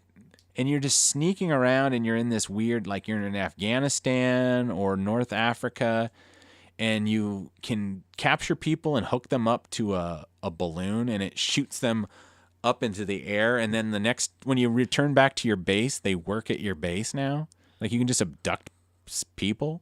And it was just like this. It's like Fortnite? Yeah, it was very weird. It's like you can, it could glitch out the game if you got really, you could sometimes, like, you could steal supplies. And if you got into a battle you couldn't beat, you just climb up on the supply shed and then put the balloon up, and it would take you too. And all of a sudden you beat the level and you're like, wait a second, how did I do that? It was a weird game. And now they sell it as like, it came in 2 parts and you can get it in one thing. But I must have played that thing for, well, probably not as long as Dying Light, but it was just like, I don't understand this story. And everybody's got like, you just keep playing. It had like weird little glitchy things. Like you would, the whole point of that game is that you sneak to these bases and you're trying not to be spotted. And if somebody spots you, you can stab them with a knife or whatever. And then you hit your objective and you can be able to sneak out undetected. But sometimes you just have to fight your way out of something. Well, your character would come back Solid Snake or whatever. He'd be covered in blood. Well, you could shower. Well, if you didn't shower, all of a sudden, like, flies would start buzzing around you. And if you went long enough, people would avoid you, and then they'd force you to take a shower. But you'd end up having to take a shower with the lady in the weird bikini that's made out of water. And you're like, this is the weirdest game. It was I don't know. It's not like the best game I ever played, but it was such a singular work of, I don't want to use the word genius because it might just be like, you find out later, it's like, no, he just didn't know what he just threw darts at a board or something. Right. But yeah, he's got something coming out called Death Stranding that I don't know anything about, but I'll probably just buy it day one because he's always got something weird going on. Right. Well, I would like to comment on this is it art thing. I don't understand why there's even a question about video games being art or not being art. Like, I mean, even though I am an older fellow and I do the get off my lawn thing, like, even I can recognize that in the design of a game, it's very much like the design of a movie. Even in a game where there isn't cutscene, acting or whatever and story filler, you have to design a world. You have to design characters, their costumes, their weapons, their powers, like all stuff. It's very much the process of creating a film or a comic book or something like that, some kind of visual narrative piece. And there's a lot of art in that. There's a lot of science in it, but also just like in a movie, there's a lot of science in that too. How do you get the special effect to work the right way? How do you get, a certain lighting aspect? Like, there's the science behind the art. There's the coding behind the game, but you have a lot of people doing the science so that they can make, the Metroid guy look like the Metroid guy, and they can make Sonic the Hedgehog be the cool blue, ring hunter that he is, right? And is that art in service of something simple? Yeah, sometimes. Sometimes it's just Space Invaders, but there's still something about that. You had to come up with that aesthetic. You had to come up with a thing. And like, for example, you take the old game, the old gaming structures of and the limitations of 8-bit and what you could actually put on the screen. And the fact that you can take those pixels and arrange them in a certain way to where you can get a variety of, adversaries and environments and all that stuff, and get gaming out of that that is an art, and to be able to work within such tight constraints and still create things that are visually recognizable. You see an 8-bit rendering of one of the alien creatures from Space Invaders, you know exactly what that is and where it's from. It blows me away that people would think that, well, that's not art, it's a video game, it's stupid, you blow stuff up. And it's like, well, yeah, but it's a moving graphic representation. It's almost like a cartoon. Cartoons are considered art, Yeah. But why isn't a video game? Yeah, I mean, that's the thing. I don't know if I brought that up. I don't even know if that's something that people are really fighting against. I mean, I've been to like the MoMA, and they've had video games on the wall, so it's kind of like, well, right. And I know that there was a video game art exhibit there, and at also at our local one here, the Mopop, they had a big thing about art, and the Seattle Symphony every year puts on a concert where they play video game music. Okay, and like they do one with the entire Final Fantasy soundtrack or whatever, right? Stuff like that. There's some serious art going on there. There's stuff that it's not just like in the old Atari days. It's a collection of beeps and boops and whatever, and that's your soundtrack. Like there's real composition going on, and it's a real. I don't know. And I'm not saying it's like, oh, this is a big cultural debate, but the fact that like you say, Ebert would just roll through and be like, your shit's not art. It's like, dude, have you seen half of the romantic comedies that have come out in the last 10 years? That's not art either, have bro. you seen Bird Box? I know. You see Bird Box? That ain't art. That's bullshit. So, but anyway, I just don't understand how people can look at anything, and say, oh, somebody who has put this much thought, effort, design, an aesthetic consideration into creating a product, there's not at least some level of art in there. If you can tell me that a guy who handcrafts mustache wax in his mom's basement and sells it online for $30 a jar, and you're calling that art, the art of bespoke or whatever. Oh, is that what they call that shit? Well, it's like, like made for you, it's bespoke. And you're like, oh, whatever. Point is, if you can consider that art, you can say, that pretty much anything that happened in Halo 1 is art. Yeah. Yeah, I mean, it's, when I think of, like, when people make this claim of art, it's like I think of games of, like, there's a guy, I think his name's, oh gosh, I'm going to get this wrong. I think it's David O'Reilly, and he makes these kind of crazy PC games that are, like, it's just, like, kind of interactive painting of a tree or something, or clouds. I've never played him, I'll be honest. I used to follow him on Twitter, and he'd always like, oh, I've got my new game coming out, and people would always talk about it, but it was like one of those things where it's like, oh yeah, it's going to be $20, and it's like, you're not really going to, it's not a traditional game. right. So I'm not going to play it, but it's like, I always think of that as art, but yeah, this thing where,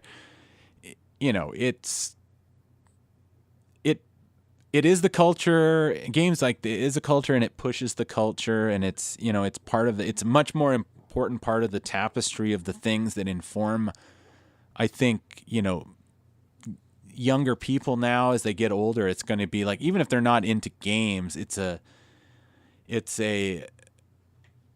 the toolbox that they might interact. Whereas like when I was you get to know people, and it's like, like, oh, you talk about some TV show you watched or whatever. It's like, I think it's less, people like to have, I don't know if people like to have it, but people in the past have always had these events that used to be things that we'd all kind of do. Not because we had to, but just like, like millions of people watched the last episode of MASH or the moon landing or whatever. And as time goes on and we can constantly have better opportunities to spend our time the way we want, opportunities for people to kind of do things communally seem to drift off. And even if you're not playing together online, sometimes like just the fact that you've all played the same game, even apart, it becomes that kind of communal thing, especially when something is new. Right. So you're building the different cultural experience through a different medium.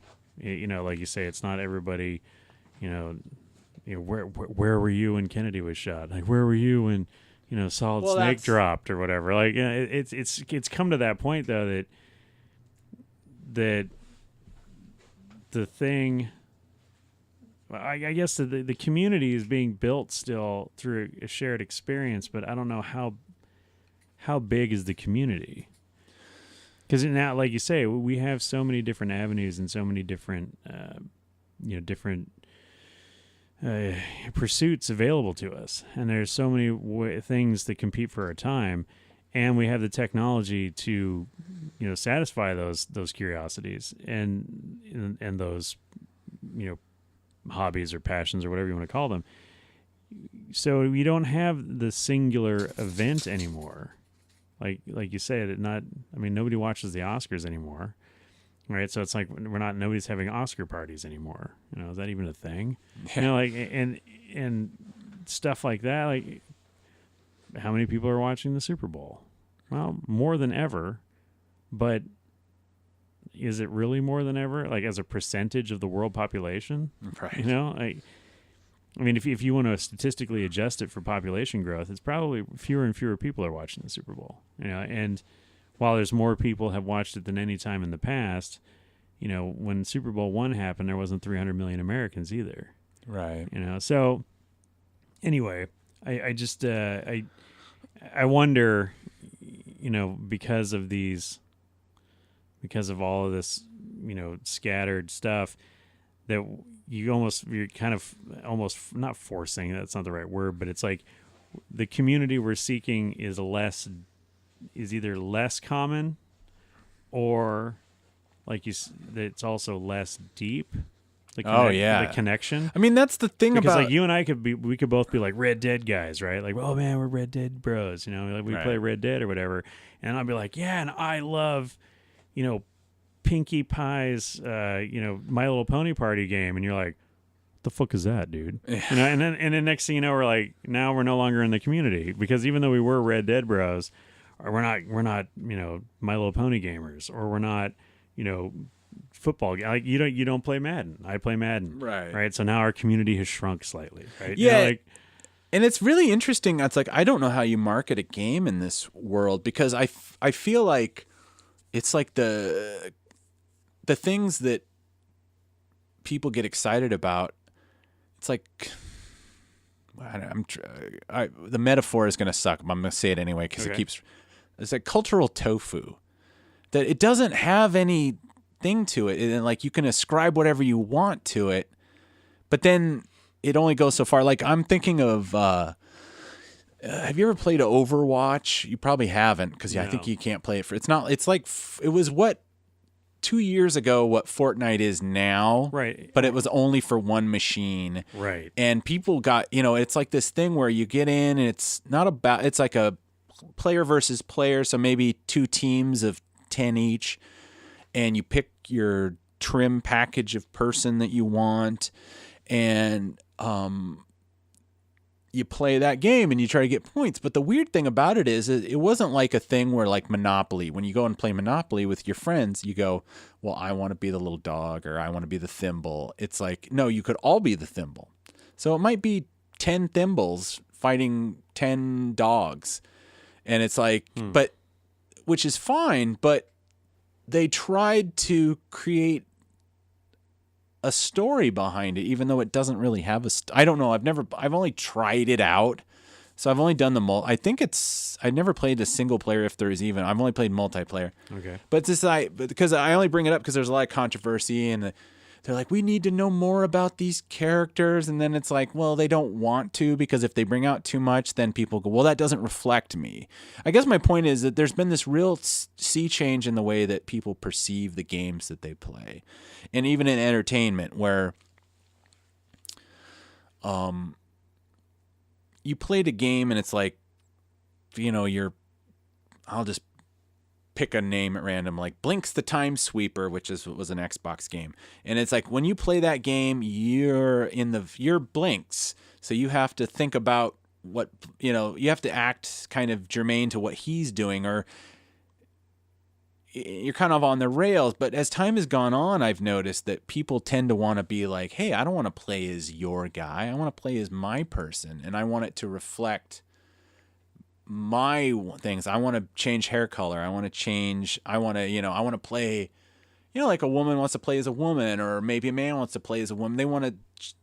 So that level of customization seems to be like that's more important to people than it has ever been before. Whereas like when I got a game, if I'm Lara Croft, I guess I'm Lara Croft. I'm Luke Skywalker. I'm Luke Skywalker. I'm Star Fox. Right. And the Overwatch came that thing where everybody was like, I want to be this person.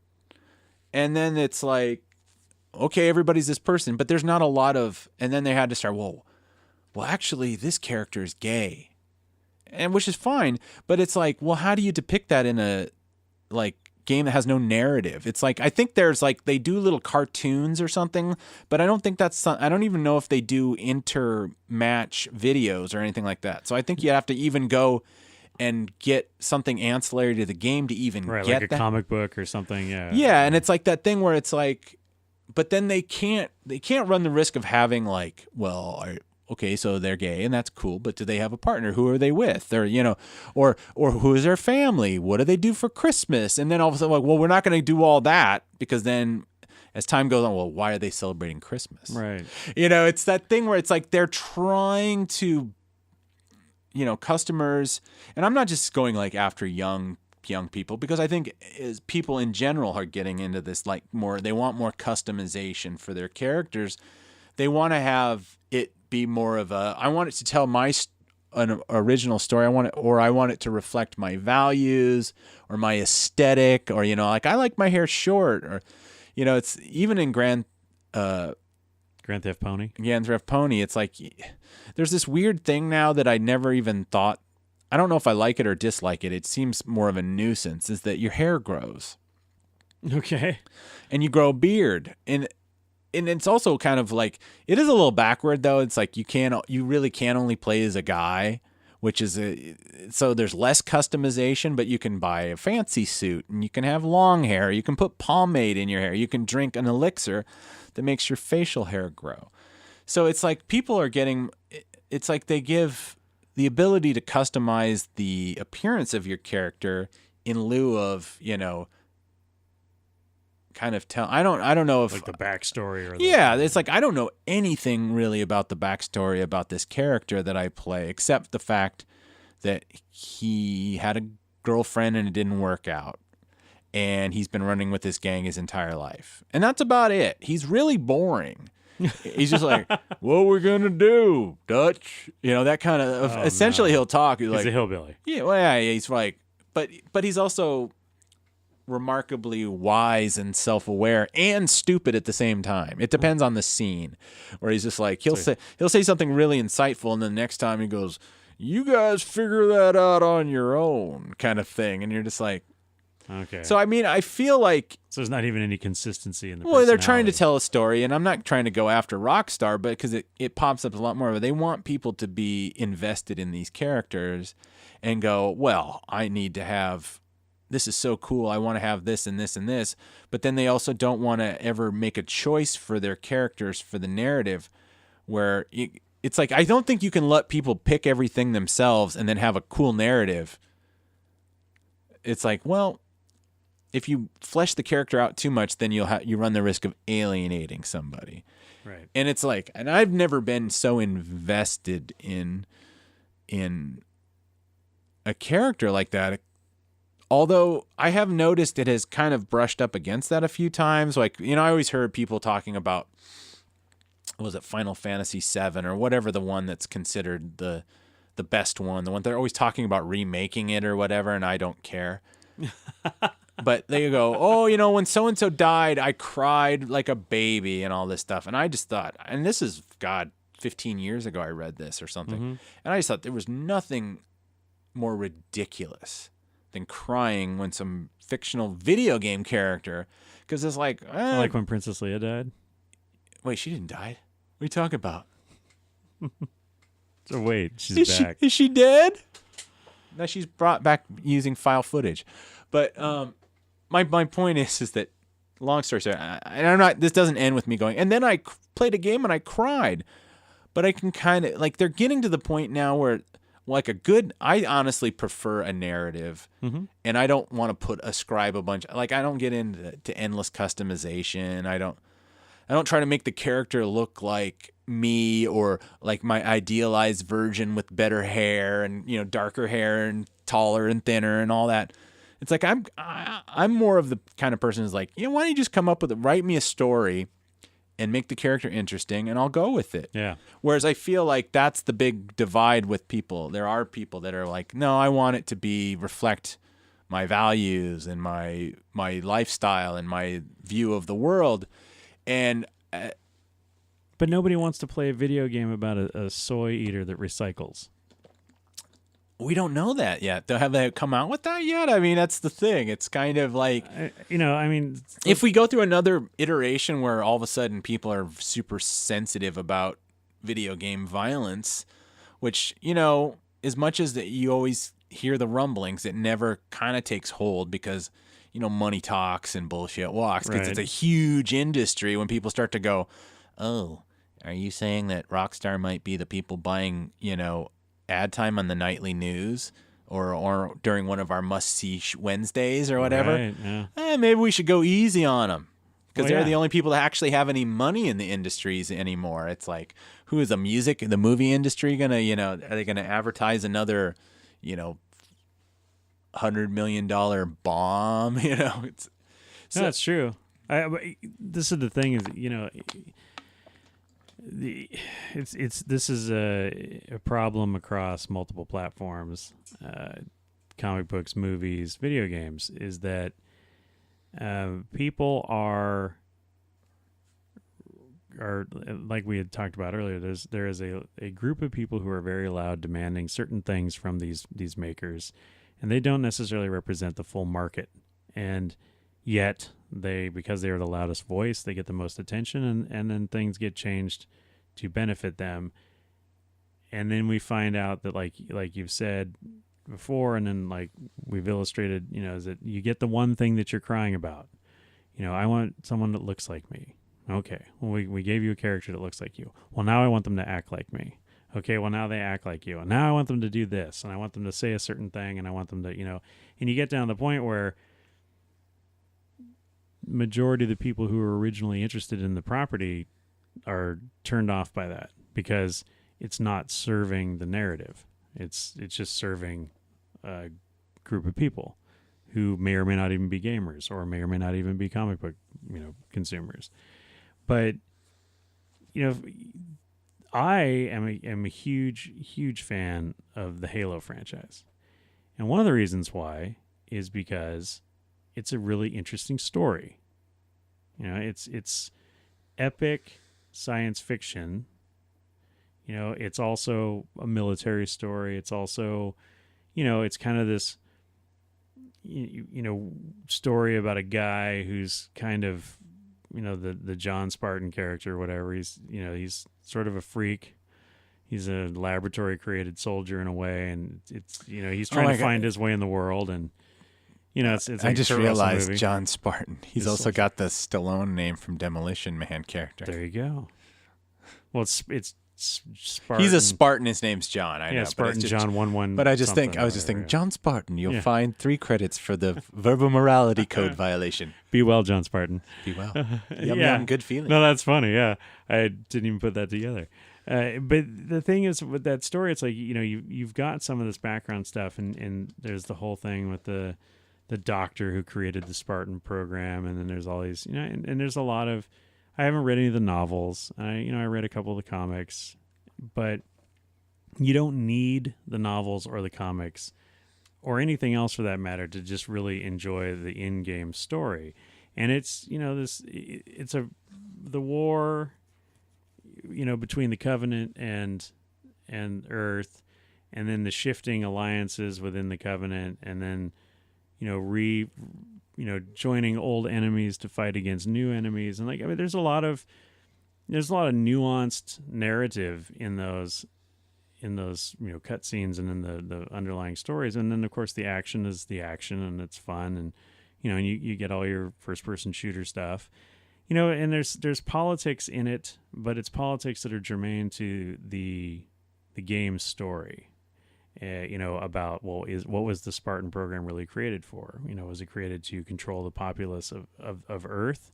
but then there was an alien invasion. So lucky we had these enforcers in the closet, or were they? Because the ultimately through the series of games, it turns out that the Spartans were created as enforcers for the Earth government, and they were not created to fight the Covenant, right? But they told the people when the Covenant showed up and they having all these problems, they're like, "Oh, hey, and we got these, we made these Spartans to fight the evil, like all stuff, right?" And it's like it's convenient, right?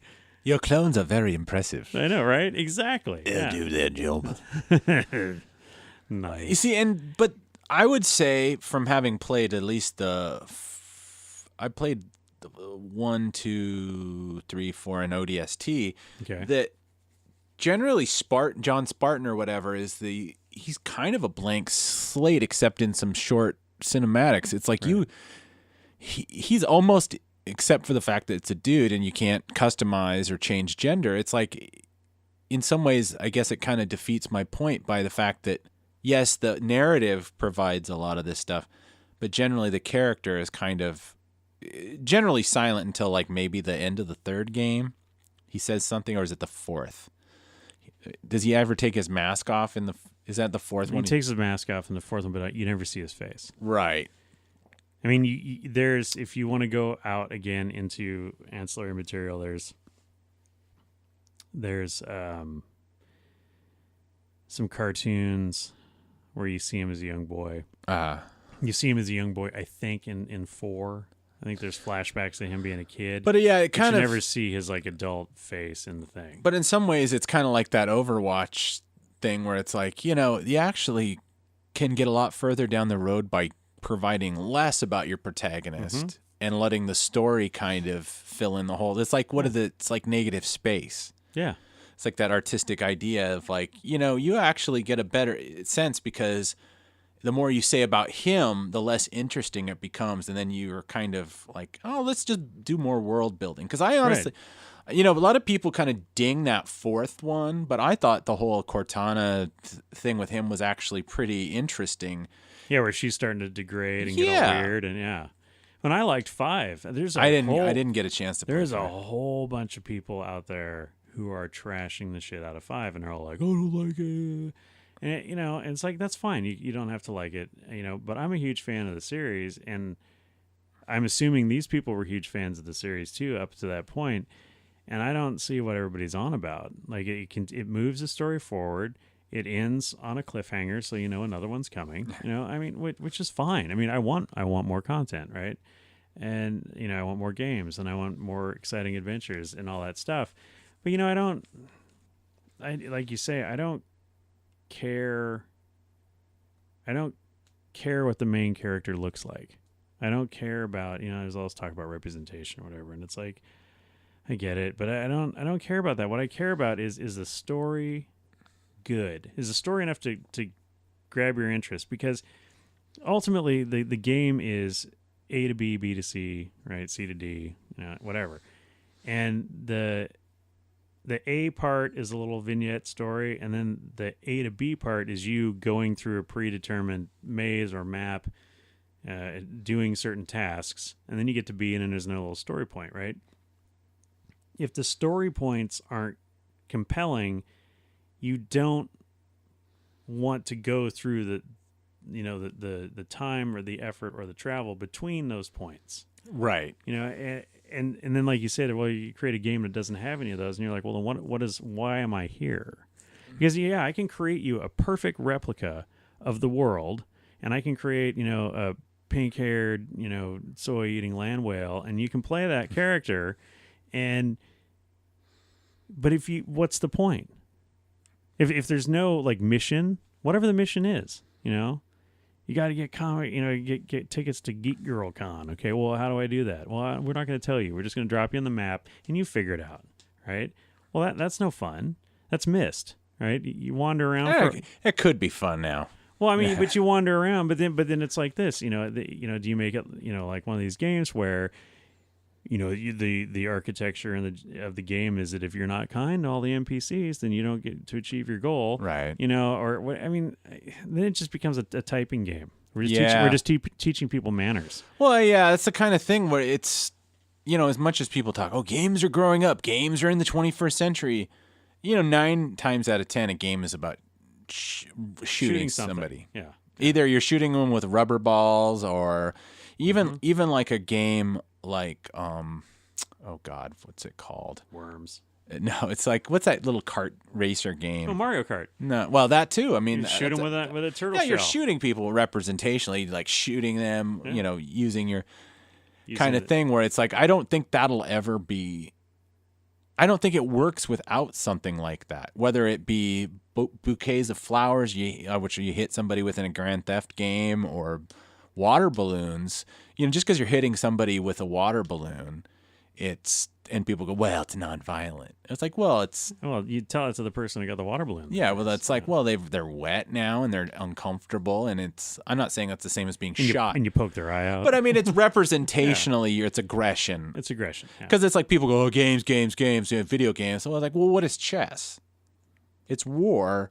Now, it's not sophisticated. It's not like, I'm ramming my sword into your king's heart kind of Dragon Age, but essentially you're playing a version of warfare. And I think that's humans are kind of like that. I think that's why video games are kind of universal, and even stuff like Bejeweled, and it's building and breaking down. It's building and breaking down. It's construction and destruction. I mean, it's the same kind of stuff, and people get a lot of satisfaction. Humans get a lot of satisfaction out of that. That's why those mobile games are, crazy. People just love tap, tap, tap. And it's like, yes, depending on people, sometimes like, oh, I like a war aesthetic, or I like just pretty color aesthetic. Right.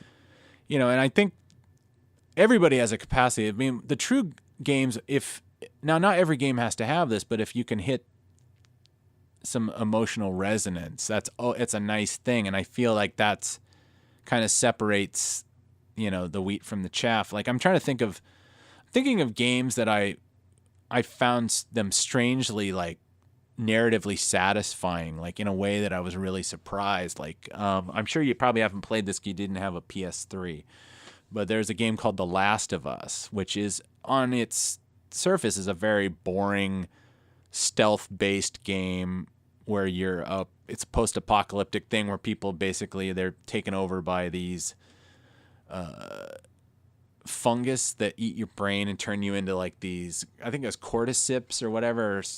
You're basically like a zombie that's like half human, half fungus. Okay. And in that thing, sounds painful. You're a man who is, early on in the game, you find out that he had a daughter and she died, and they're living in this world where everything is broken down, and then you befriend this young teenage girl, and you have to take her, from one side of this area to the next. And it's kind of like, and for most of the time, it's just frustrating because you're always constantly having to protect this weaker character.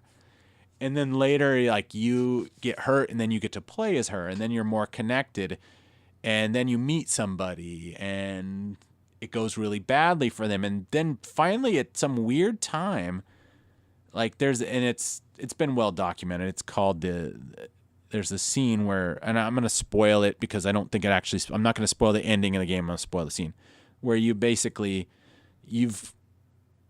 been going back and forth with this person who, it's like, they're not your daughter. You're just helping them because I think you owe somebody money or somebody's going to give you something. And you've gone through a lot, and then you go into this field, and all of a sudden there's like wild giraffe. And you'd think it's really absurd to say, wow. But after all this playing, it's like this idea of like, well, society is gone. And then these giraffes are just grazing, and you can stop and kind of just watch it. And this girl has grown up most of this in this thing. And it's like, it becomes this really strangely resonant thing where it's like, you almost can, like, it's almost like reading a book of a child who's only read about this in books, and they're coming across it for this time. Right. And it's like this, and people talk about this, so I'm not like super observant, but it's like, until I hadn't read about it before I came across it. Okay. So I read about it afterwards, and I was shocked about, like, I didn't cry or anything, but it was like I was like, wow, I've been playing this game for a while, and it was kind of worth it. Even the frustrating, like, that one time I got stuck in a hotel upper floor and I couldn't figure out how to throw Molotov cocktails, and it was like, and I kept dying, and it's like, God damn it. It was like, wow, and they did it. And it happened again for me, and it was the same company, this company Naughty Dog, which I don't know a lot about them, but they do a lot of mocap stuff. So they put people in the suits with the balls and stuff. So maybe that might have something to do with it. And the Uncharted series, and there's not a specific scene in that one, but it's like, basically one of the things about Uncharted is it's Indiana Jones sent in a contemporary kind of thing. So he's like swinging from vines and looking for artifacts, and there's like talk. But by the fourth one, Amy Hennig, who was on that Star Wars game, she'd left, and people were like, no, this game's screwed. She's gone. She has a magic touch. There's nothing to do with this game. But it's a very different story in the fact that now by this fourth thing, he's married to one of the protagonists that he was with in the like second or third game. And it's like the whole point of it. And then his brother comes back he thinks his brother's been dead all this time. And then they go on this mission, and it's like, and then you realize it's like, after you get all done, and I don't really want to spoil it for people because I actually suggest that you play those games. But when you were all said and done, you actually felt like the person that you were playing, even though if you could stack the dead bodies that you play in this game, you could stack it like cordwood, because that's the problem. It's like you come into a zone, and then all of a sudden the players, the NPC, the killer player, well, they're definitely playing, but then the bad guys show up, and it's just, he's standing on a minigun. You got to shoot him, and you got to shoot him. You got to loot the bodies, and it's like you've killed hundreds of people.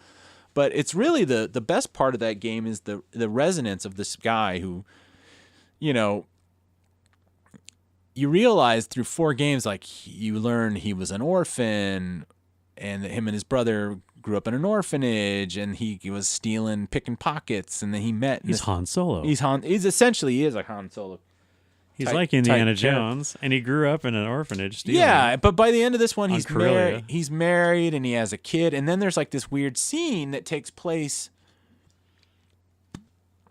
maybe 15 years after the end of the game, and you're literally just their daughter wandering the house and looking at all the artifacts of all these things that Nathan Drake has done from all the different games. Yeah, and I was like, and I'm no I've only ever played those games once, but it was always like, I remember that,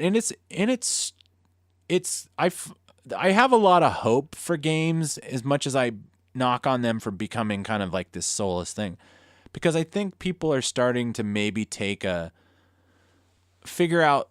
Again, it really only seems to happen in the AAA type, that level where they can actually pay somebody to write a good story or whatever. But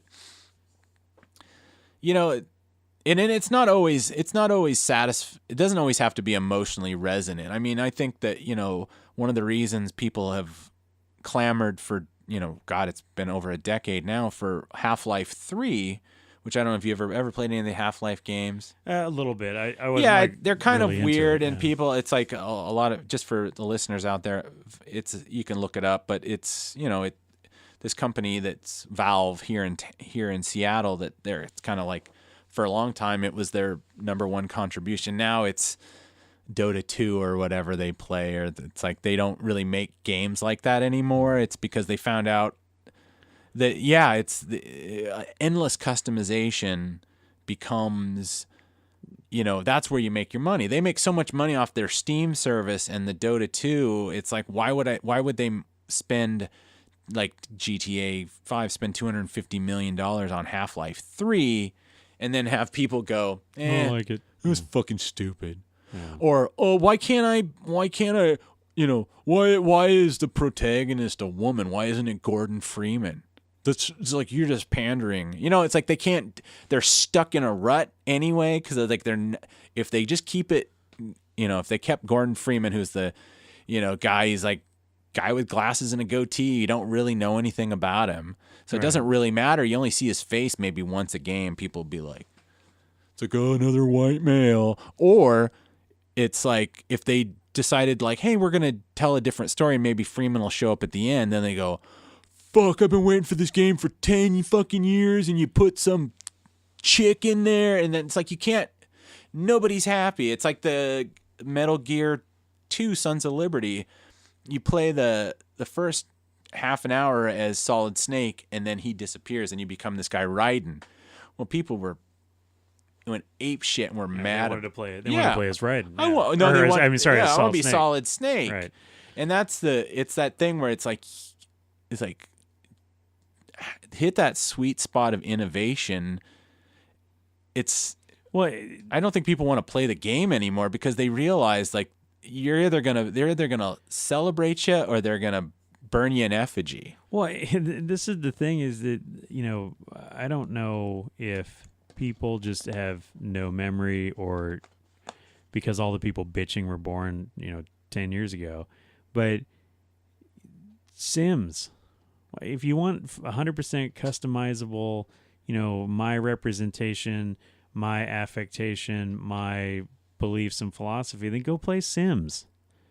Go build yourself a house in the burbs and take your pink-haired person or whatever and wander around and do Sim stuff. But if you want to play a game where you got to save the galaxy and you got to pick up a gun and you got to go fight the aliens, then let it be that. Just let it be that. Yeah. It doesn't have to be, some big political statement about something. Yeah, and customization doesn't have to be a political thing. I mean, the weird thing is like, so another series that I would suggest if you haven't touched in was an Xbox is the Mass Effect series. Right. Okay. And the first one is kind of like it's good, but it's not great. But then you get more customization. You can, obviously either one you can play as whatever you can play man or woman. You can only play those two, and I think you can do some facial. I don't know how much. Yeah. Usually I just play the default because because I just want to play. Because you don't see the person that much anyway. Well, yeah, first-person shooter, all you see is the end of the gun. Yeah. But that's the thing. It's like, and you can have relationships. I think you can only. I guess you can have. I think you can have both man and female same-sex relationships. I think so. But I mean that kind of stuff is available now. The funny thing is like now. 10 years on, that seems quaint, like, oh well, that's really not quite enough, and that's again, forgive my eye roll. Well, I know, but at some point, no, I'm not going to completely say, because there is this idea of, yes, it is a bit like, well, we've done so much, what's going to be enough? And the answer is, it's never going to be enough. And the truth is that if they want to make games, they're going to, who's going to give first, the company or the people? I think it's going to have to be the company, because people are always constantly evolving. But, they made this Mass Effect, and apparently the third one has a very controversial ending, and I played it. I was like, okay, well, that's how they ended it. And I was like, okay, I've moved on with my life. And I was very excited about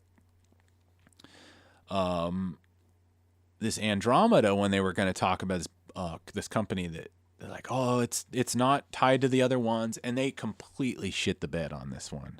They fucked it up so bad. Really? It's like the facial animations are bad, the story is bad. They say the combat was good, but it was just like the missions were dumb, and it's like but the funny thing is they people go like, oh yeah, they got into the the identity politics and stuff, and it's like, well, but I haven't played it, so I don't know how much they did.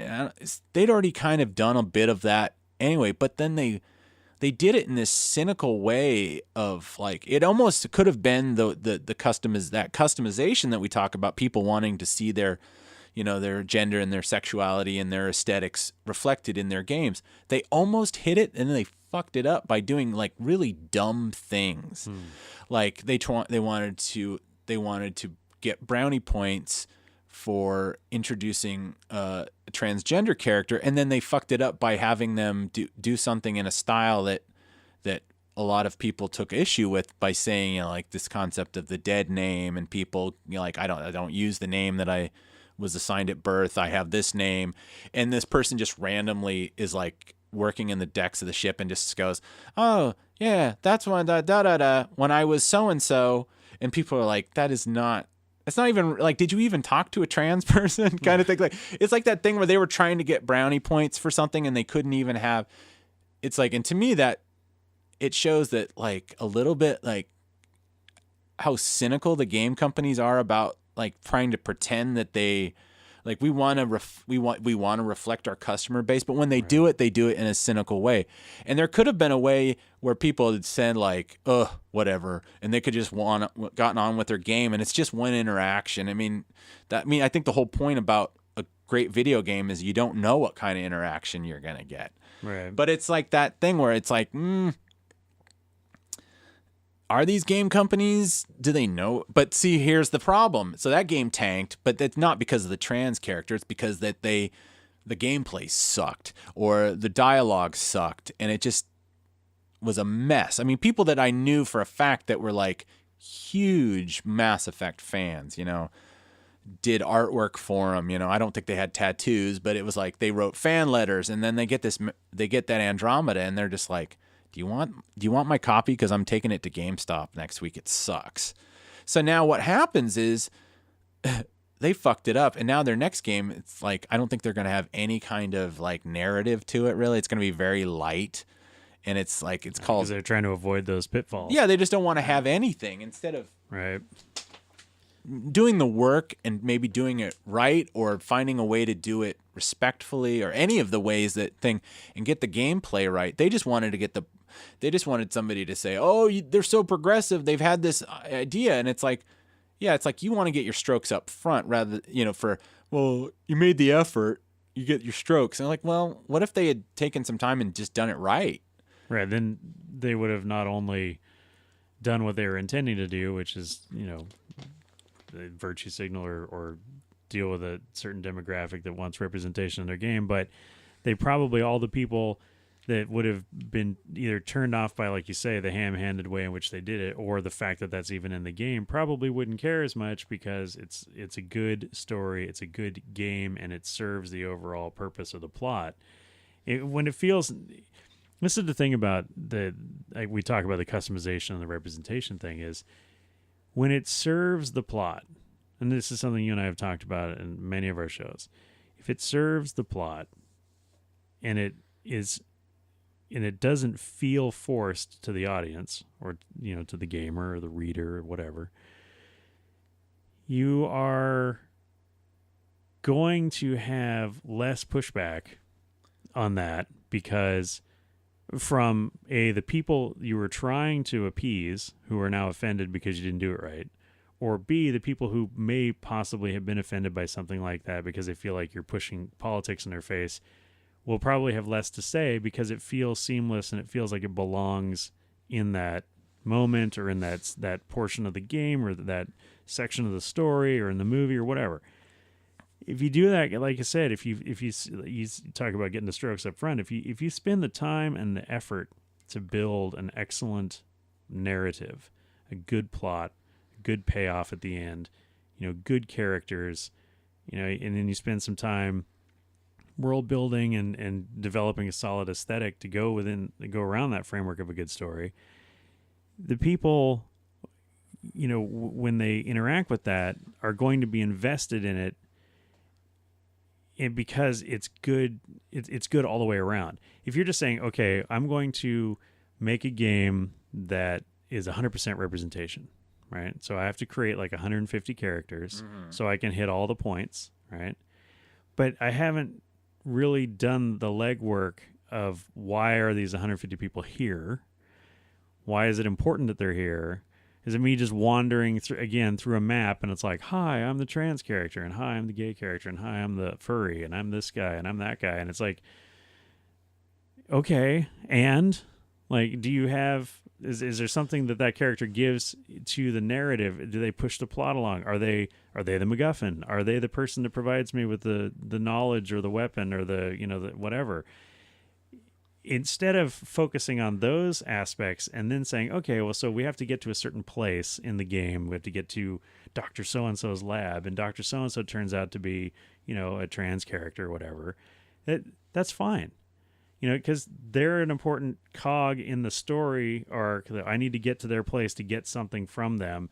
And whatever that MacGuffin is, so I can move on to the next level, whether it's picking up a skill, a piece of knowledge, you meet up with another character in the game that is going to travel with you, whatever.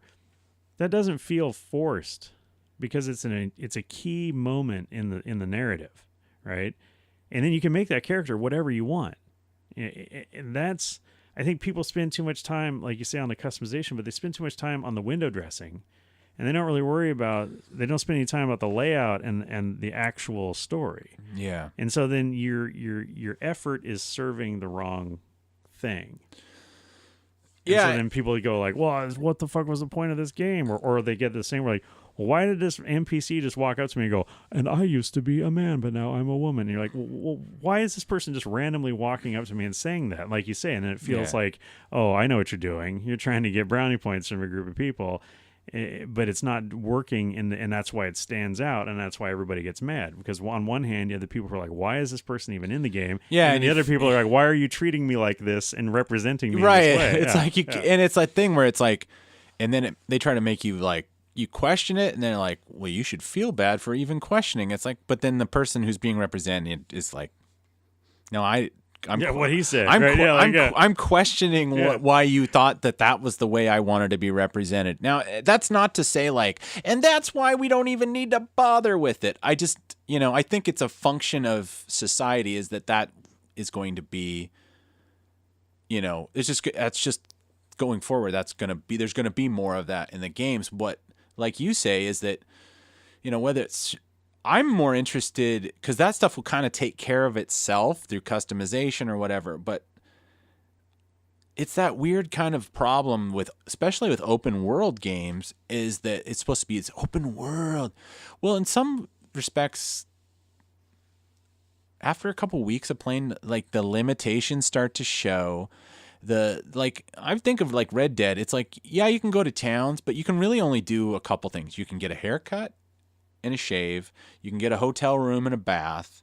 You can buy food for yourself and your horse, or you can buy a new gun. You can maybe get a drink at a place, or you can pick up a bounty. And that seems like a lot, but once you've done those done them all, yeah. Yeah, once you've realized that like the economy of it, there's no scarcity isn't really a big issue. Like as long I'm playing on normal difficulty, and it's like I can collect enough food to feed myself. I have enough money to feed myself and my horse, and I've never run out of bullets. Most of you haven't died of dysentery? I haven't died of dysentery. Most of the purchases I make are just like, it's like I have, you can't buy land. You can't, you can't have a relationship. You can't own a thing other than a horse. It's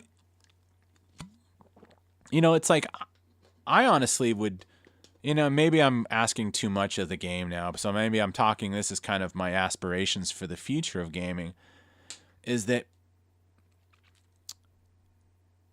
why can't I at some point say to this guy that runs my gang, something, dude, fuck you. You're killing us all because you keep getting us in these bank robberies that go wrong. You keep saying like, we need to go to get on a boat. We'll go to Tahiti, and then the boat sinks.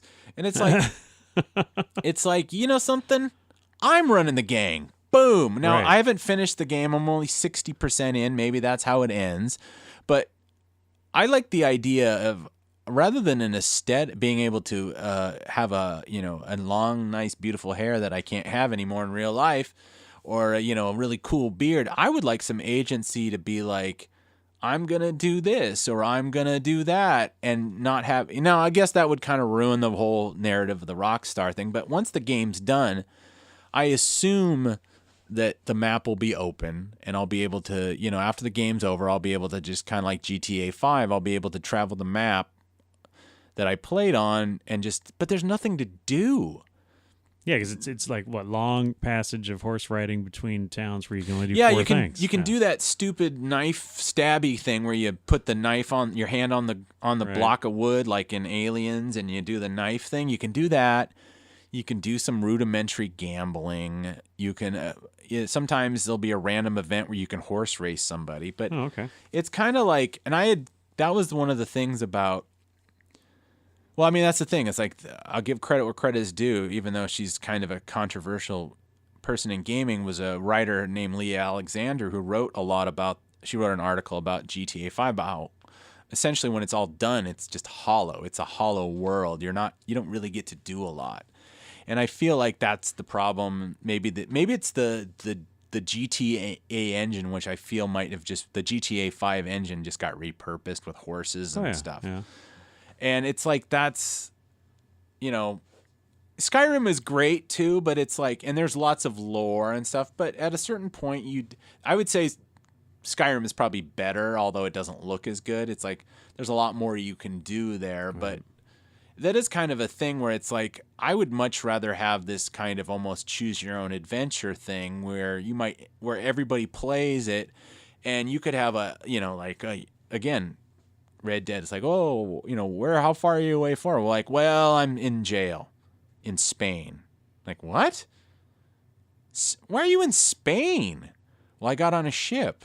When did you get on a ship? Oh, well, but it's after I shot the Dutch Vanderlind for pissing me off. Like, you shot Dutch? I mean, just, it's like, I would like that level of being able to be like, you don't even end up in the same place where everybody thinks. And it's like, maybe there's 10 endings or something, because I understand that every time you do that, that's a lot of code and a lot of dialogue choices, and I think that's partially the limitation.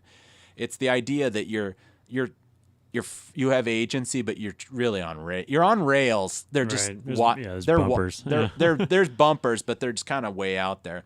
I mean, you can talk about VR and all that stuff as much as you want, but until you create an experience that makes people really feel it, that stuff is all just window dressing, and it's kind of this like, first time I put on the goggles, I threw up because I thought I was going to fall off a building. I mean, nobody's clamoring for VR. No, that's true. It's the thing that people go, have you tried VR? I'm like, yeah, made me sick. And it's like, that's the thing. Like, you go and you can get a PlayStation VR, if you pick the right day at Target when they have 3 of them, you can get one for $200. And it used to be a $500 thing. Right. And all the people I know that like ever had it, they never use it. And everyone, 2 years ago was telling me that's the future of gaming. Everything's going to be like a thing. It's like, I don't think games have grown up to the point yet where VR, they can even benefit from VR.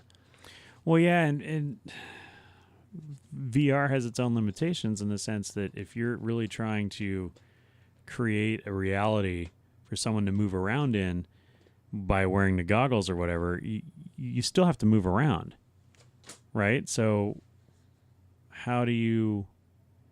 Well, yeah, do you treadmill it? Like, people have to do that. That's the thing. Yeah. It's like, well, have you seen Ready Player One yet? No.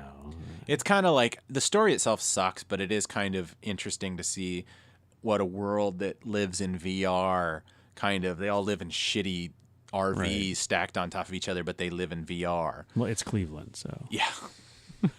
But it's, again, I would say that some of the sequences, action sequence early on in the game are probably maybe a good representation of how, when a game really works and you're really loving it, about how it feels and stuff like that. But other than that, it's not a very good movie. But yeah, I just I don't know how VR is going to work. I mean, the VR thing, like, the holodeck in Star Trek, how the way it works is the room itself is not that big, right? But through the constant changing of the terrain and basically putting you on a treadmill, you experience this world around you, and there's no edges to it, right? But because you're sort of on a treadmill, you're never really much leaving the center of the room, and it gives you a full range of motion and action. How do you recreate that in a 21st century living room when you're wearing VR goggles? Yeah. It's difficult. You may get the visuals through the goggles, but how do you, like you say, create the bumpers to whereby you're not walking into a wall in your house every 5 minutes because you're looking, I'm going to go walk down, some main street, like, Park Avenue in New York or whatever, and I'm gonna visit Manhattan or whatever, and I'm gonna walk, and then bam, you hit your living room wall, and you're still looking through the goggles, going, oh yeah, I've still got 80 more blocks to go. You just the Bird Box challenge. Yeah, nice. But I just and then we're gonna have like people wandering out in their yard and crap with it, and it's I foresee a whole host of problems with that, and like you say, it's not really it's one of these technologies that's still not fully proven, and it's very expensive at the point of entry, and so I can see it coming, I can, but there's still some things that need to be addressed, and there's some hurdles that need to be gotten over before VR reaches its true potential, as a medium, and for whether it be gaming or entertainment. And I know it's like there's a commercial that's on right now where you can do the VR thing and you can like watch sports, right, with like a friend or something. like that. Yeah, and it's like you can watch a sporting event, from a portion. Like I don't know exactly how they do this, because unless it's a camera that you control, how do you do the head movements, or is it done for you? Can you actually look around in the arena? Like, I don't know how, I don't have a full understanding of how it works, but I mean, to me, that's kind of a thing where I can see, that would be kind of cool. Like, I can't afford a sideline seat at a Seahawks game, on the 50-yard line, during the playoffs. But if with VR and some technology, I could be there, projecting my, my virtual self, I can see how that would be a benefit, and I can see how it could be monetized. It's $1,000 for that seat, but if you pay us, $12, you can check in virtually at a concert or a sporting event or whatever. Yeah, I mean that's the thing. It's like they probably just take 2 seats or connect one camera to it, and everybody's in that same seat. But how do you control the movement? of the camera? I don't know. It's above my pay grade. I know, and that's why we're here recording this in the basement. Exactly. But again, it's what it's interesting to see, the technology in games and whatnot, and the future where this is going. You can either create the full agency, which we talked about, being the problem that people are, well, at least the most vocal problem that people are having with games nowadays, is there's not enough agency and representation. Well, if you go full VR, you're there, so I don't want to hear about representation because you're there, right? Like you literally are projecting yourself into a thing, and by using the physical motion of your body, you're interacting with that environment. You are now fully represented. Yeah, and I mean, again, back to the Ready Player One thing, I think that's the future of it, because it's like in that he doesn't look anything like his character. He changes his hair color. Right. And I think that's, if that's what people continue to want, I think that's, that VR is where it's going to be. I mean, I'm not ready for it. That's my thing. I still like standard flat screen television. Oh yeah. Kind of, again, I think of it as video games as being like, anything that can be good or bad for you. It's like, a little bit, you have to know your limits. You don't want to spend too much time there, but you don't want to, but also I think there's a lot of benefits for it, even for people that, again, older people. I think a lot of people just poo-poo video gaming out of hand, like, oh, that's for kids or whatever. But I think it's good for, eye-hand coordination. Oh yeah. Also to kind of just, if video games continue to be this art, this entertainment and art form, all of a sudden there's a generation of kids that hate video games and it goes right in the toilet, which is always possible, and they might get really into raising bees or something, but I doubt it. I mean, we gave up on gladiatorial combat. Yeah. And that was like the games, dude.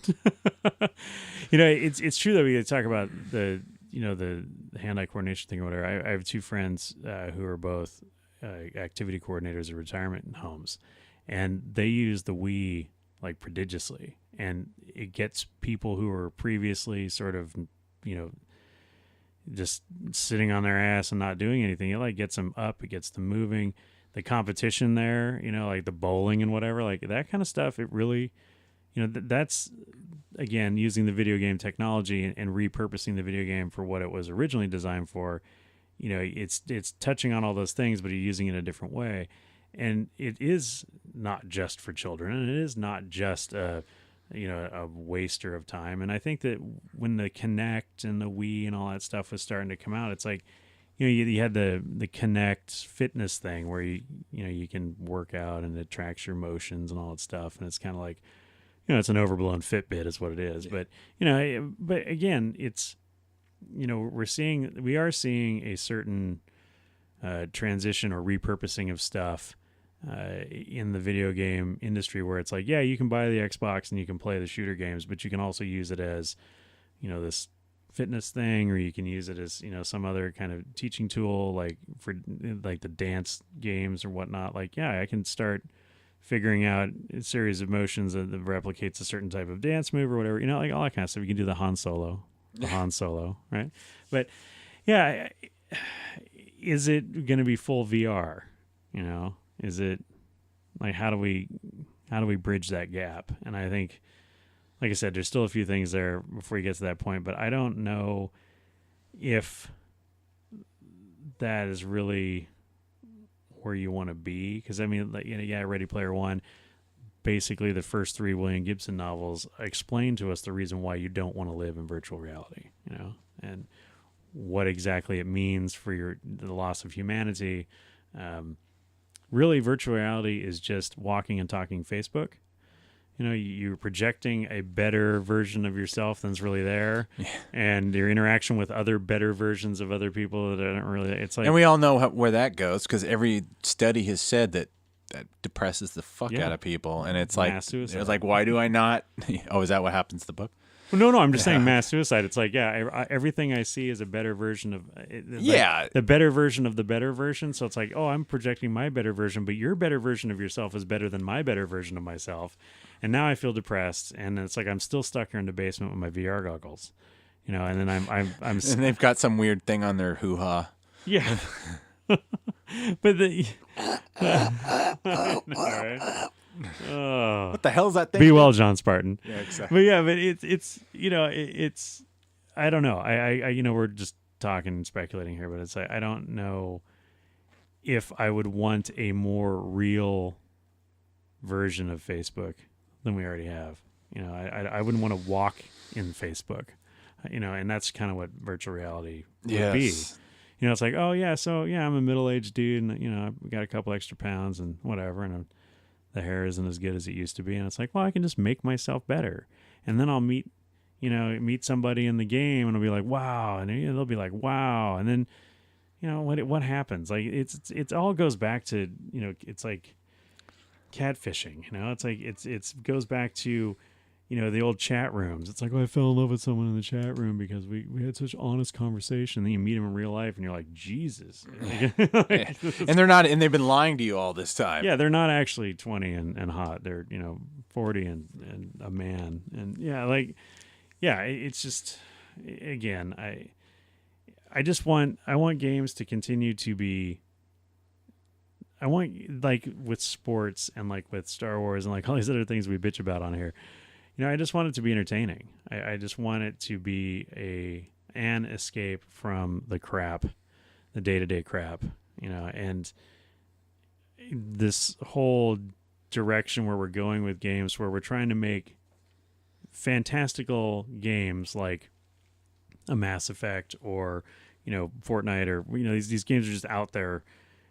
We're trying to make them more like our day-to-day humdrum lives, like, I want more of me, and I want to bitch about bills, and I want to, it's like, that's not why we're here. I don't need to see the same people that I run into at work, and I don't need to see the same people that I run into at the store. Like, I just want to go shoot aliens, or I just want to go, make the Seahawks actually better than they are in real life. Like, that's all, that's what I want to do in my games. And I guess there's, I don't know how much more of that we're going to get. Yeah. Yeah. Well, on that sad note. No, it's like, but I'm thinking, like, I'm looking at how long we've been going, and I could go even longer. So that means we probably should put a pin in it and maybe even do a round 2. We should do a round 2 at some point, because I feel like we could talk about this forever. And maybe one of the ways you could help with that, dear listener, if you're still there, You better be. How? Hosts. That's host with an S at talkingbirdcast.com. We'd love to hear from you. Your take on it. I mean, what's your favorite system? What's your favorite game? Where do you want to see games? Do you feel like you're not being represented in games? Is that important to you? I mean, I'm interested to hear what people are people like normal people. And, Who are you calling and normal? if you're hearing the sound of my voice, you're a normal person, and I consider that a good. You're a real person. Yeah, real person. I don't know what normal means. Whatever. I'm not putting limits on people. I just want to hear people that listen to the show. I'd like to hear what your take on gaming is, because I have a lot of thoughts, and I feel like we just scratched the surface, because I wanted to talk about the history. And we got some of that, but I got a lot more things. But I mean, I'd like to talk about how to save money on games and all this stuff. But I'm going to save that for another time. I want to say we're at Talking Birdcast on Instagram, which I actually really enjoy. Mostly it's just me putting up pictures of shit that I've bought in the last month. Like I can justify, I've been buying a lot of records. And so I'm like, I take pictures of my records. So that's okay that I spent money on records this week. So, that kind of stuff. We have a website, www.talkingbirdcast.com. It's just a hub of where episodes are. We are on YouTube. Just put Talking Bird Podcast. Two dudes talk about. I think we'll also get you there. And would love you to like and subscribe and hit that bell for notifications. Something like that, yes. Something like that. Anyway, any level of commitment that you feel comfortable with, I'm okay with. You got anything you want to promote that you're... No, I started an Instagram as well, the Sean Judy. On Instagram, and over the next couple of weeks, I'll be putting up a lot of archives of my artwork and the comics and things of that nature. And so you can check it out there. But yeah, hit us up at hosts. Let us know. Yeah. And for Two Dudes Talk About, I have been Robert Zachary. And I am Sean Judy. Game over. Game over, man.